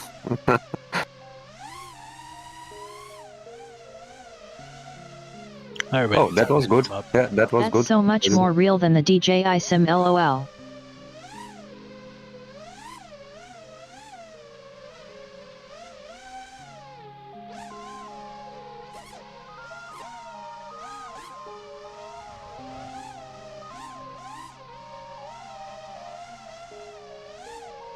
Yeah, that's why I was thinking also to buy the velocity. You're right, Redmond. It has more options, let's say, so than the DJI Fly.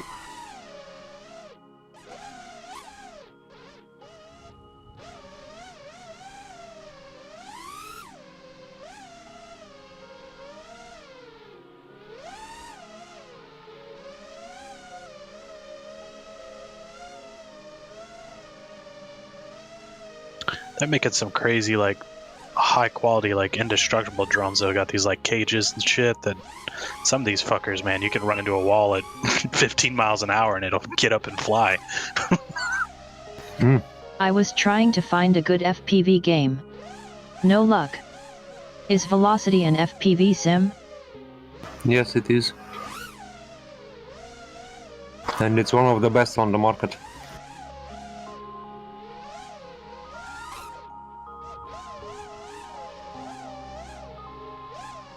Yeah, I thought about either getting a track bike or fucking around with drones. I need a hobby.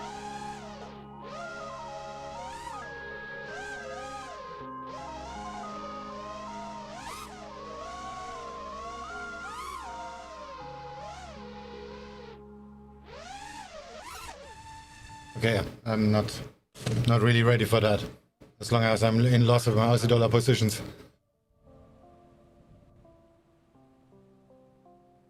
Yeah, also DAX doesn't go so well, but okay. You get the idea. You have to roll first, because then you can stop the momentum.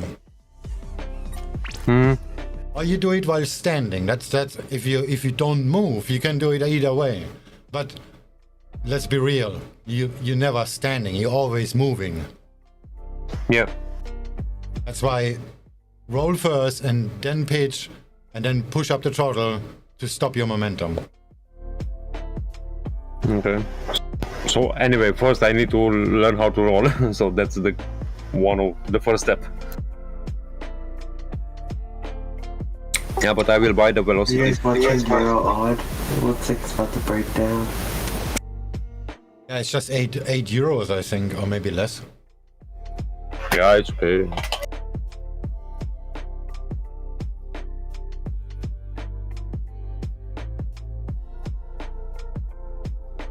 I paid thousands of euros for a freaking drone. I think I can afford 8 euros.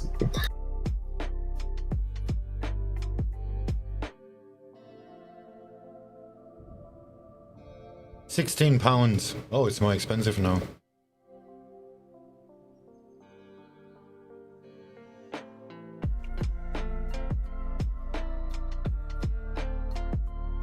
This is the best one, I think, but it's not the most famous one. Most famous one is Liftoff. But this is just a game. Aussie. Oh, okay. Oh, I will buy the velocity for sure.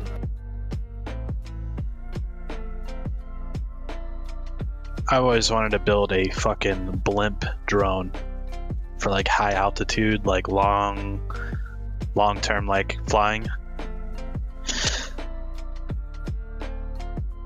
And I know some dudes, they have drones that are controlled by GSM. Yeah. What do you mean by GSM? They have a SIM card in, and you just call your drone and make it fly somewhere. Mm-hmm. Oh.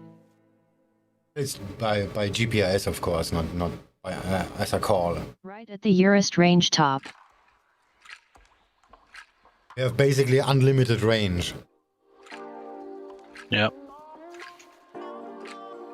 There's always the problem. At some point, you're gonna run out of battery, and this is sooner than later. Well, that's why the blimp thing is cool, because you're saving so much fucking power.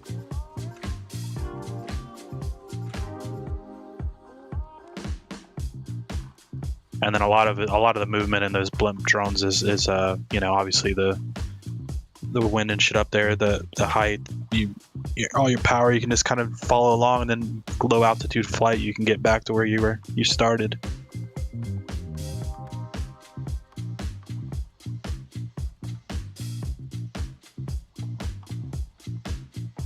Yeah, I'm more into the horsepower thing, so I don't really do that. 3 minutes, party is over. Fuck.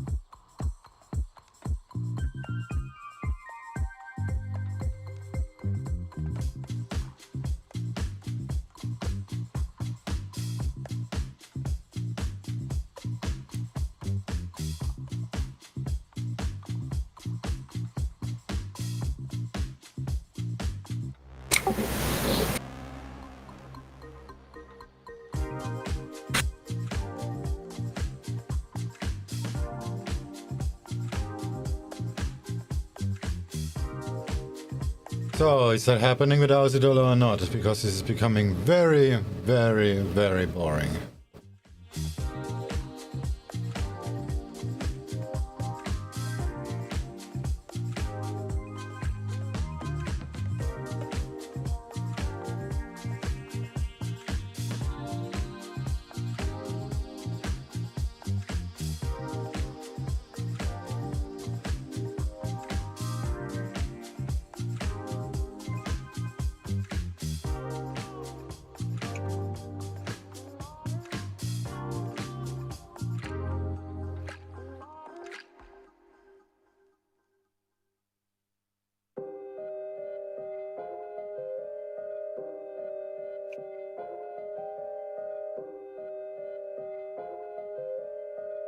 EURUSD is about to break out of the range.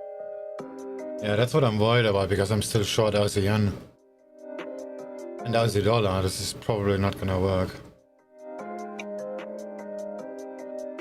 It's fighting the resistance pretty hard.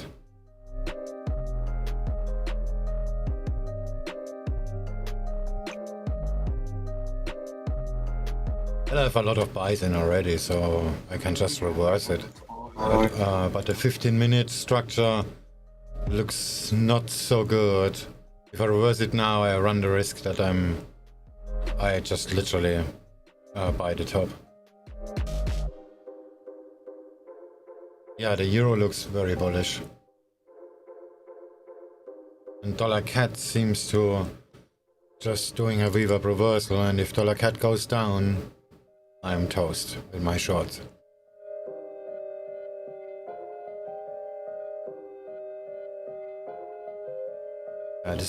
It already made a new low. Was it a pivot? Oh, that looks pretty bad.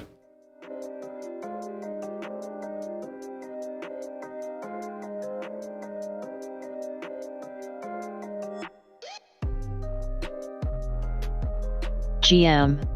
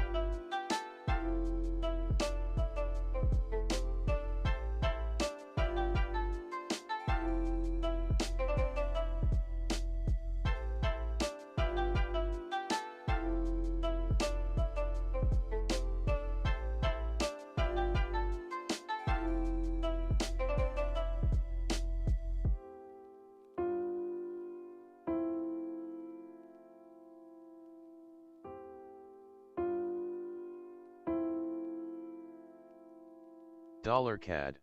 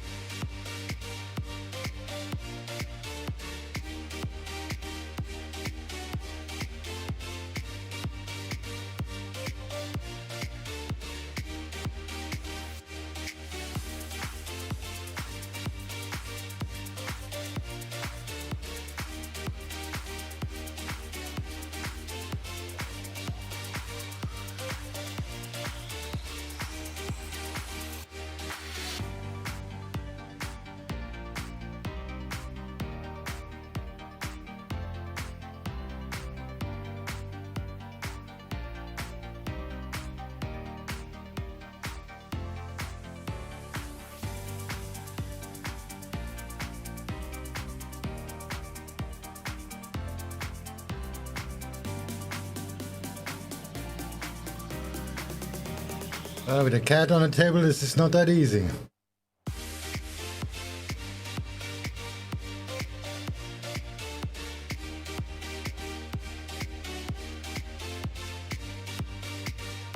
My expo is... Oh, there's something wrong here.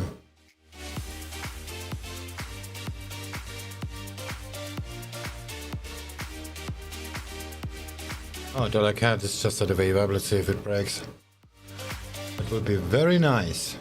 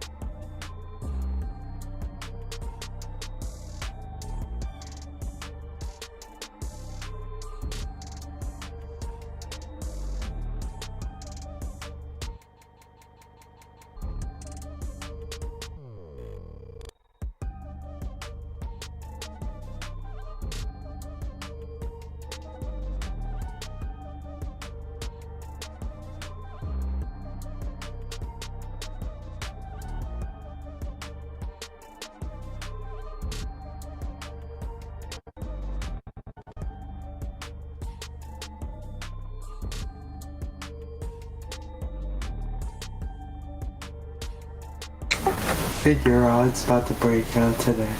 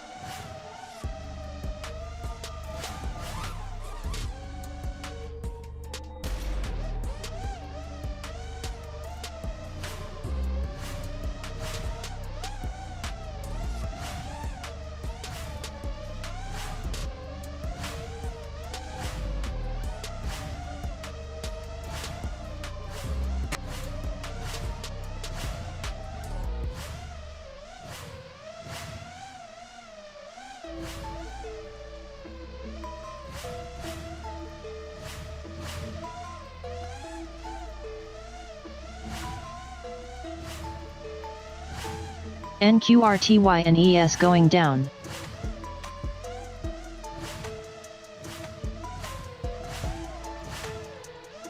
I hope. I hope so too.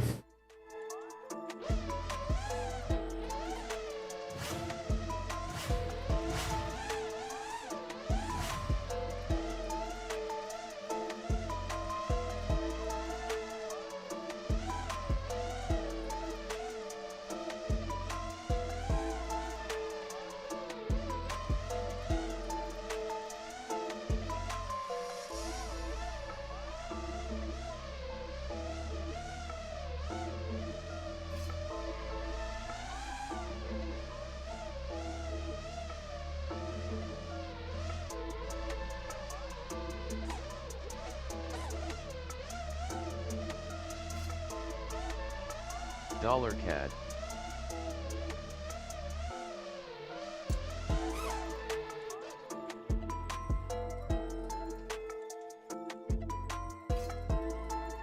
Come on, Dollar Cat.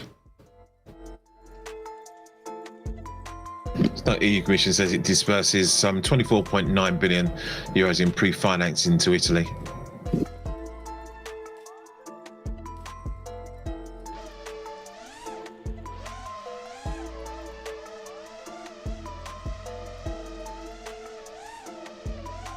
Euro US dollar is taking off.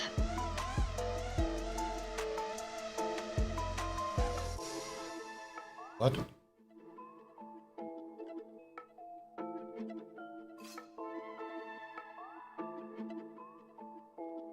Shit. Bullish divergence on the hourly. Yeah, I think it's gonna go up.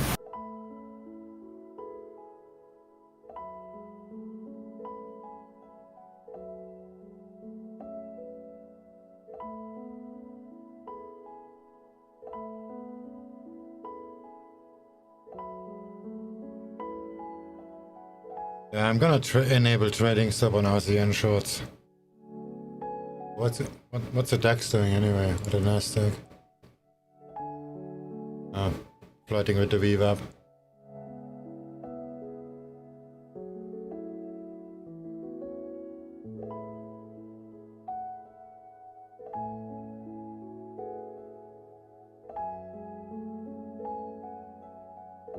I'm gonna wait a little bit, but it's probably gonna just cost me money. Scaling in a little bit and move the stop.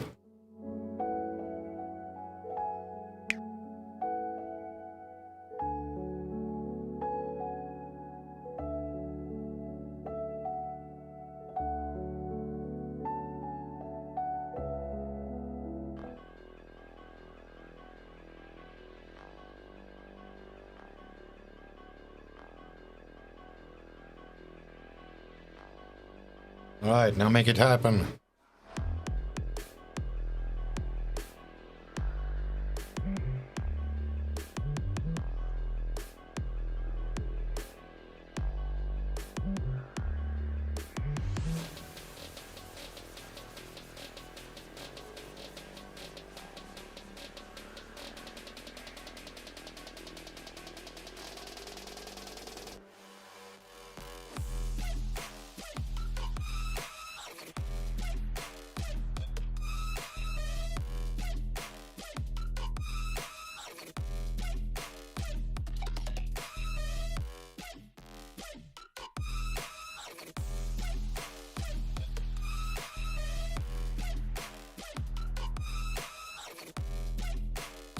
So the Webull platform. Does anyone use it? I just started. Very modern. No. Like TradingView Modern. You can even speak trade commands to the Webull phone app.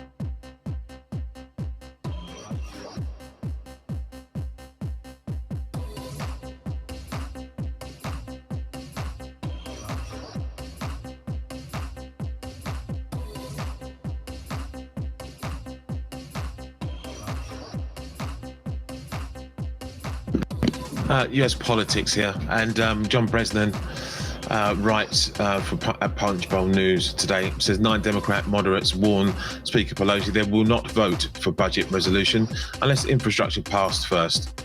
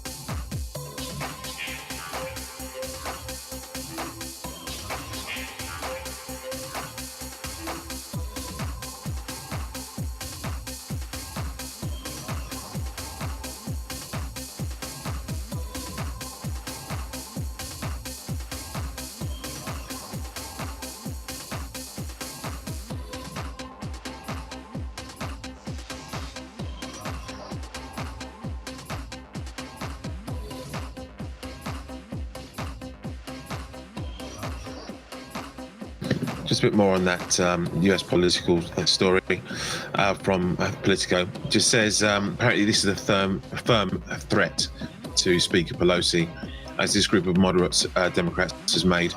If they hold together, they can prevent Pelosi from passing the House Democratic budget resolution the week of August.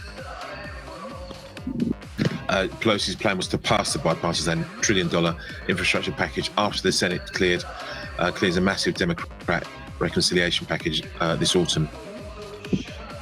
This is what Democratic moderates apparently are threatening to blow up. Euro yen.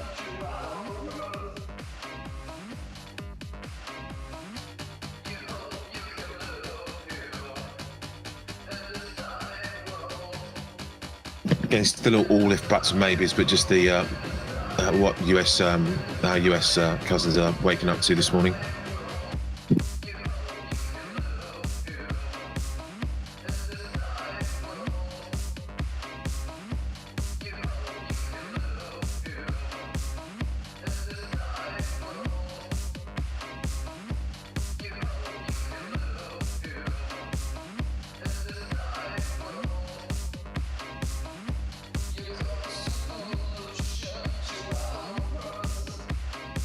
Damn, the VWAP holding strong.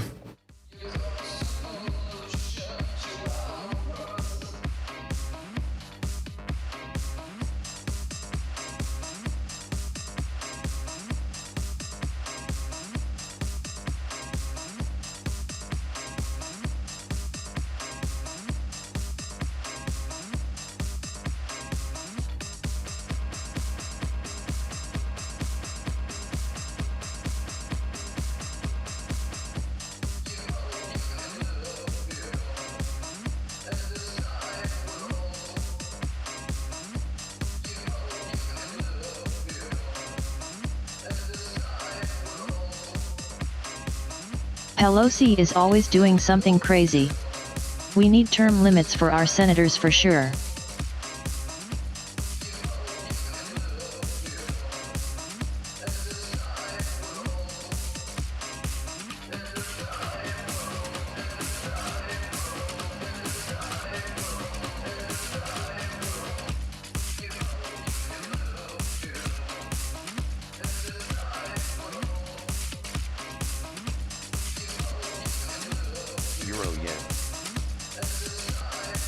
looks like the VWAP is holding on the Aussie dollar. I'm maybe buying it from here.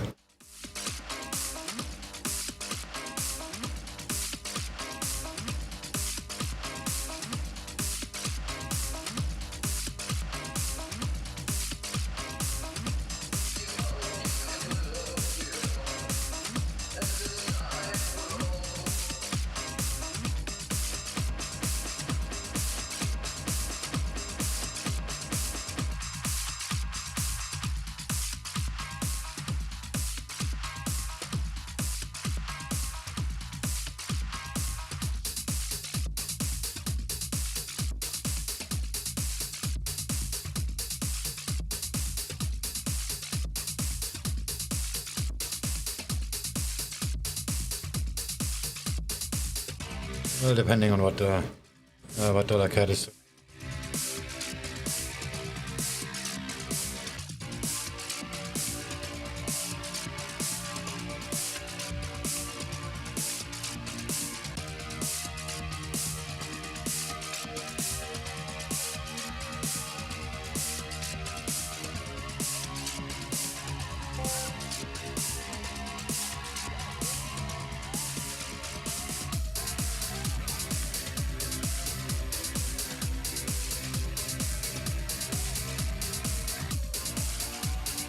AUD dollar looking pretty bullish, ain't it?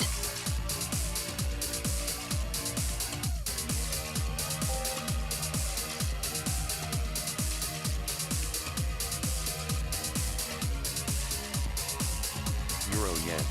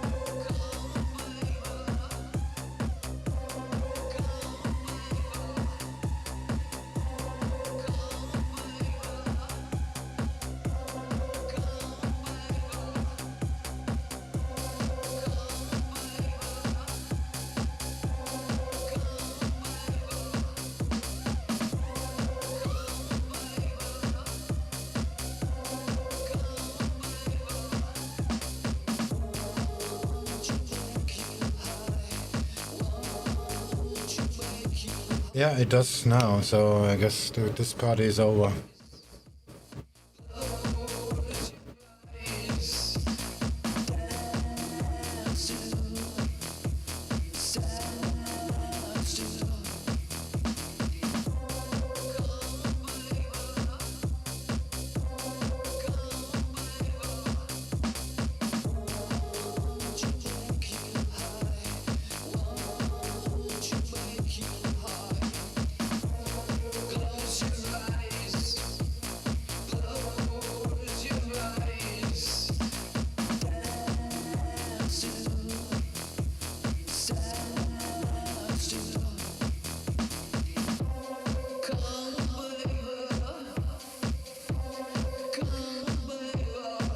Euro yen. Should have taken the money on ASEAN.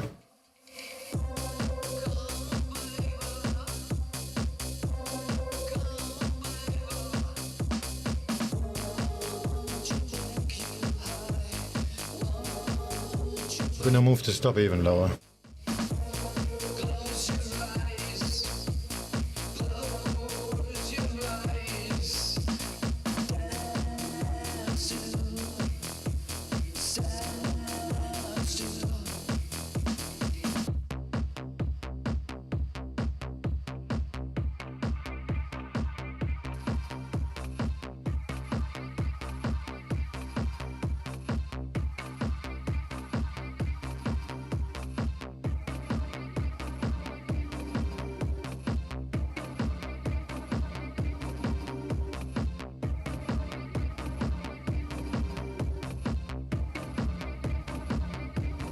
And scale in a tiny bit.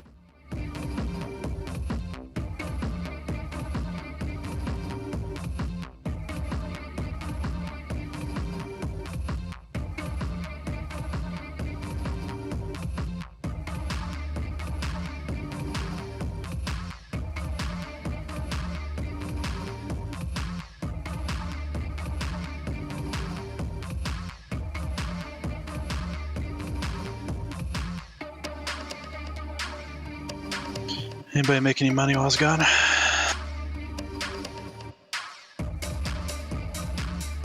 Still crashing drones. No, just looking at ASEAN, but this looks like it's gonna fail on me.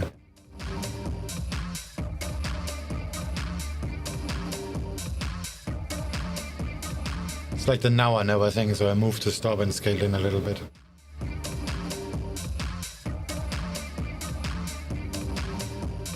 Are you long on that? Short.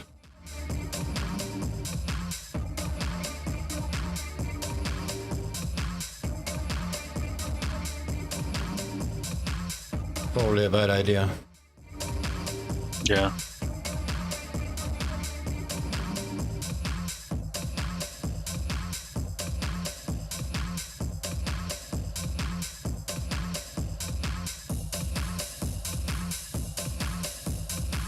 The dollar CAD is, as an indicator for the US dollar, pretty good, and it seems to hold the VWAP now.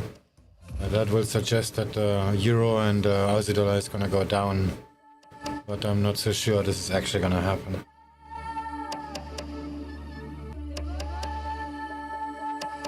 Because dollar CAD also made a new low, so I'm pretty much on the losing side here.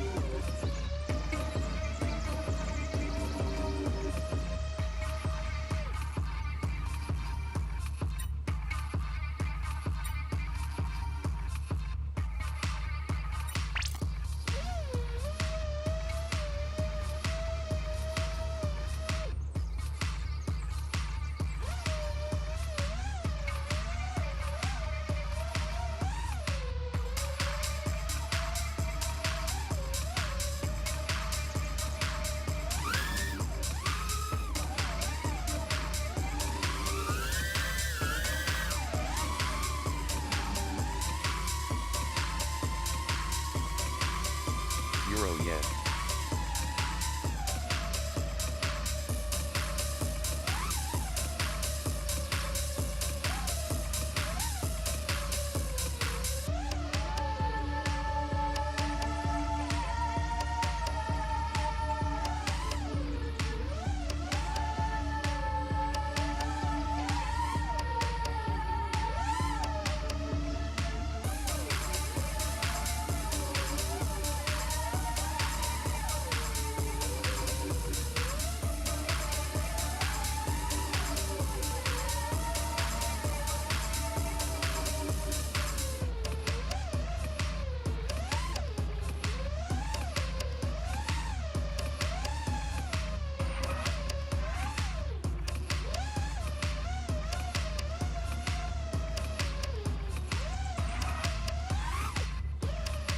Wow, is Swing rebranding to gaming tonight?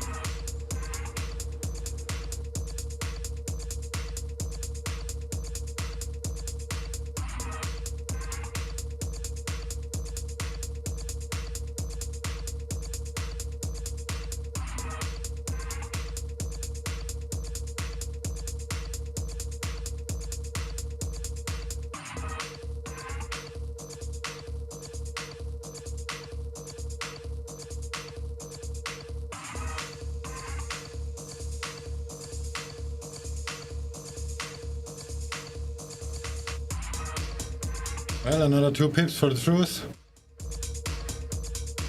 Yeah, Graders looks pretty bullish.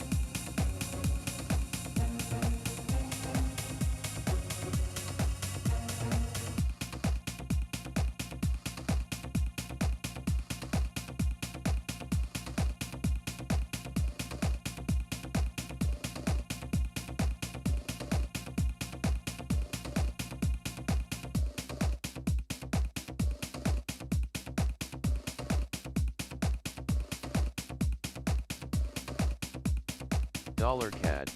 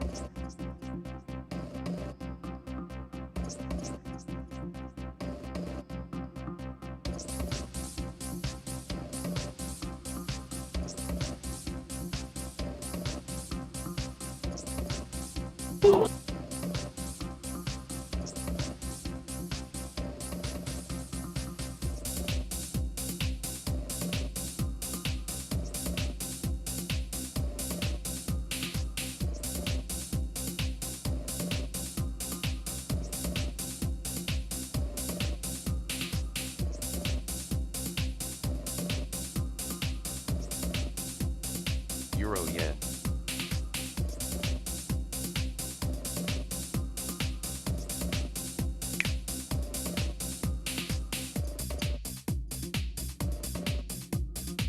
Dollar CAD.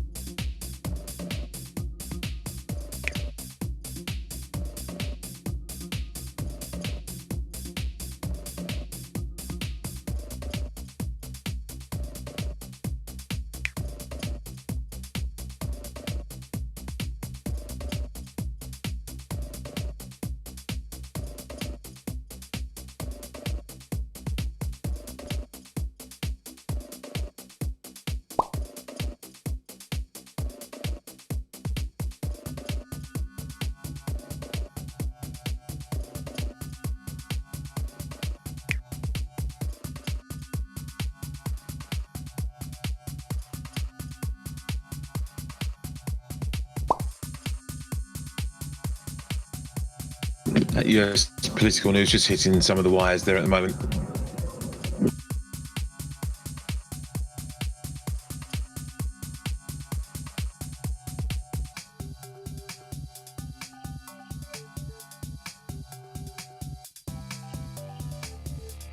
Still undecided, but creeping up.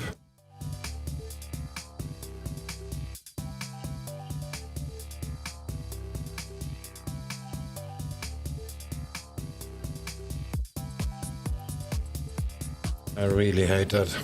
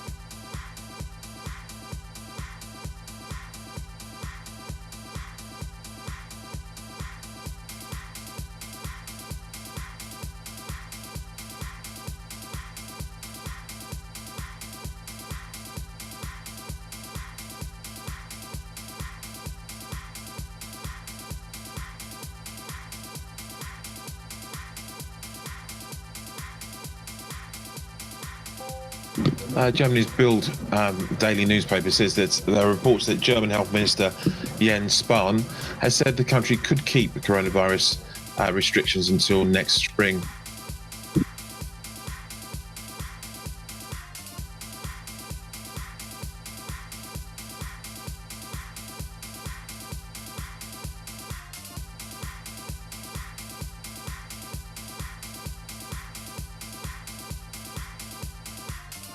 Dollar CAD.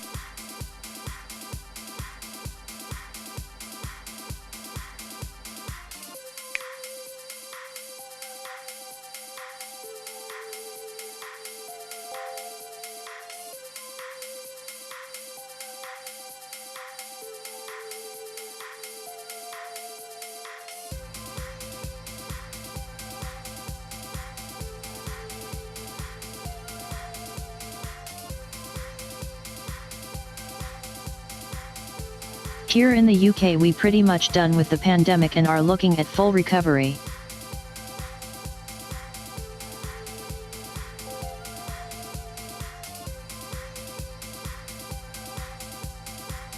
You watch too much TV.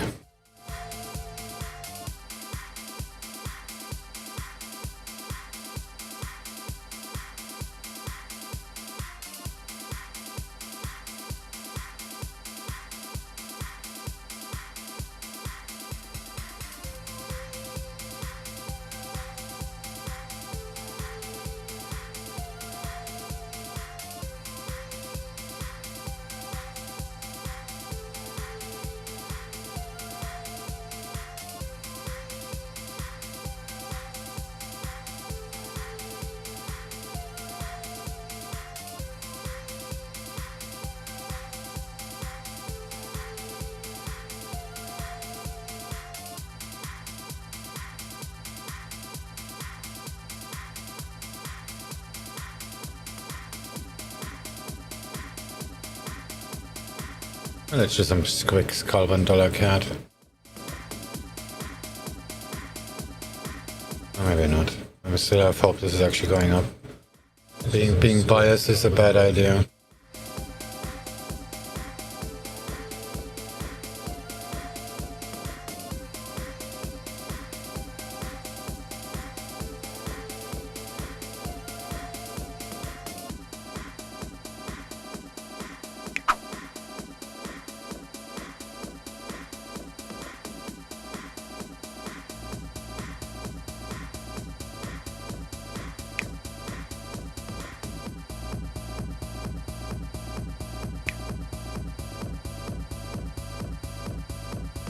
Dollar CAD.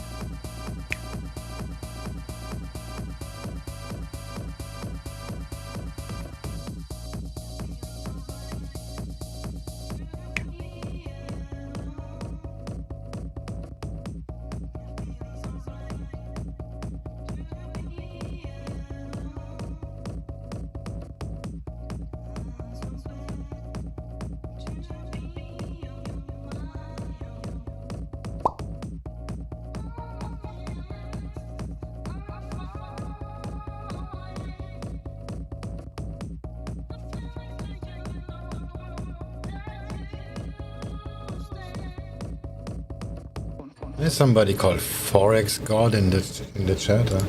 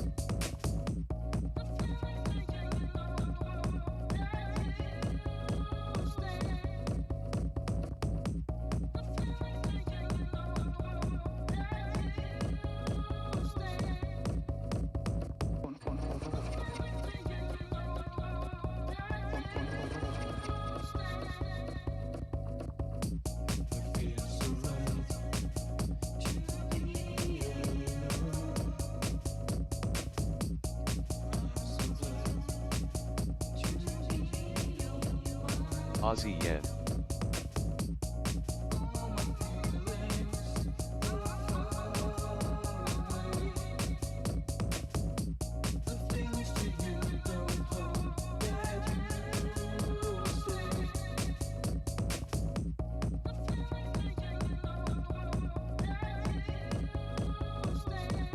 Dollar CAD.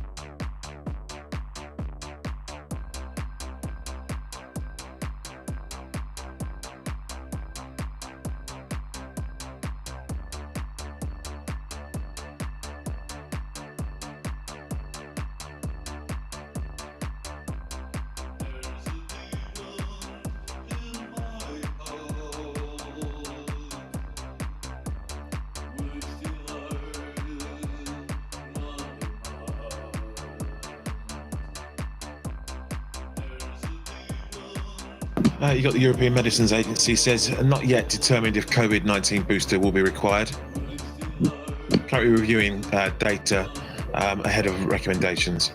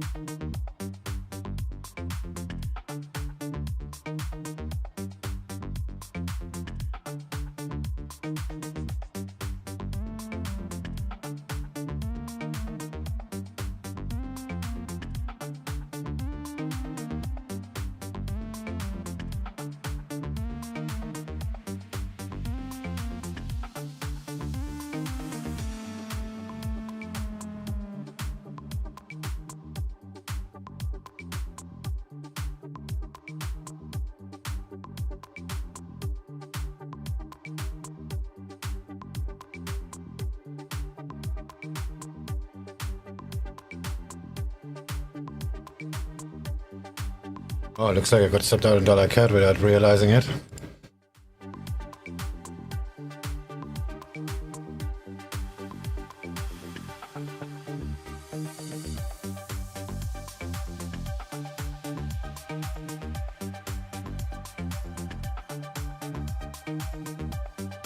Yeah, that was a quick death.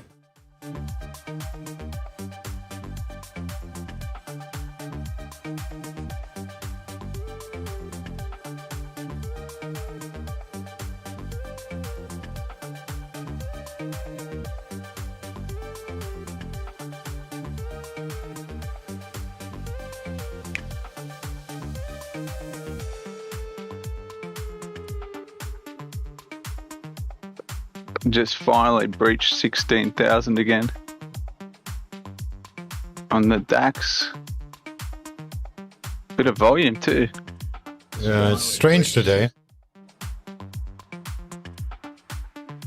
It's funny. It's been a bit choppy lately, and then some of the moves it's been making. I mean, today was better, but yesterday it made moves in the US session rather than London. It was just choppy in London session and then moved in the US.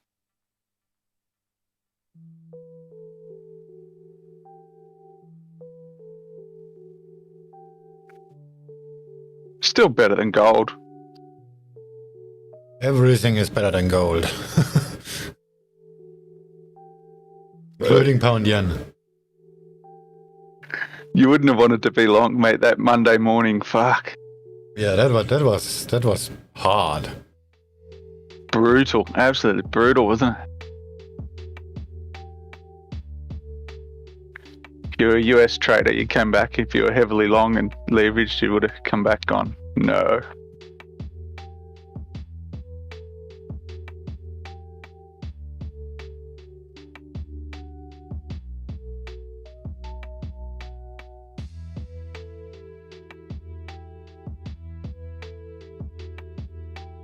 Well, the Aussie dollar was definitely the wrong thing to trade today. It is just not moving at all.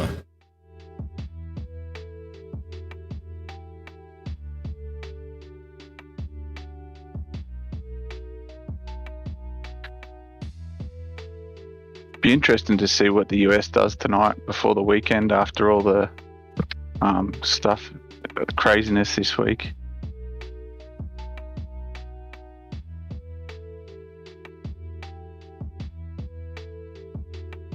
Craziness this week. Probably nothing. And they're gonna make the prices over the weekend.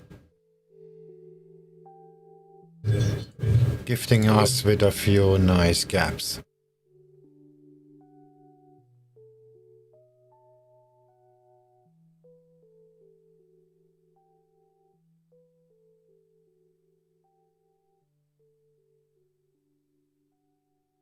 I have the feeling the dollar is gonna go down anyway.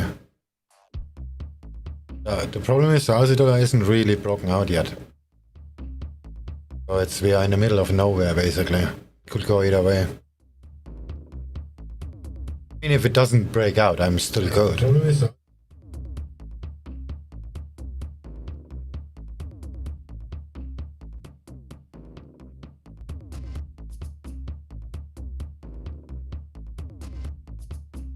Yeah, there's not much above, is there? Or below? What do you got? 3. Yeah, that's a bit of a problem. If it actually breaks out, I'm gonna need a quite large room to have that playing out. I don't want to do that because I'm pretty heavy, and if I'm gonna reverse, this has to move like immediately. Because the range is so large, I have to give it like, I don't know, 15, 16 pips move playground. That's something I'm not really wanna do. It looks like the dollar is about to go down. I closed the DAX short. I closed it. I'm also out. Sorry, Sebaku, you almost out. I'm out from DAX. Closed at 995. Ah, yeah. Yeah, I took it as soon as it came back up through the 16. I just closed it out. But it wasn't a bad move. It was slow, but it wasn't too bad. Or profit. Yeah, I made 0.15, so it's okay.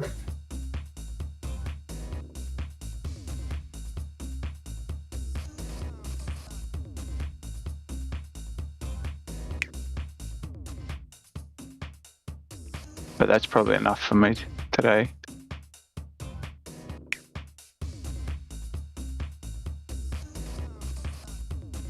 I need another coffee before I fall asleep here. In a second, I'm just gonna turn off the trailing stop before something bad happens. Back in a second.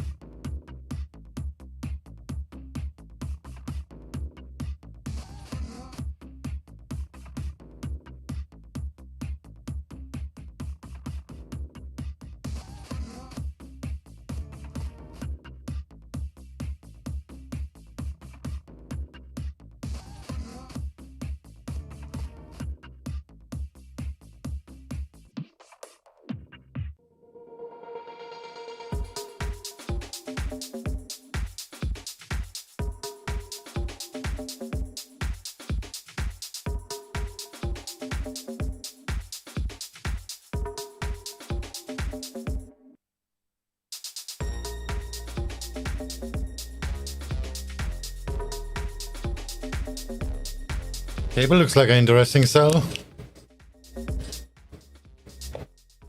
Sorry, I said cable mixer looks like an interesting sell.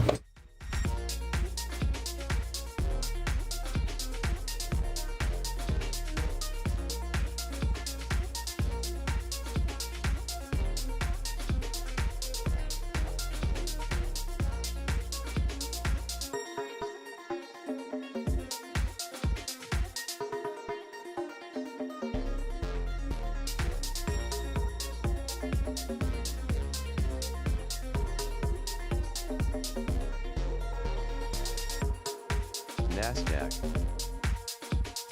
Euro yen. You like cable short swing?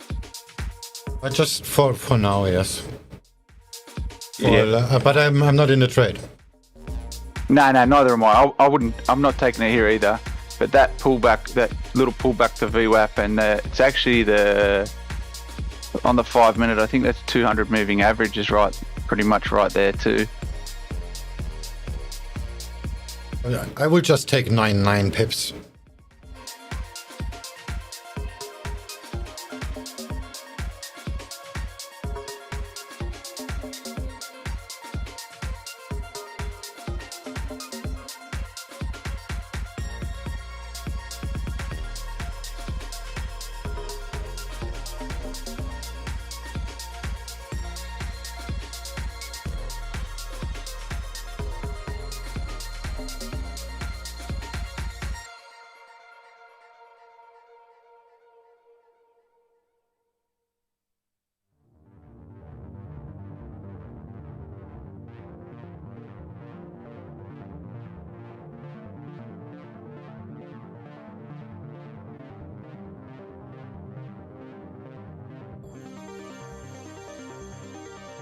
Euro yen.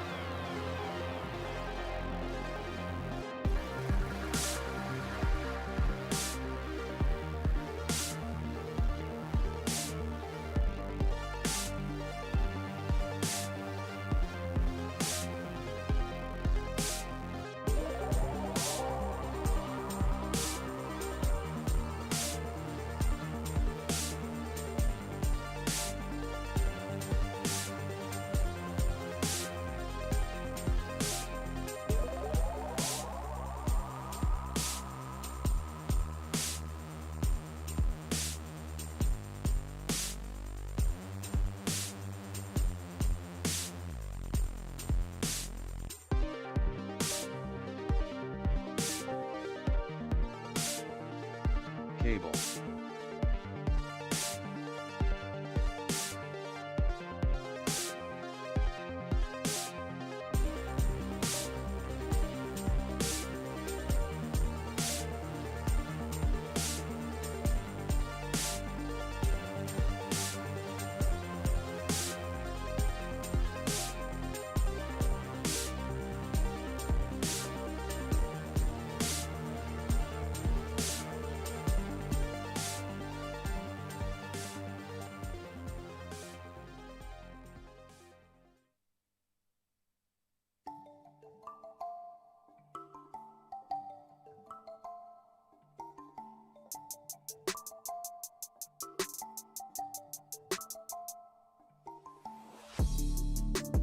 Never mind, cable just popped over the VWAP.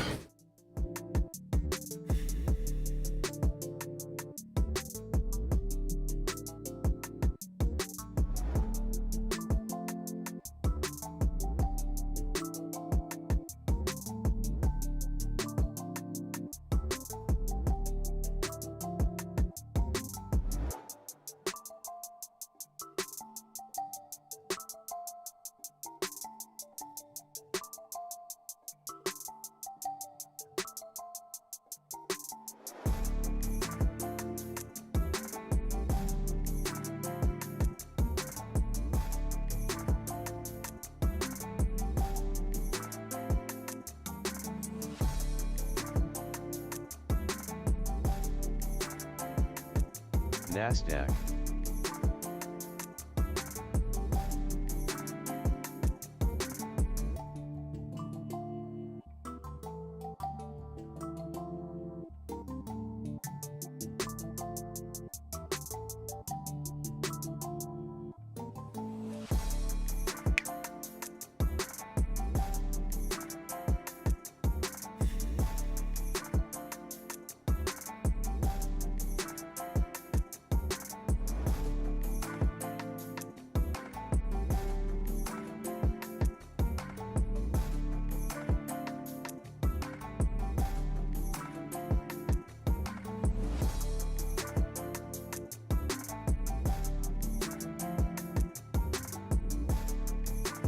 Euro yen.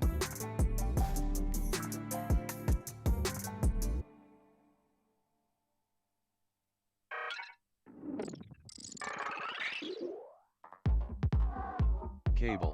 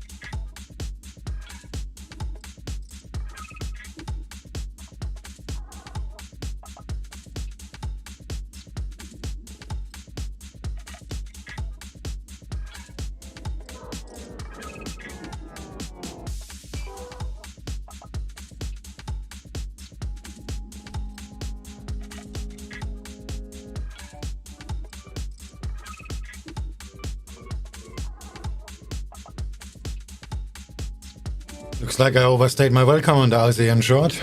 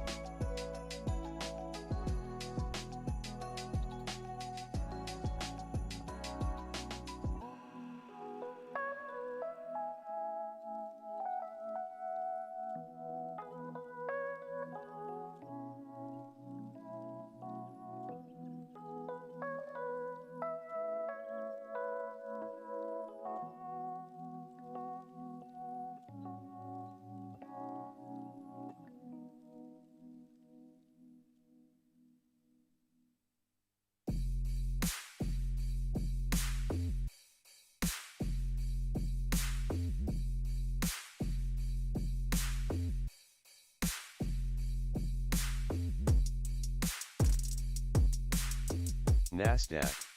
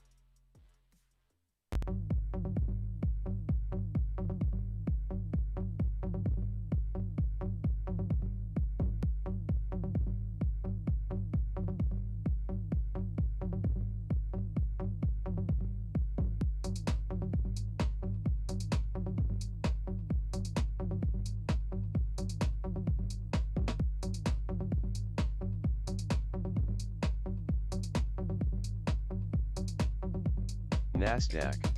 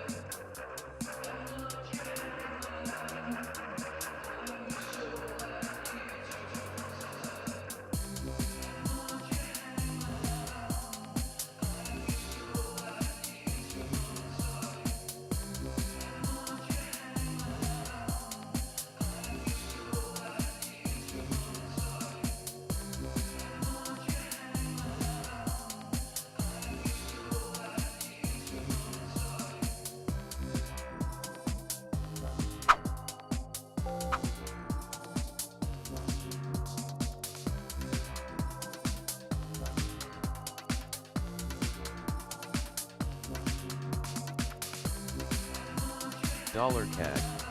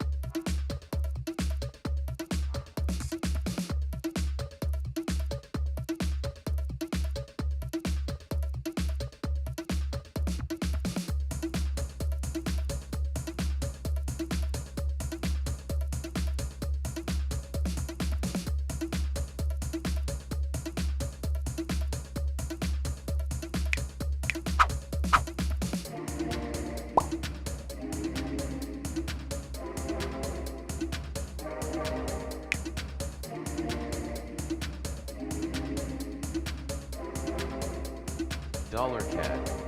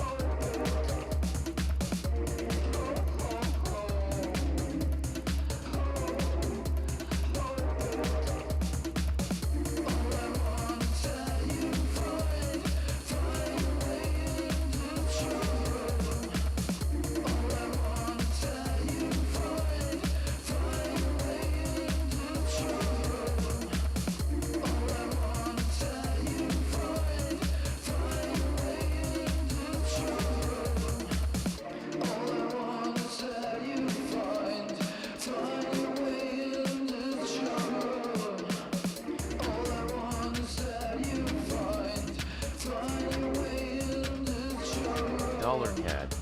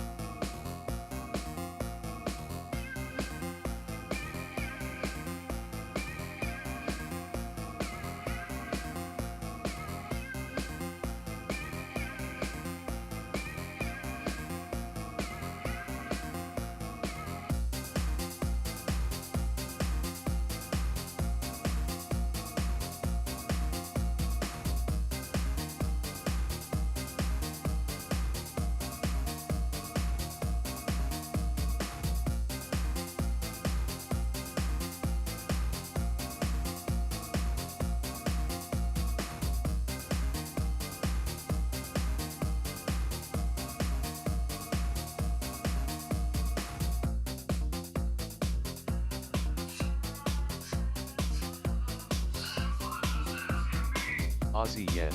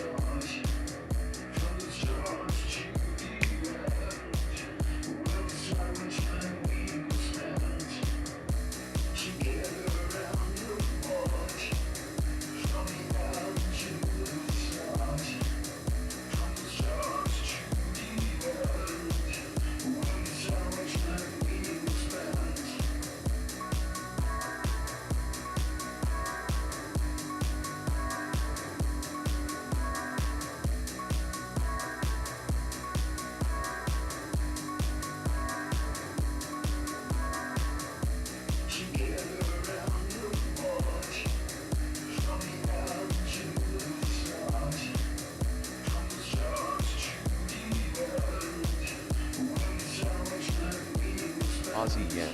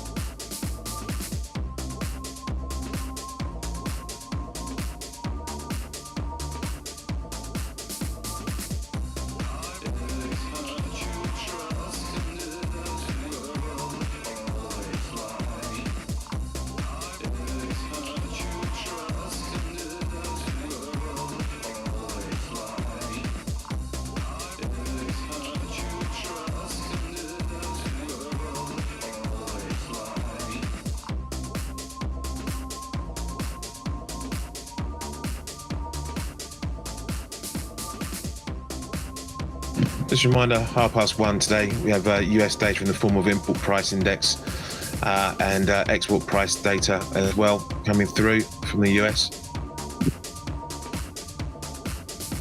Also get Brazil economic activity data out at the top of the hour for June.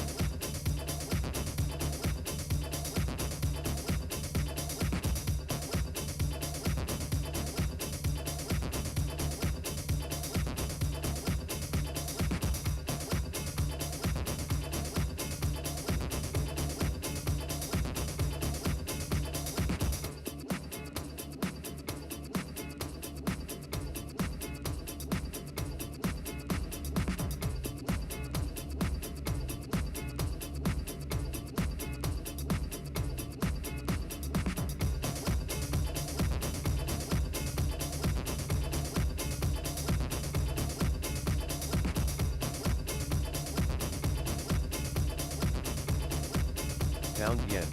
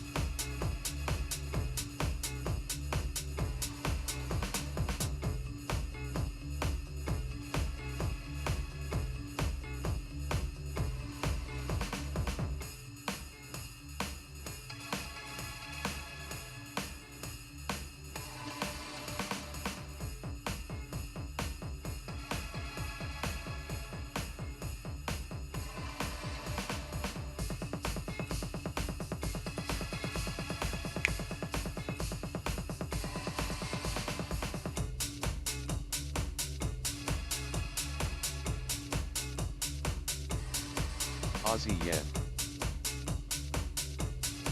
3 minutes to the top of the hour. We got Brazil economic activity on the month for June. It's seen up 0.55 from minus 0.43.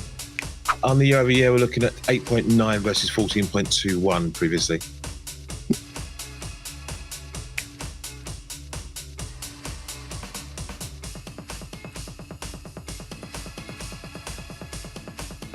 Pound yen.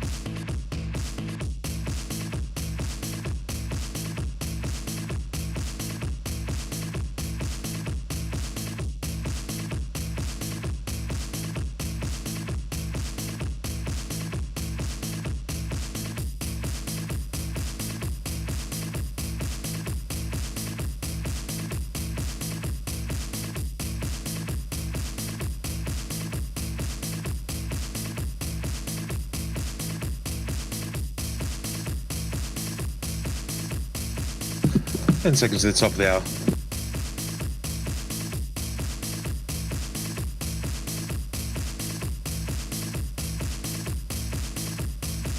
Pound yen.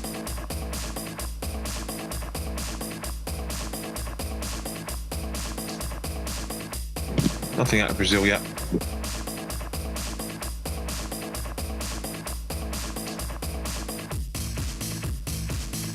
So that Polish trade surplus comes in at 761 million euros. Imports 22.92 billion. Exports there at 23.68 billion.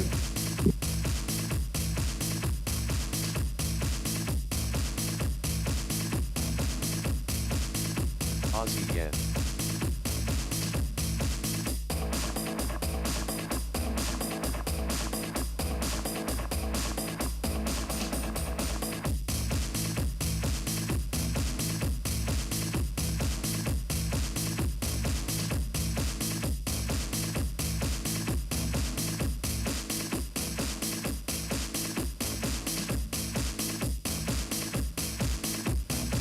Something technical note, really.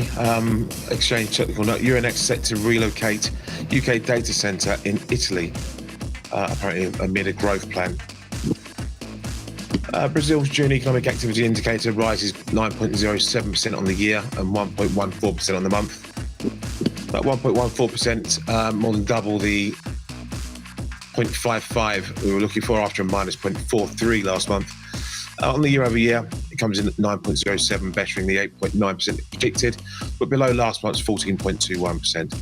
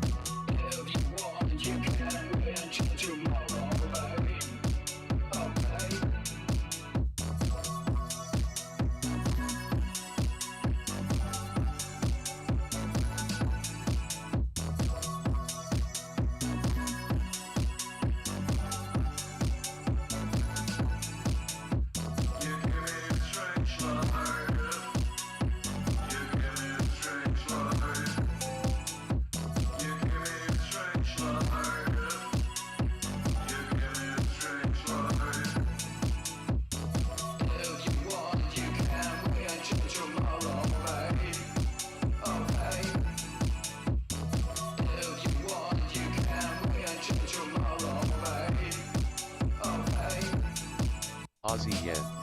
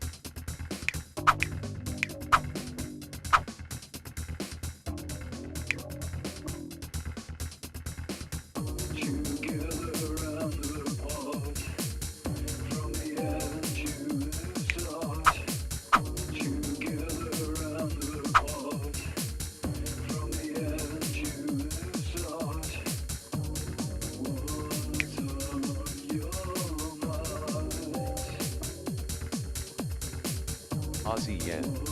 Pound yen.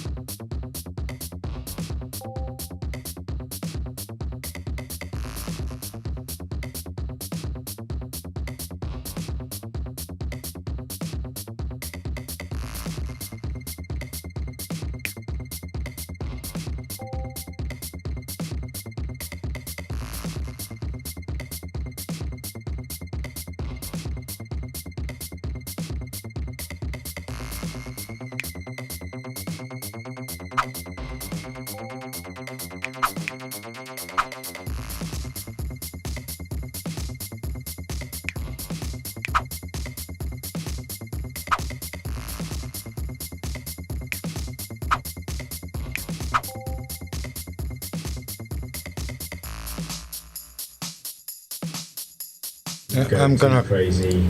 Sorry, I'm gonna close ICN short here. I forgive you, Fish.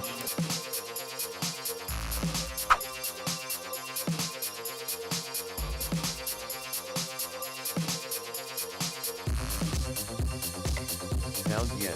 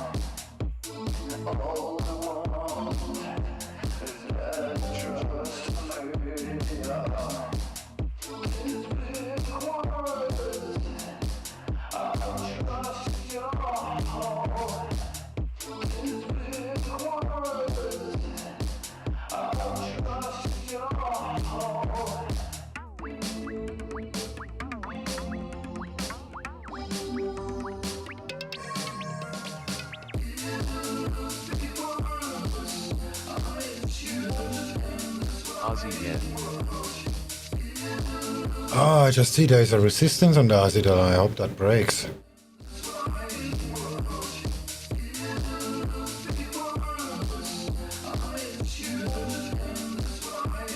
Aussie yen.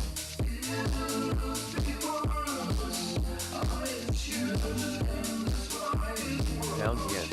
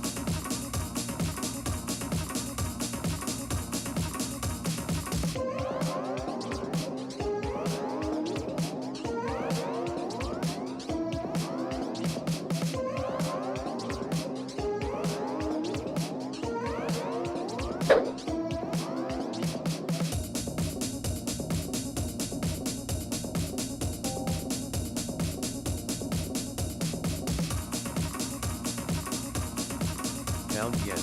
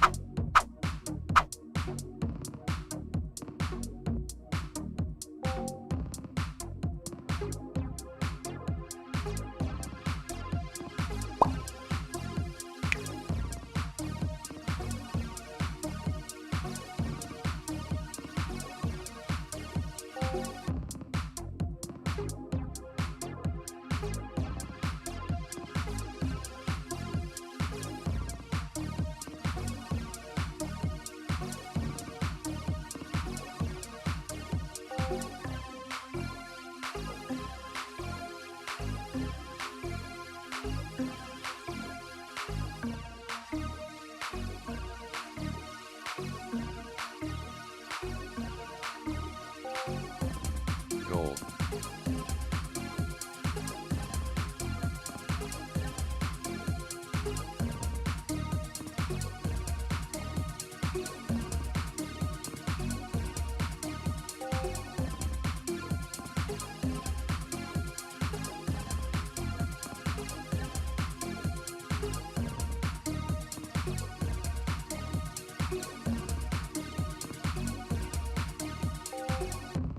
Gold.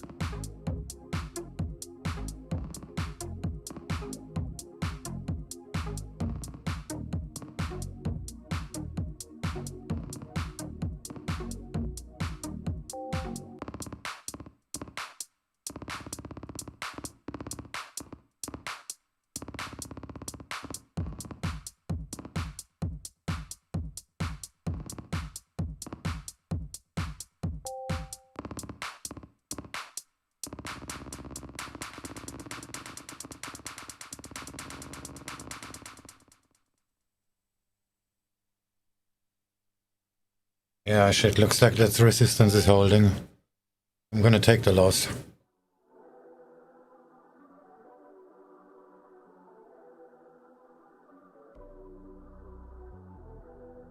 Aussie yen.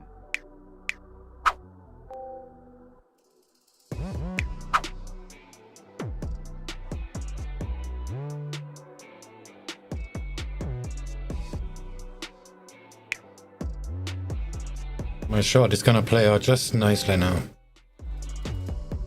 Well, I'm long, of course.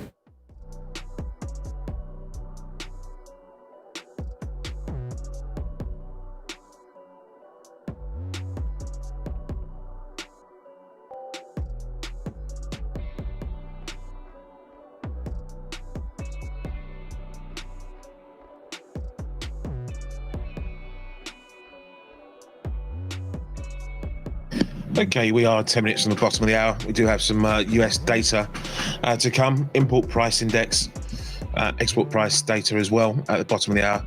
Just to give you a quick rundown. For import prices for July, we're looking at a 0.6% rise after 1% previously. The range 0.3 to 1.3. Export prices on the month seem up 0.8% versus 1.2% last month. The range 0.7 to 1.4. In terms of year-over-year figures, we have import prices expected up 10.5% from 11.2%, and export prices, no forecast, but again 16.8% was seen last month.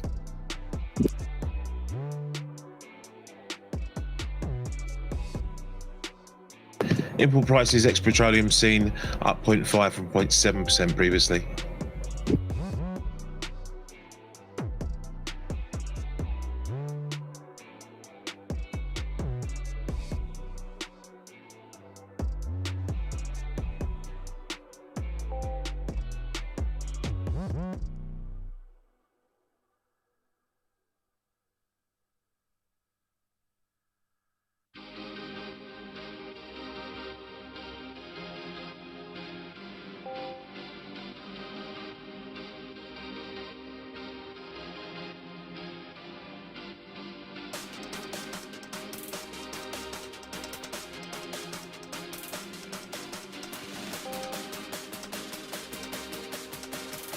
Dollar CAD.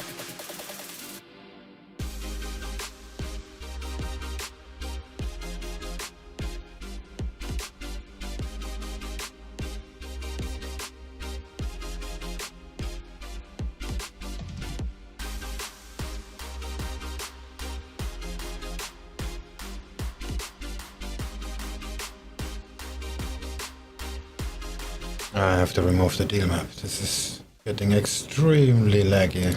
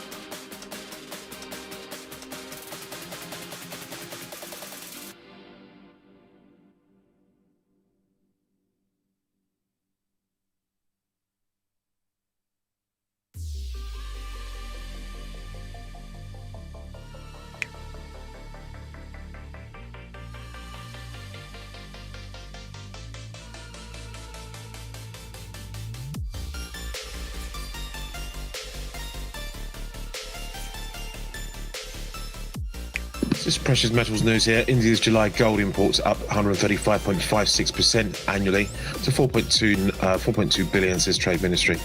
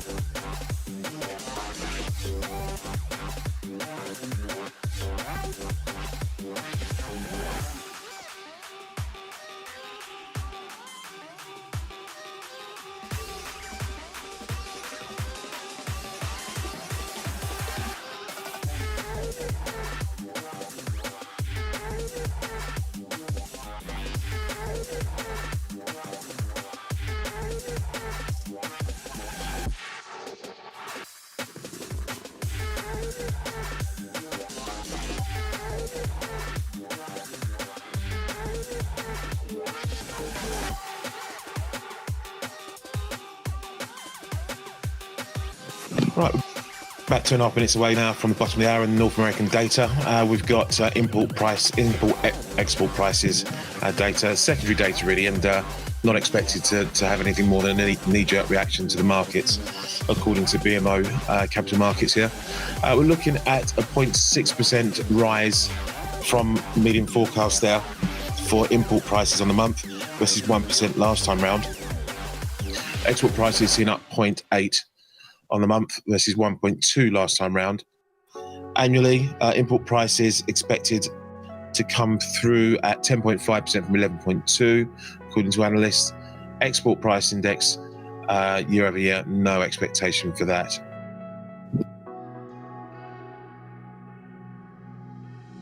Import price index ex petroleum seen up 0.5 versus 0.7.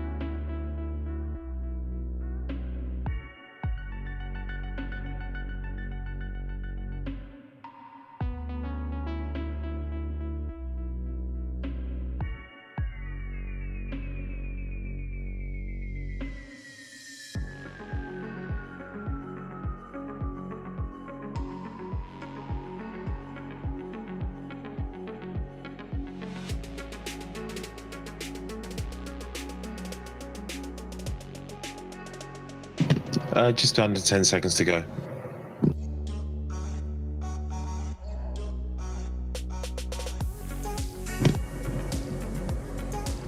Right, so we have import prices 0.3% versus 1.1 revised.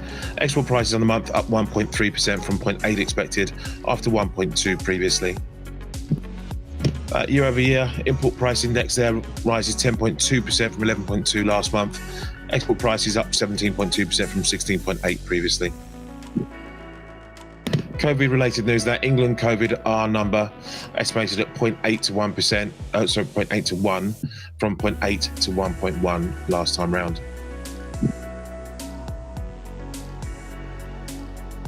Back to England. This is only England, not Britain. England COVID daily growth rate estimated to have fallen 4% to 0.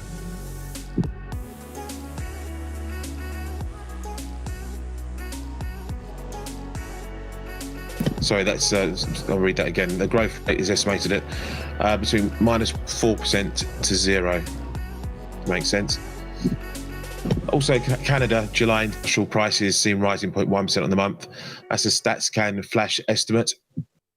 So, flash estimate from StatsCan. Canada, July industrial prices seen rising 0.1% on the month.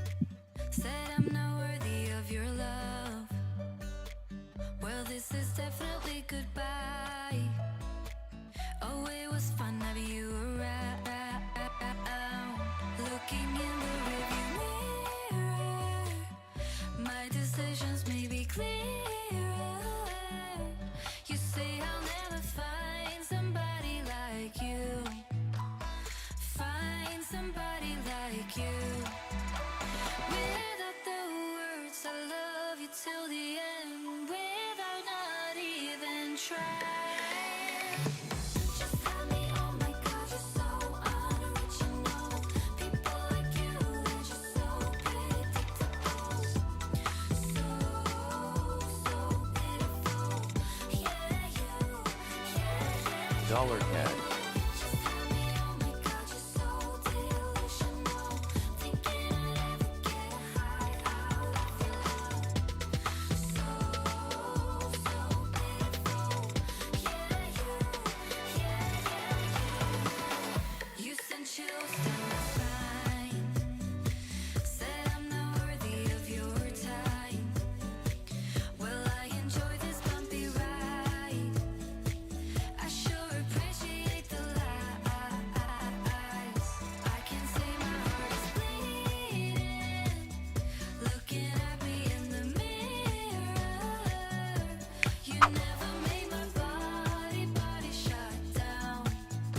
No, that's CAN. Investment in. Let's just get the data up there. So industrial production index then on the month, as I said, 0.1% year over year. Index rose 16.2%, and that flash reading from StatCan.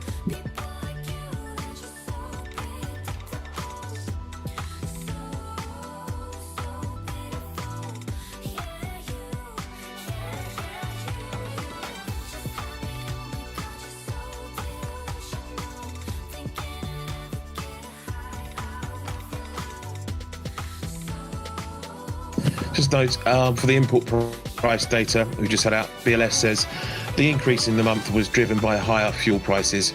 US export prices rose 1.3, following a 1.2% advance in June. Apparently, there was an error in the export air freight price index, where a number of sections were, I think, left out and affecting the export air freight price index since January.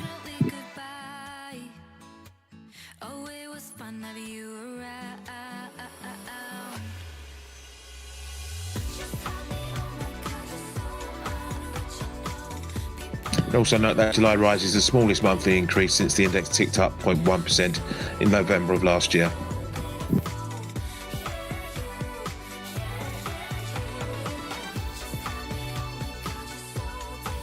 Again, you take out petroleum, and we saw a 0.1% month-on-month rise from 0.7 last month.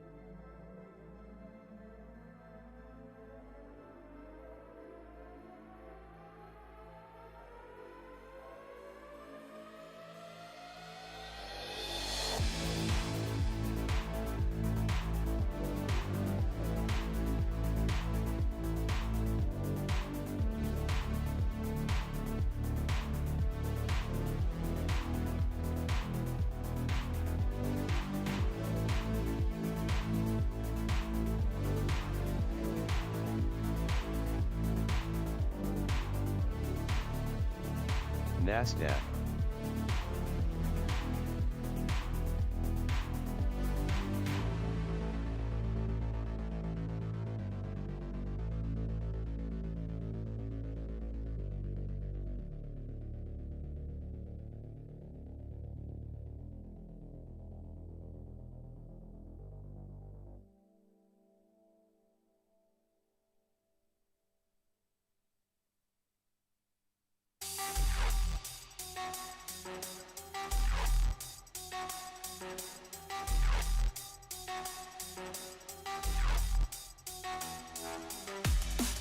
$CAD.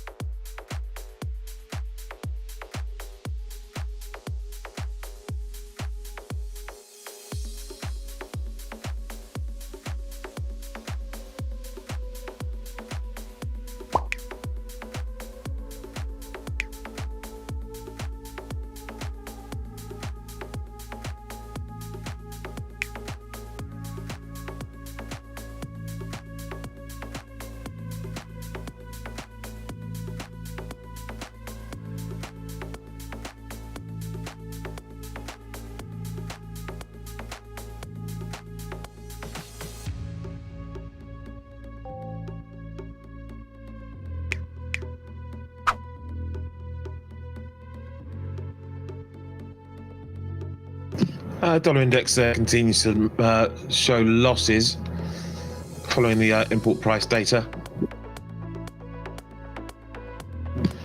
Cable there at 138.33. We've got euro dollar there at 117.69. Dollar yen still hovering around session lows.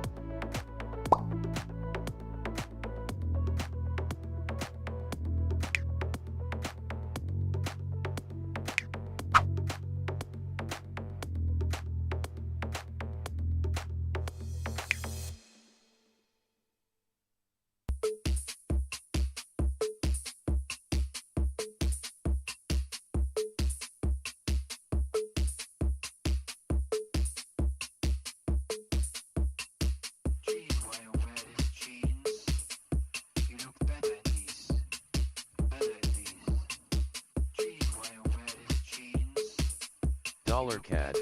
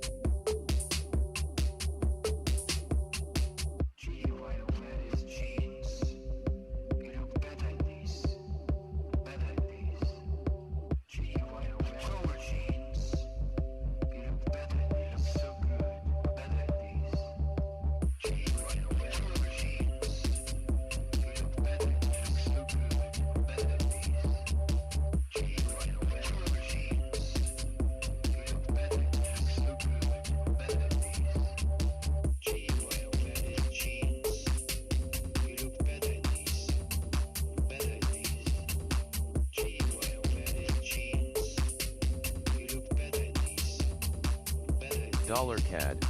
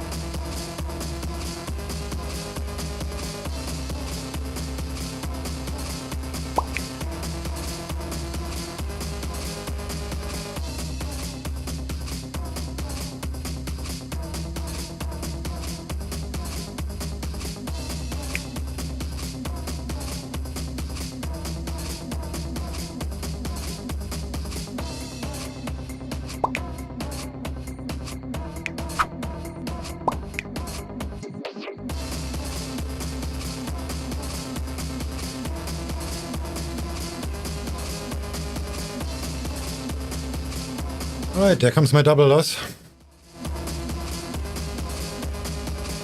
Like I said, this is resistance and it's gonna turn here, and it did. And I also sold dollar CAD, so this is gonna add to the loss.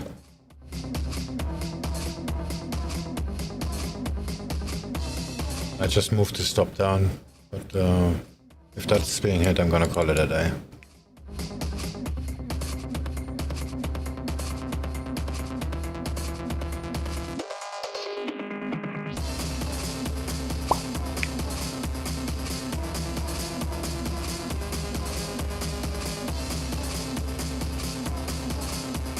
Cable dropping is... Cable is dropping pretty hard, so I guess this is over.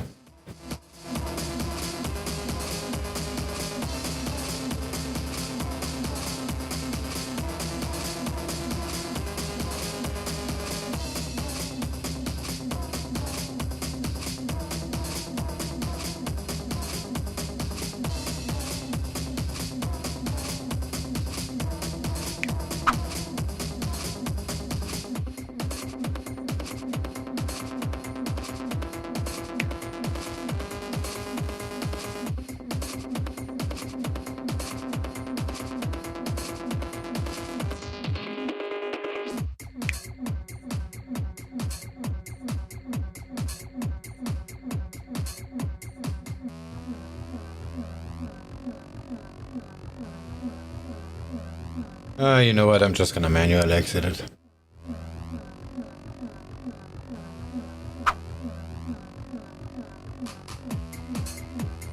Sorry, my mixer is kinda annoying today.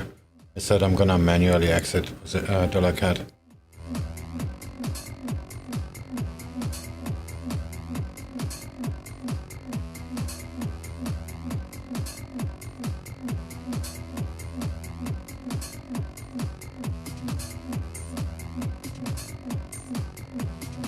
NASDAQ.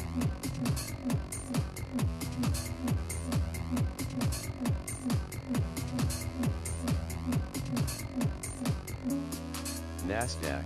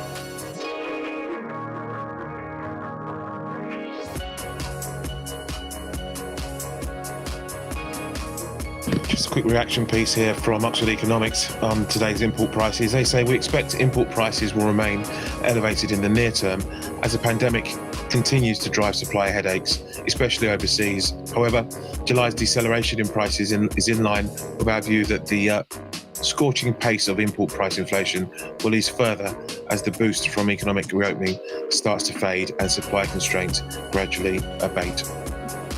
That's from from Oxford Economics, rather. I'm Mahir Rashid, US economist.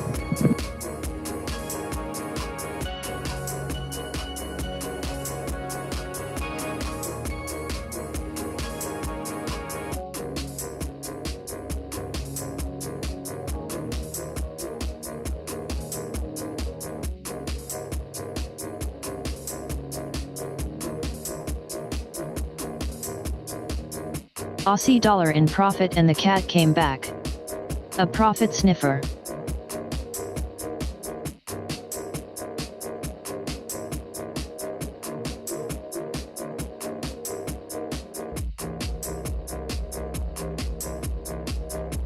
I don't yet know where to take profit.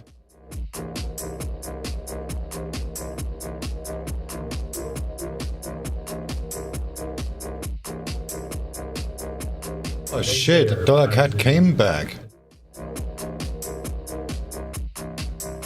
I stopped it out right at the top.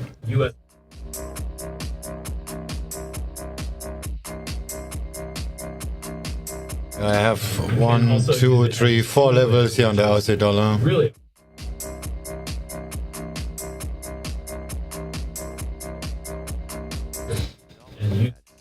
Sorry, my mixer is so annoying. I said I have four targets here. This one is a horizontal one from a higher time frame. This one is the low of the consolidation from yesterday. R1, and this is from the 15-minute chart. This one here.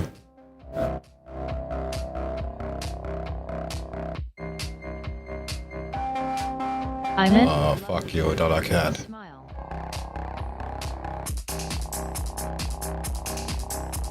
She knows when you make profit. It's not so safe yet.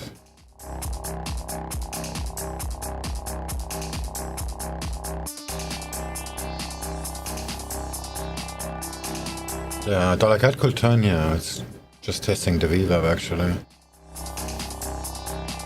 It needs to be below 25154-ish. There's a pivot too.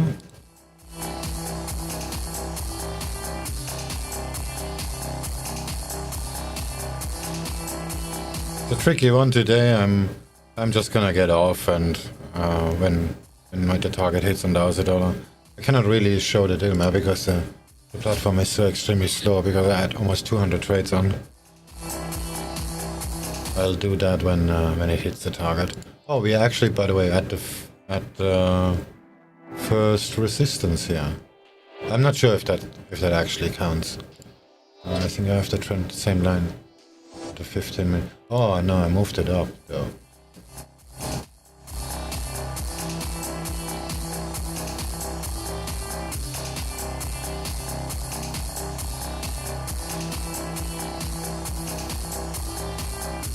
A little bit higher.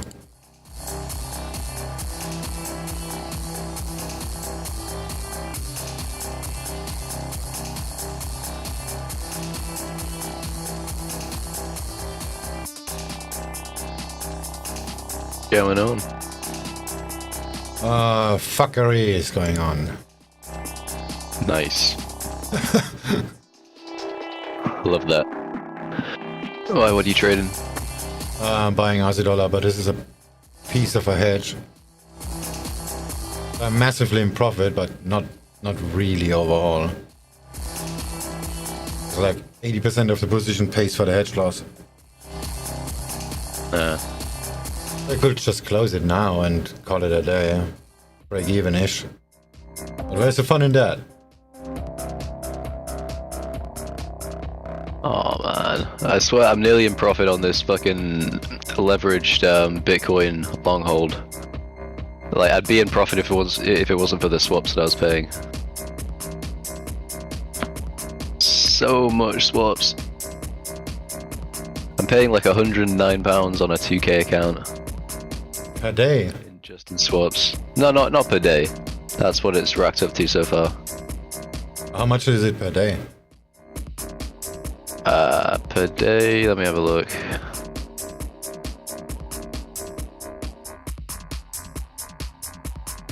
One second, I need to actually look at the, I haven't used C-Trader in ages. Are you on C-Trader? And I can look it up myself.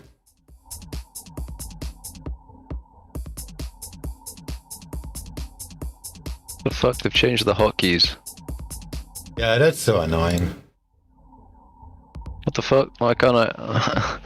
How do I look at the details of an asset? I can't... What? You can only do it on the market watch, and then you just have to right-click symbol, information, blah blah. It's 2100. You're long, right? 2100 pips. Yeah. And that is... It's not massive, but it's kind of stacked up since May. That is tiny. It's not much, but it's been stacking up. Because I've been in this position since May.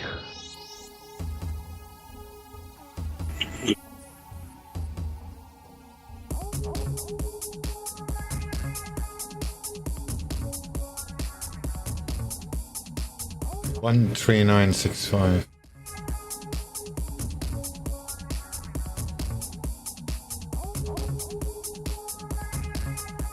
So $21 is a lot actually.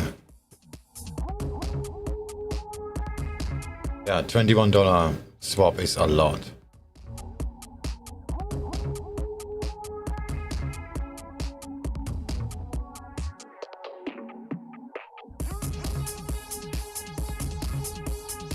Now I know how much a pip is on IC markets. Holy fuck, what just happened on the AUDUSD?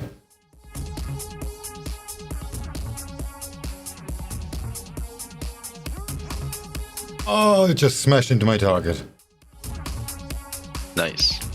But I didn't take profit because my take profit is R1. I mean the take profit on the positions.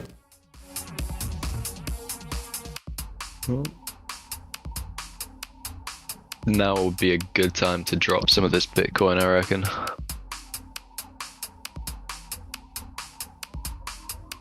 Maybe just drop a bunch of crypto altogether.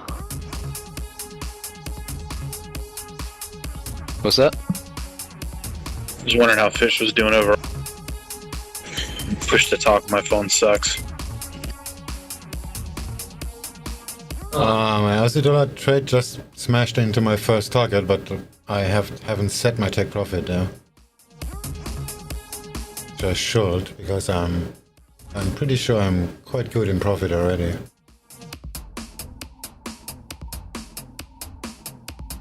I cannot turn on the deal map because I have like 200 positions on today and this slows down the platform massively. I don't really know how much money I made.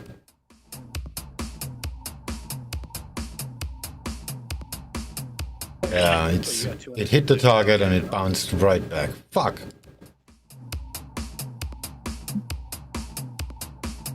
This is not a significant one, this is just a horizontal level actually.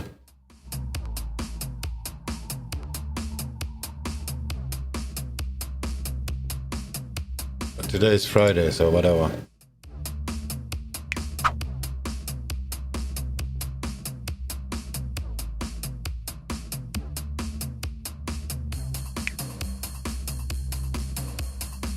Yeah, I guess the party is over.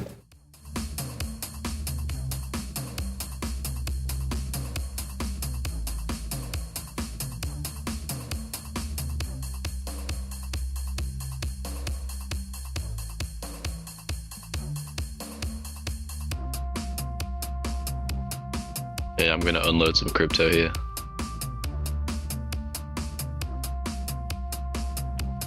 Index just made a double top, Bitcoin made a triple top. Might be a correction coming.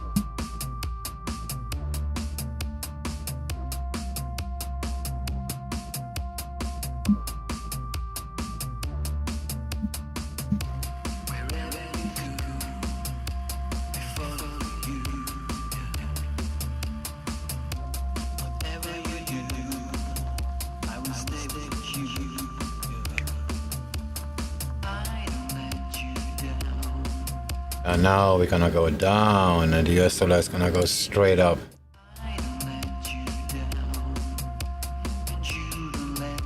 Fuck, and I didn't take profit. Let's have a look at dollar CAD. Yeah, right back over the VWAP. I'm toast.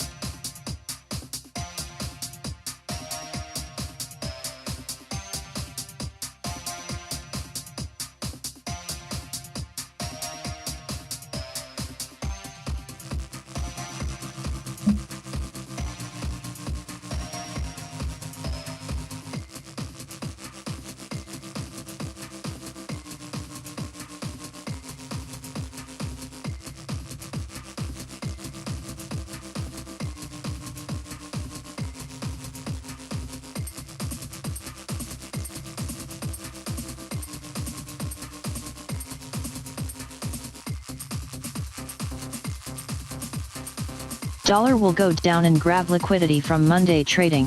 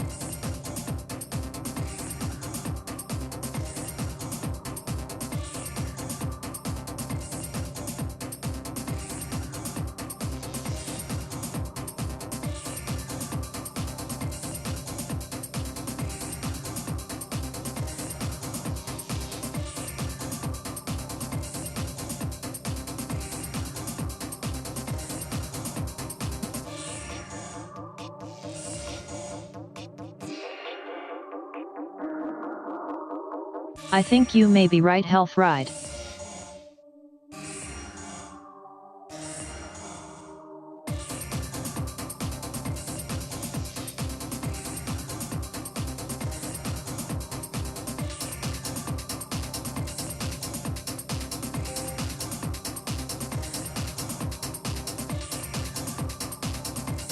Ooh, Binance are liquid. All their withdrawal things are shut down.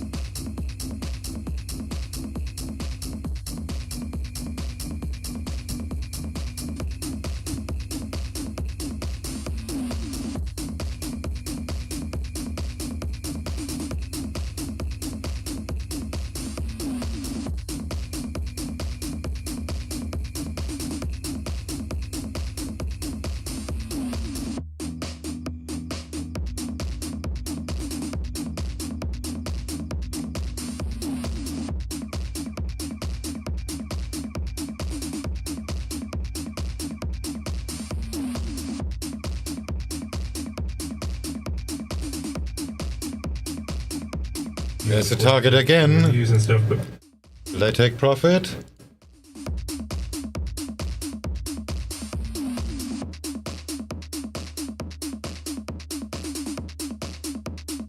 Decisions, decisions. Aussie dollar will make your day now. Maybe not. Testing the target a second time, and I didn't take profit. Partial profit maybe. Nah, that's gay. Either take the money or you don't. Cannot be half pregnant. $CAD. Words to live by.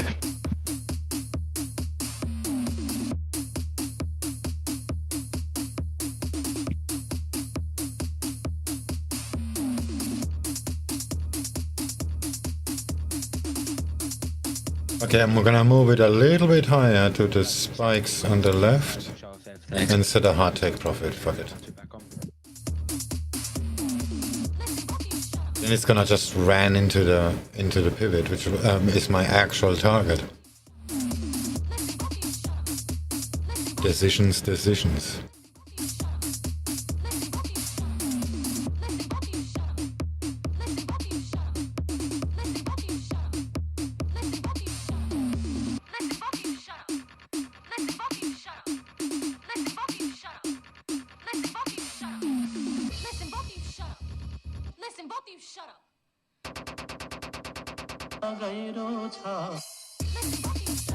We're just under 10 minutes away from the bottom of the hour and the US cash equity market open. Data follows at 3 o'clock in the form of Michigan sentiment for August.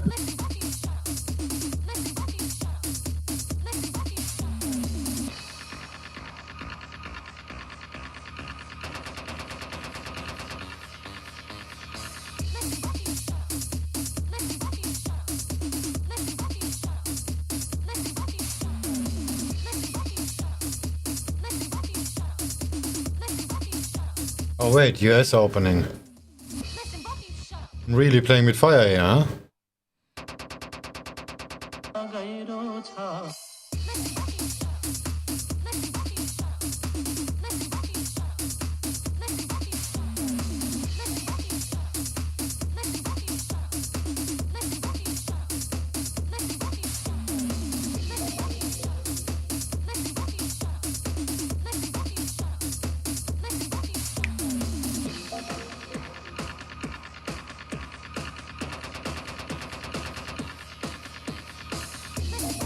Did you make back or losses from that trade? Not if I wait another 10 minutes.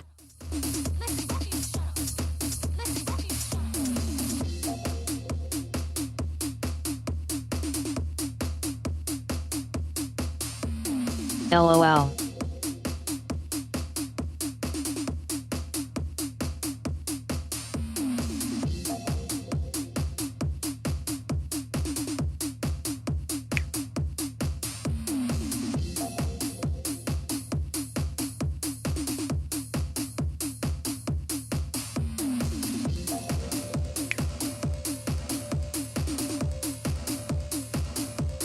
I'm gonna regret that so bad in a minute.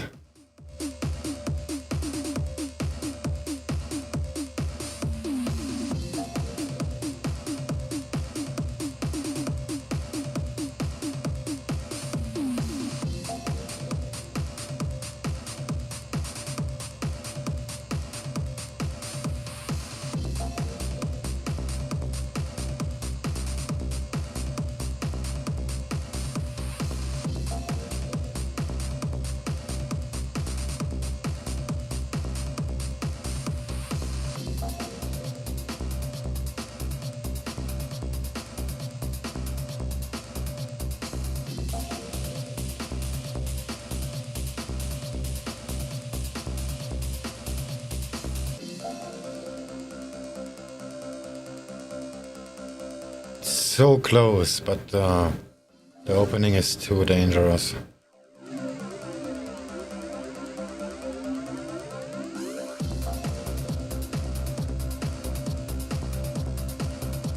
Also, it's Friday.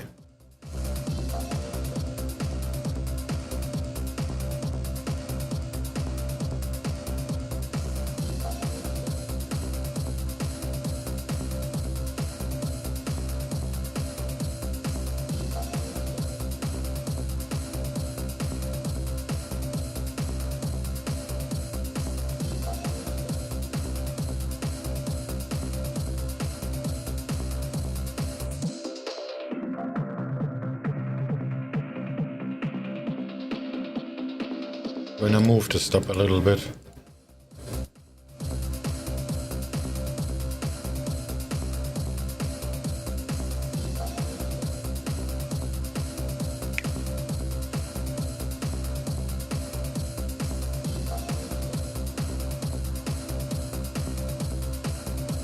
$CAD. Ist Friday and it's us session, the one you love most. Yeah, everything comes together.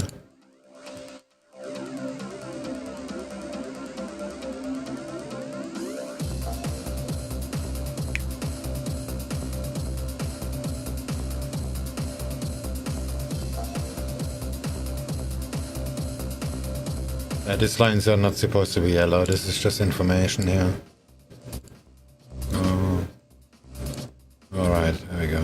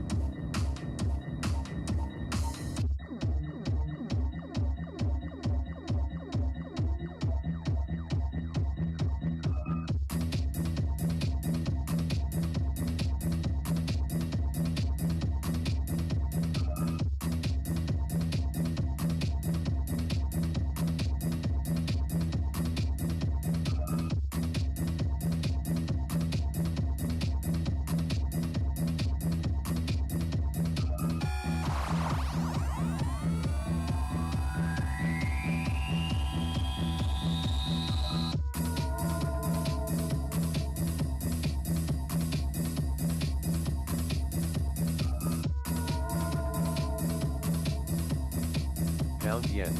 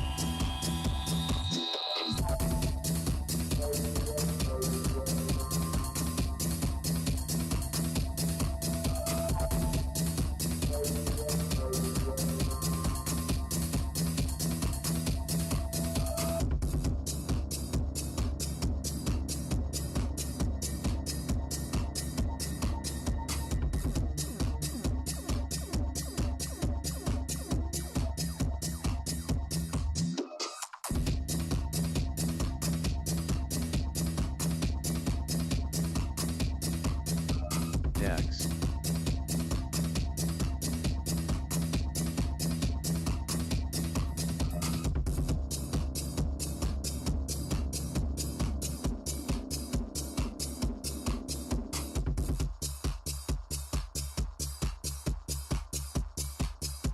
Aussie yen.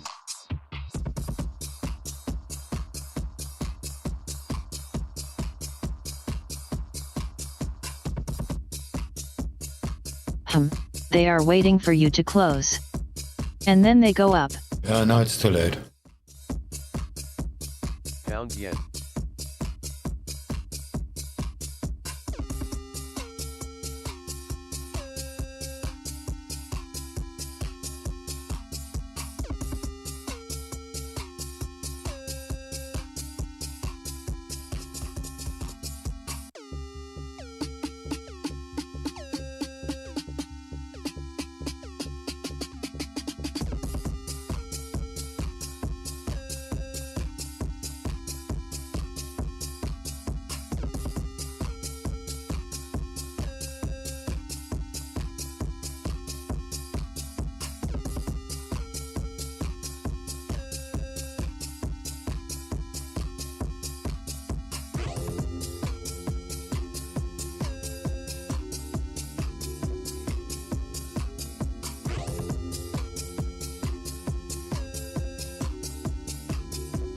NASDAQ.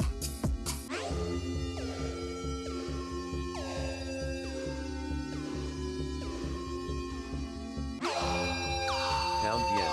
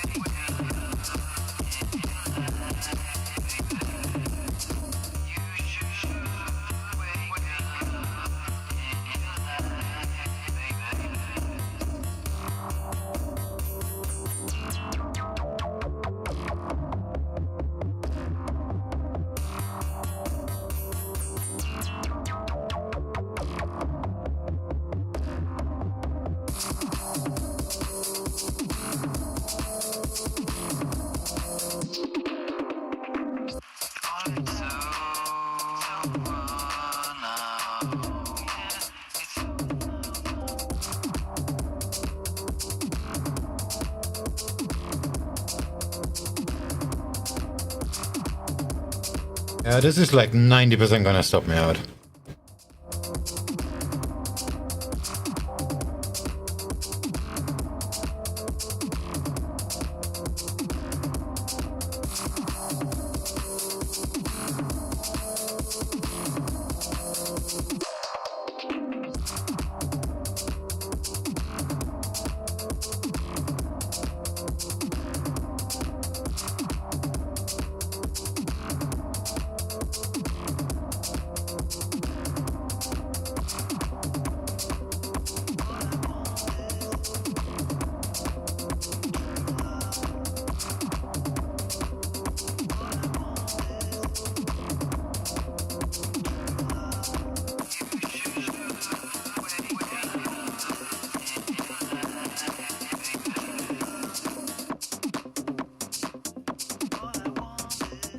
Well, with that in mind, let's scale in.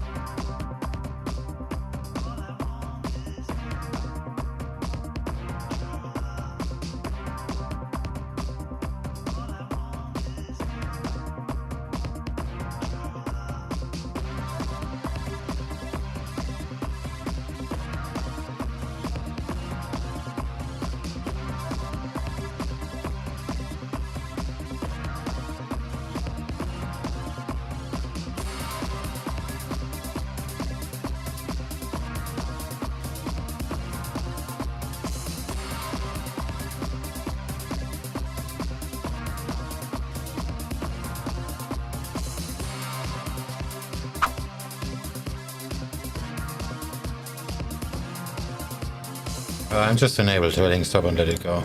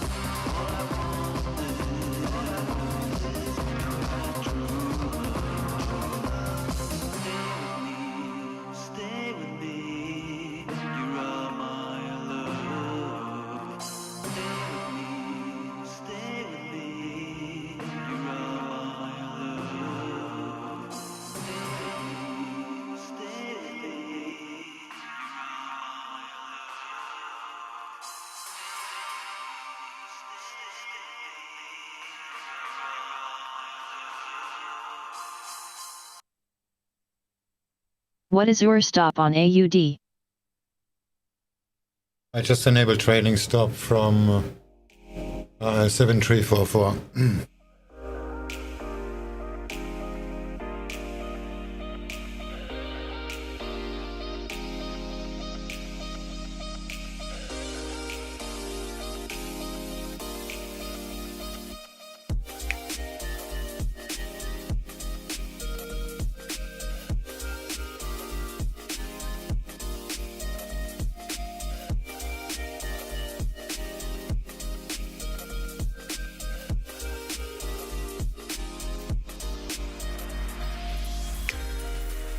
NASDAQ.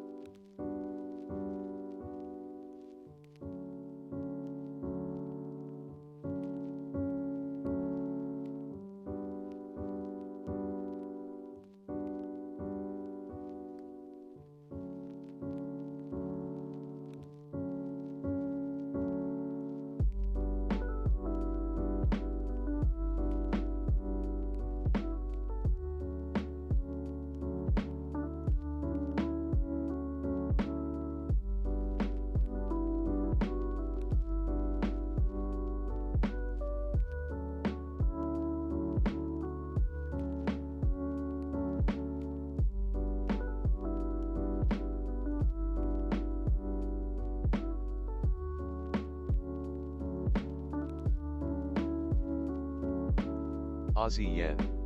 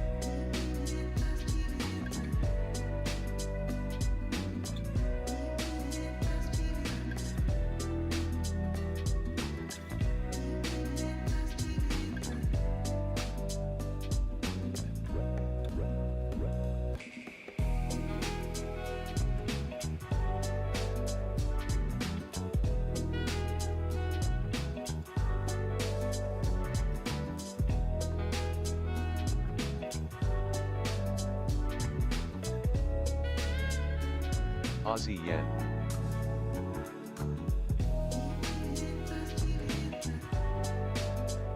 Aussie yen.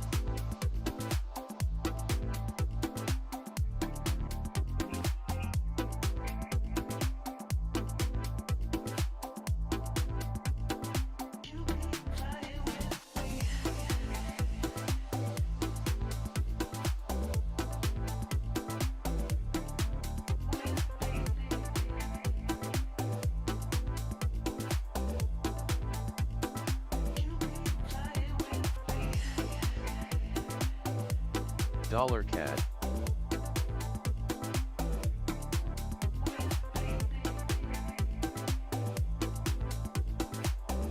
DEX.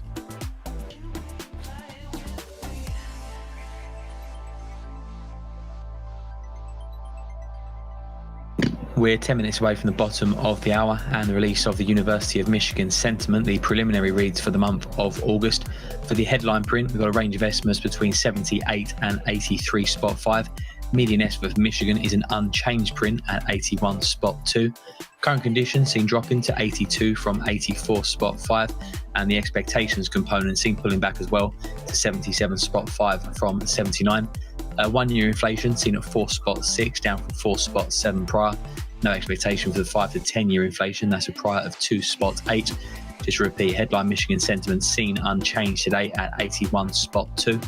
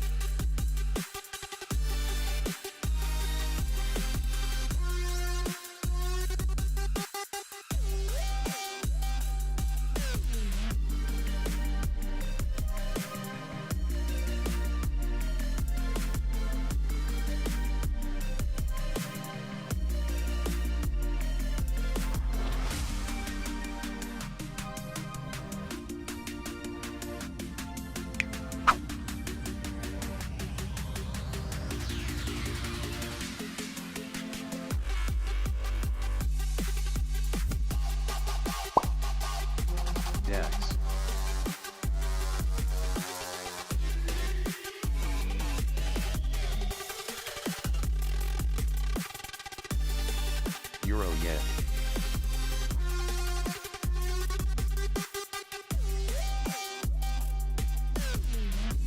I have started to open longs on the beast.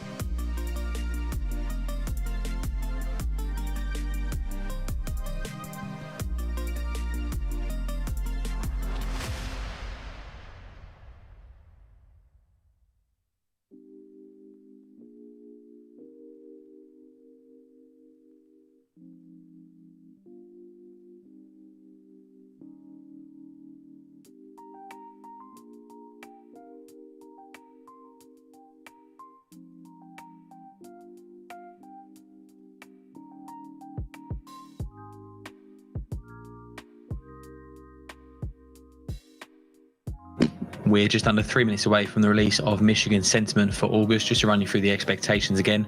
Headline print seen unchanged at 81.2. Current conditions seen pulling back to 82. Expectations seen falling as well to 77.5. And the 1 year inflation expectations seen at 4.6%.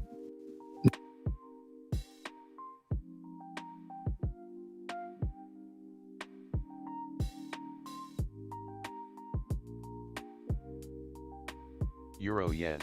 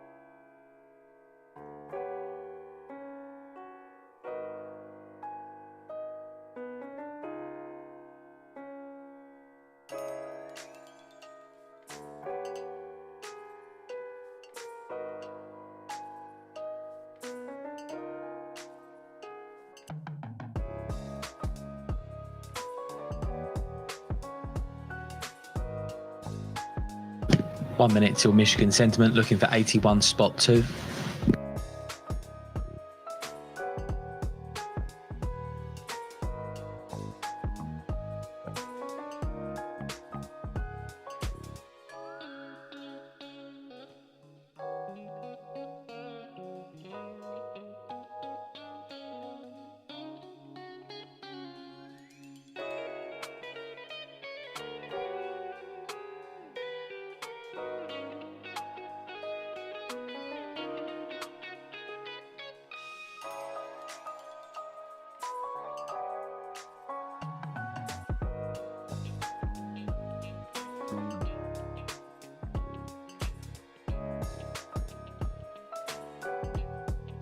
Ten seconds.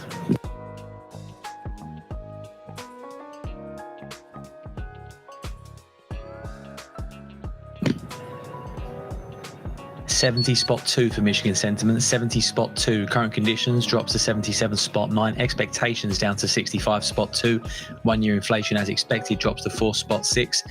5 to 10 year inflation does rise though, 3% up from 2.8. Headline Michigan, that's the lowest since 2011, comes in at 70.2, down from 81.2 prior and 81.2 expected. Current conditions missing as well, 77.9 versus 82, and the same outrun for expectations, 65.2 versus 77.5. The inflation print 1 year as expected drops to 4.6 from 4.7. 5 to 10 year does tick up to 3% from 2.8.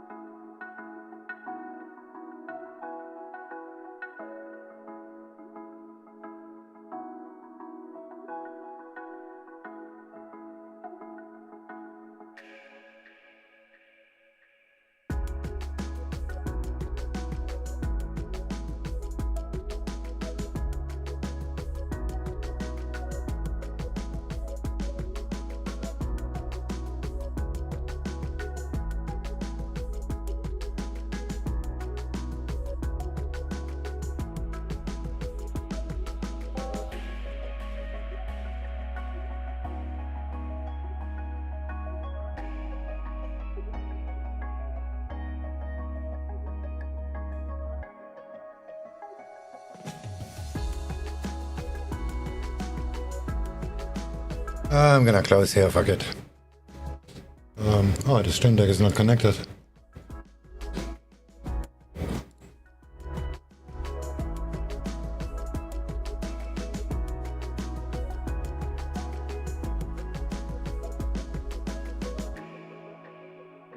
Oh wow, I spent time connecting the stream deck and this actually hit my target just now.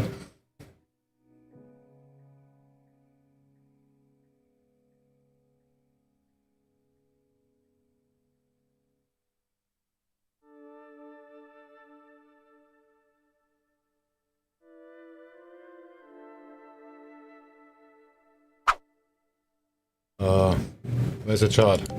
It ran out of the screen. Boom. Oh, nice. How much is that in total?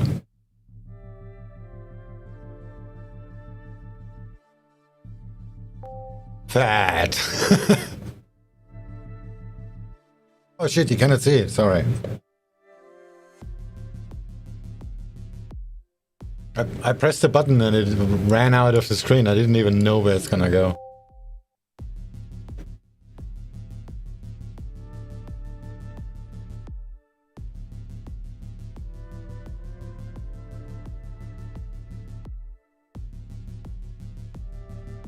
Looks a lot more pretty on the 15-minute though.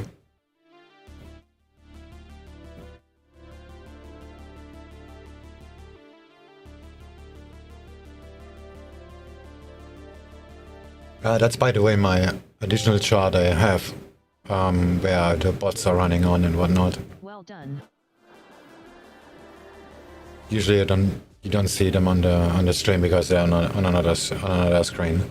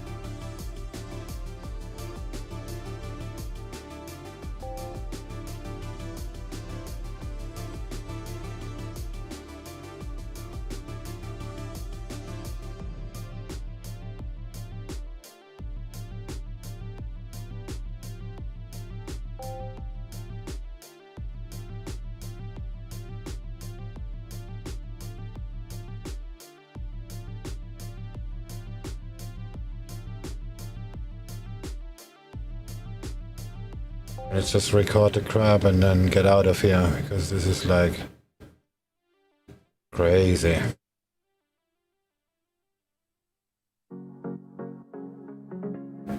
Strategies.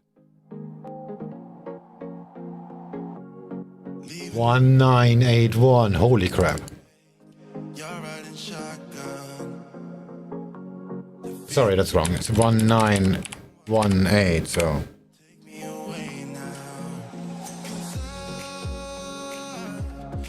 And only with 5 million, that's actually pretty good. Usually I'm getting gains like this only when I do serious revenge trading, which I actually didn't. Just took for freaking ever. Profit factor 2.71.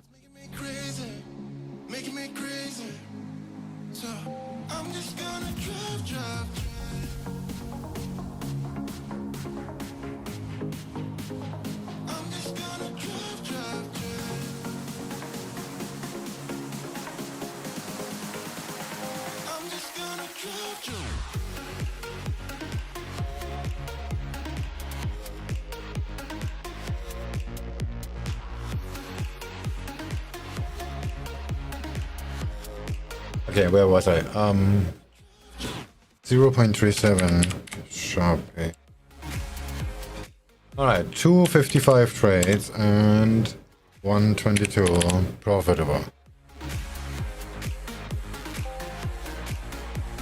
Oh wow, $CAD is still going down. But it actually hit my target perfectly. The final target is actually the resistance from the 15-minute. But I wasn't really sure about where this is gonna be. Like, this line is not correct. It's actually a lot higher.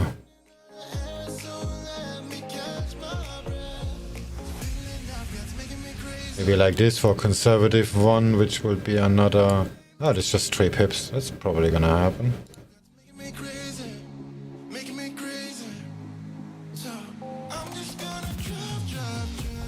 Yeah, whatever, who cares?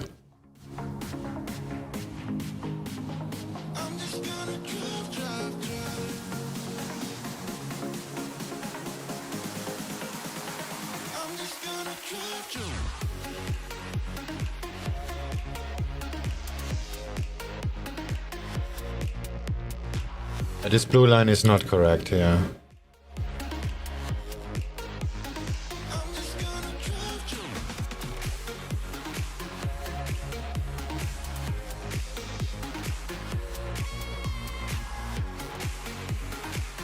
Wait, it is.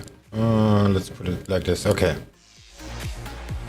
Back to 3 minutes. Yeah, it's almost hit it. Just a few pips. How much is that? Probably not much. I just hit it. There we go. Aussie yen. And it's even going higher.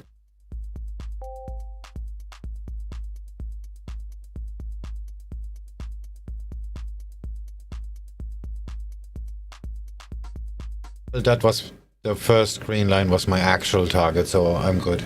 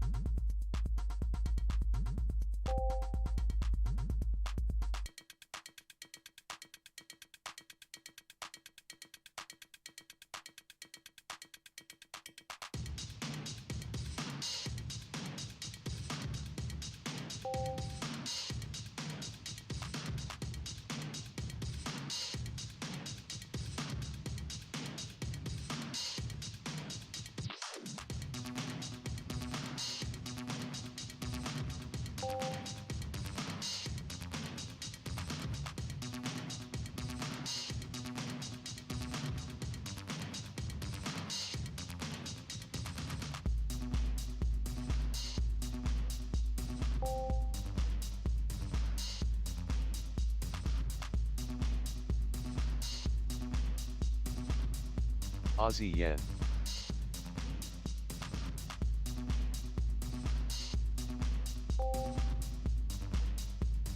Euro yen.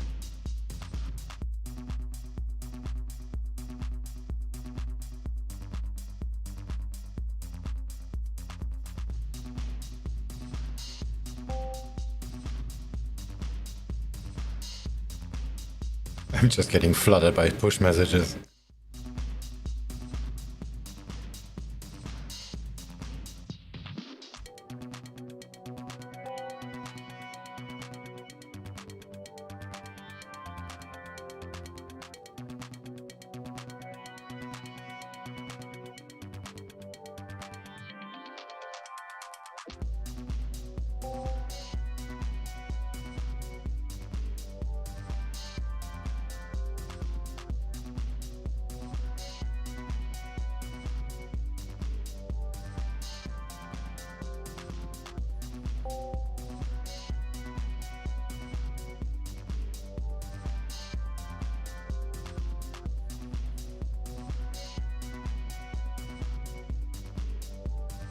DAX.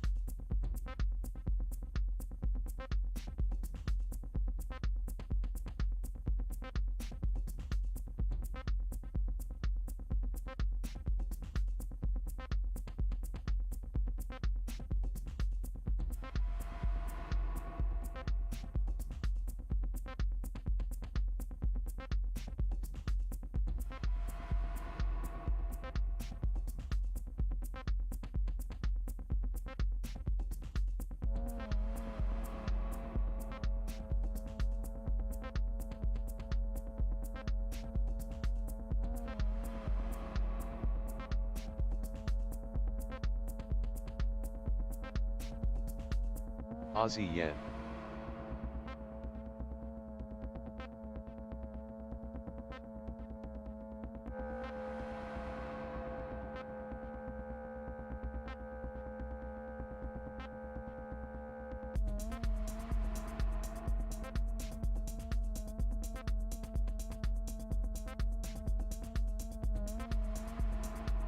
Euro yen.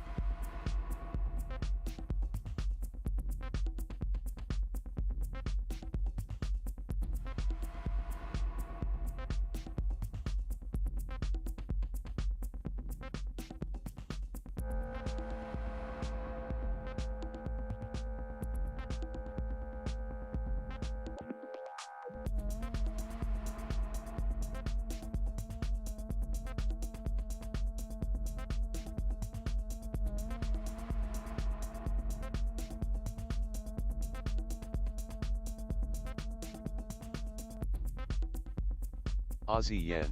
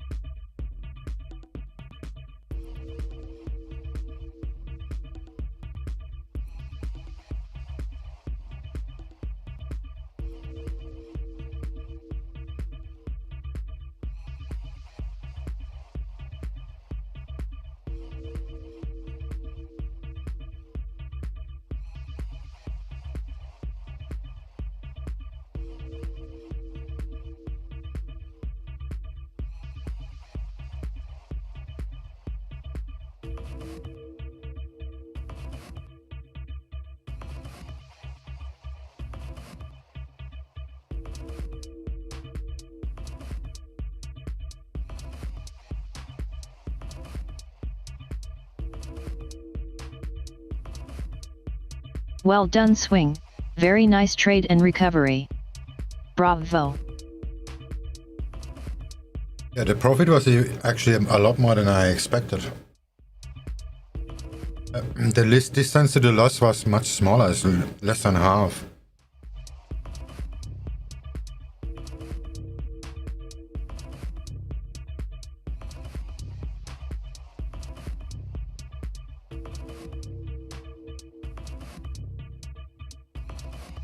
Euro yen.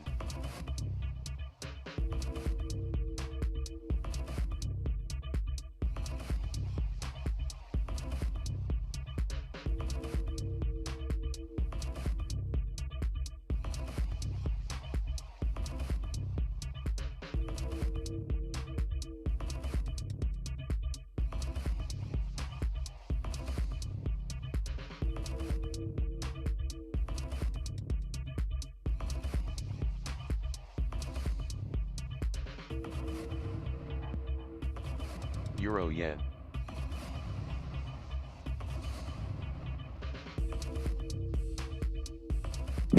Geopolitics, the US seeks to be sanctioning oil smugglers that are supporting the Iran Quds Force.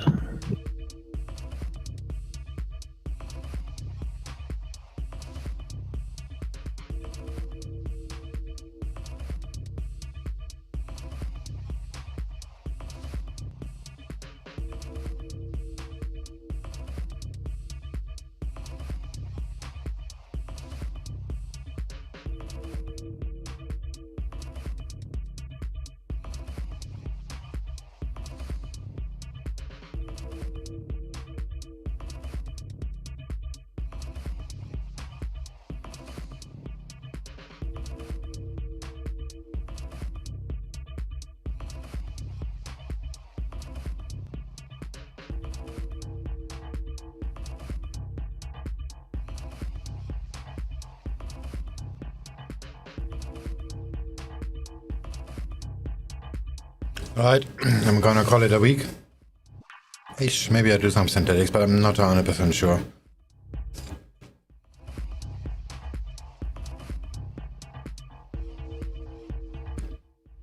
So don't forget to hop into the Discord.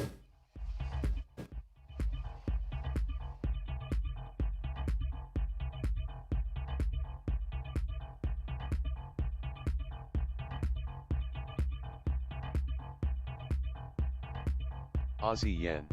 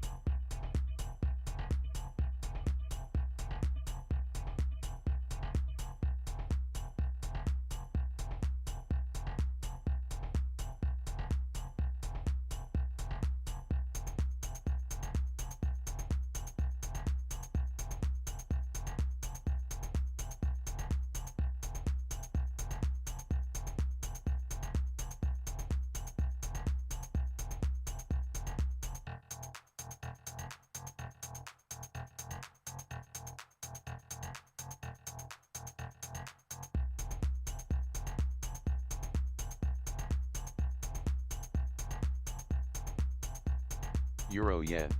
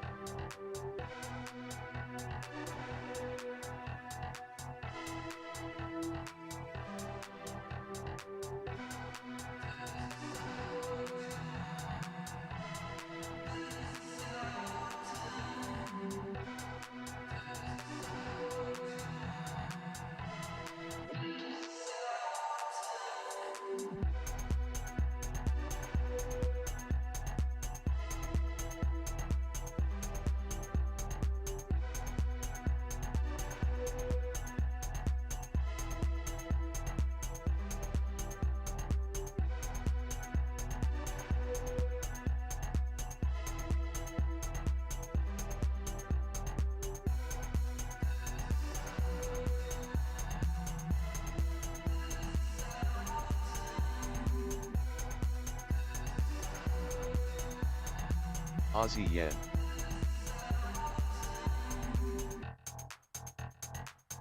Damn, on my copy account I made a 2.5 grand loss for some reason.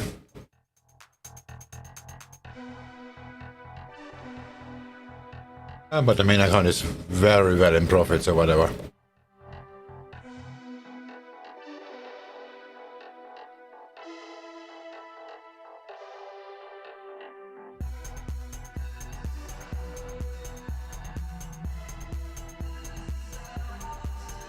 Same trades executed, less profit, haha.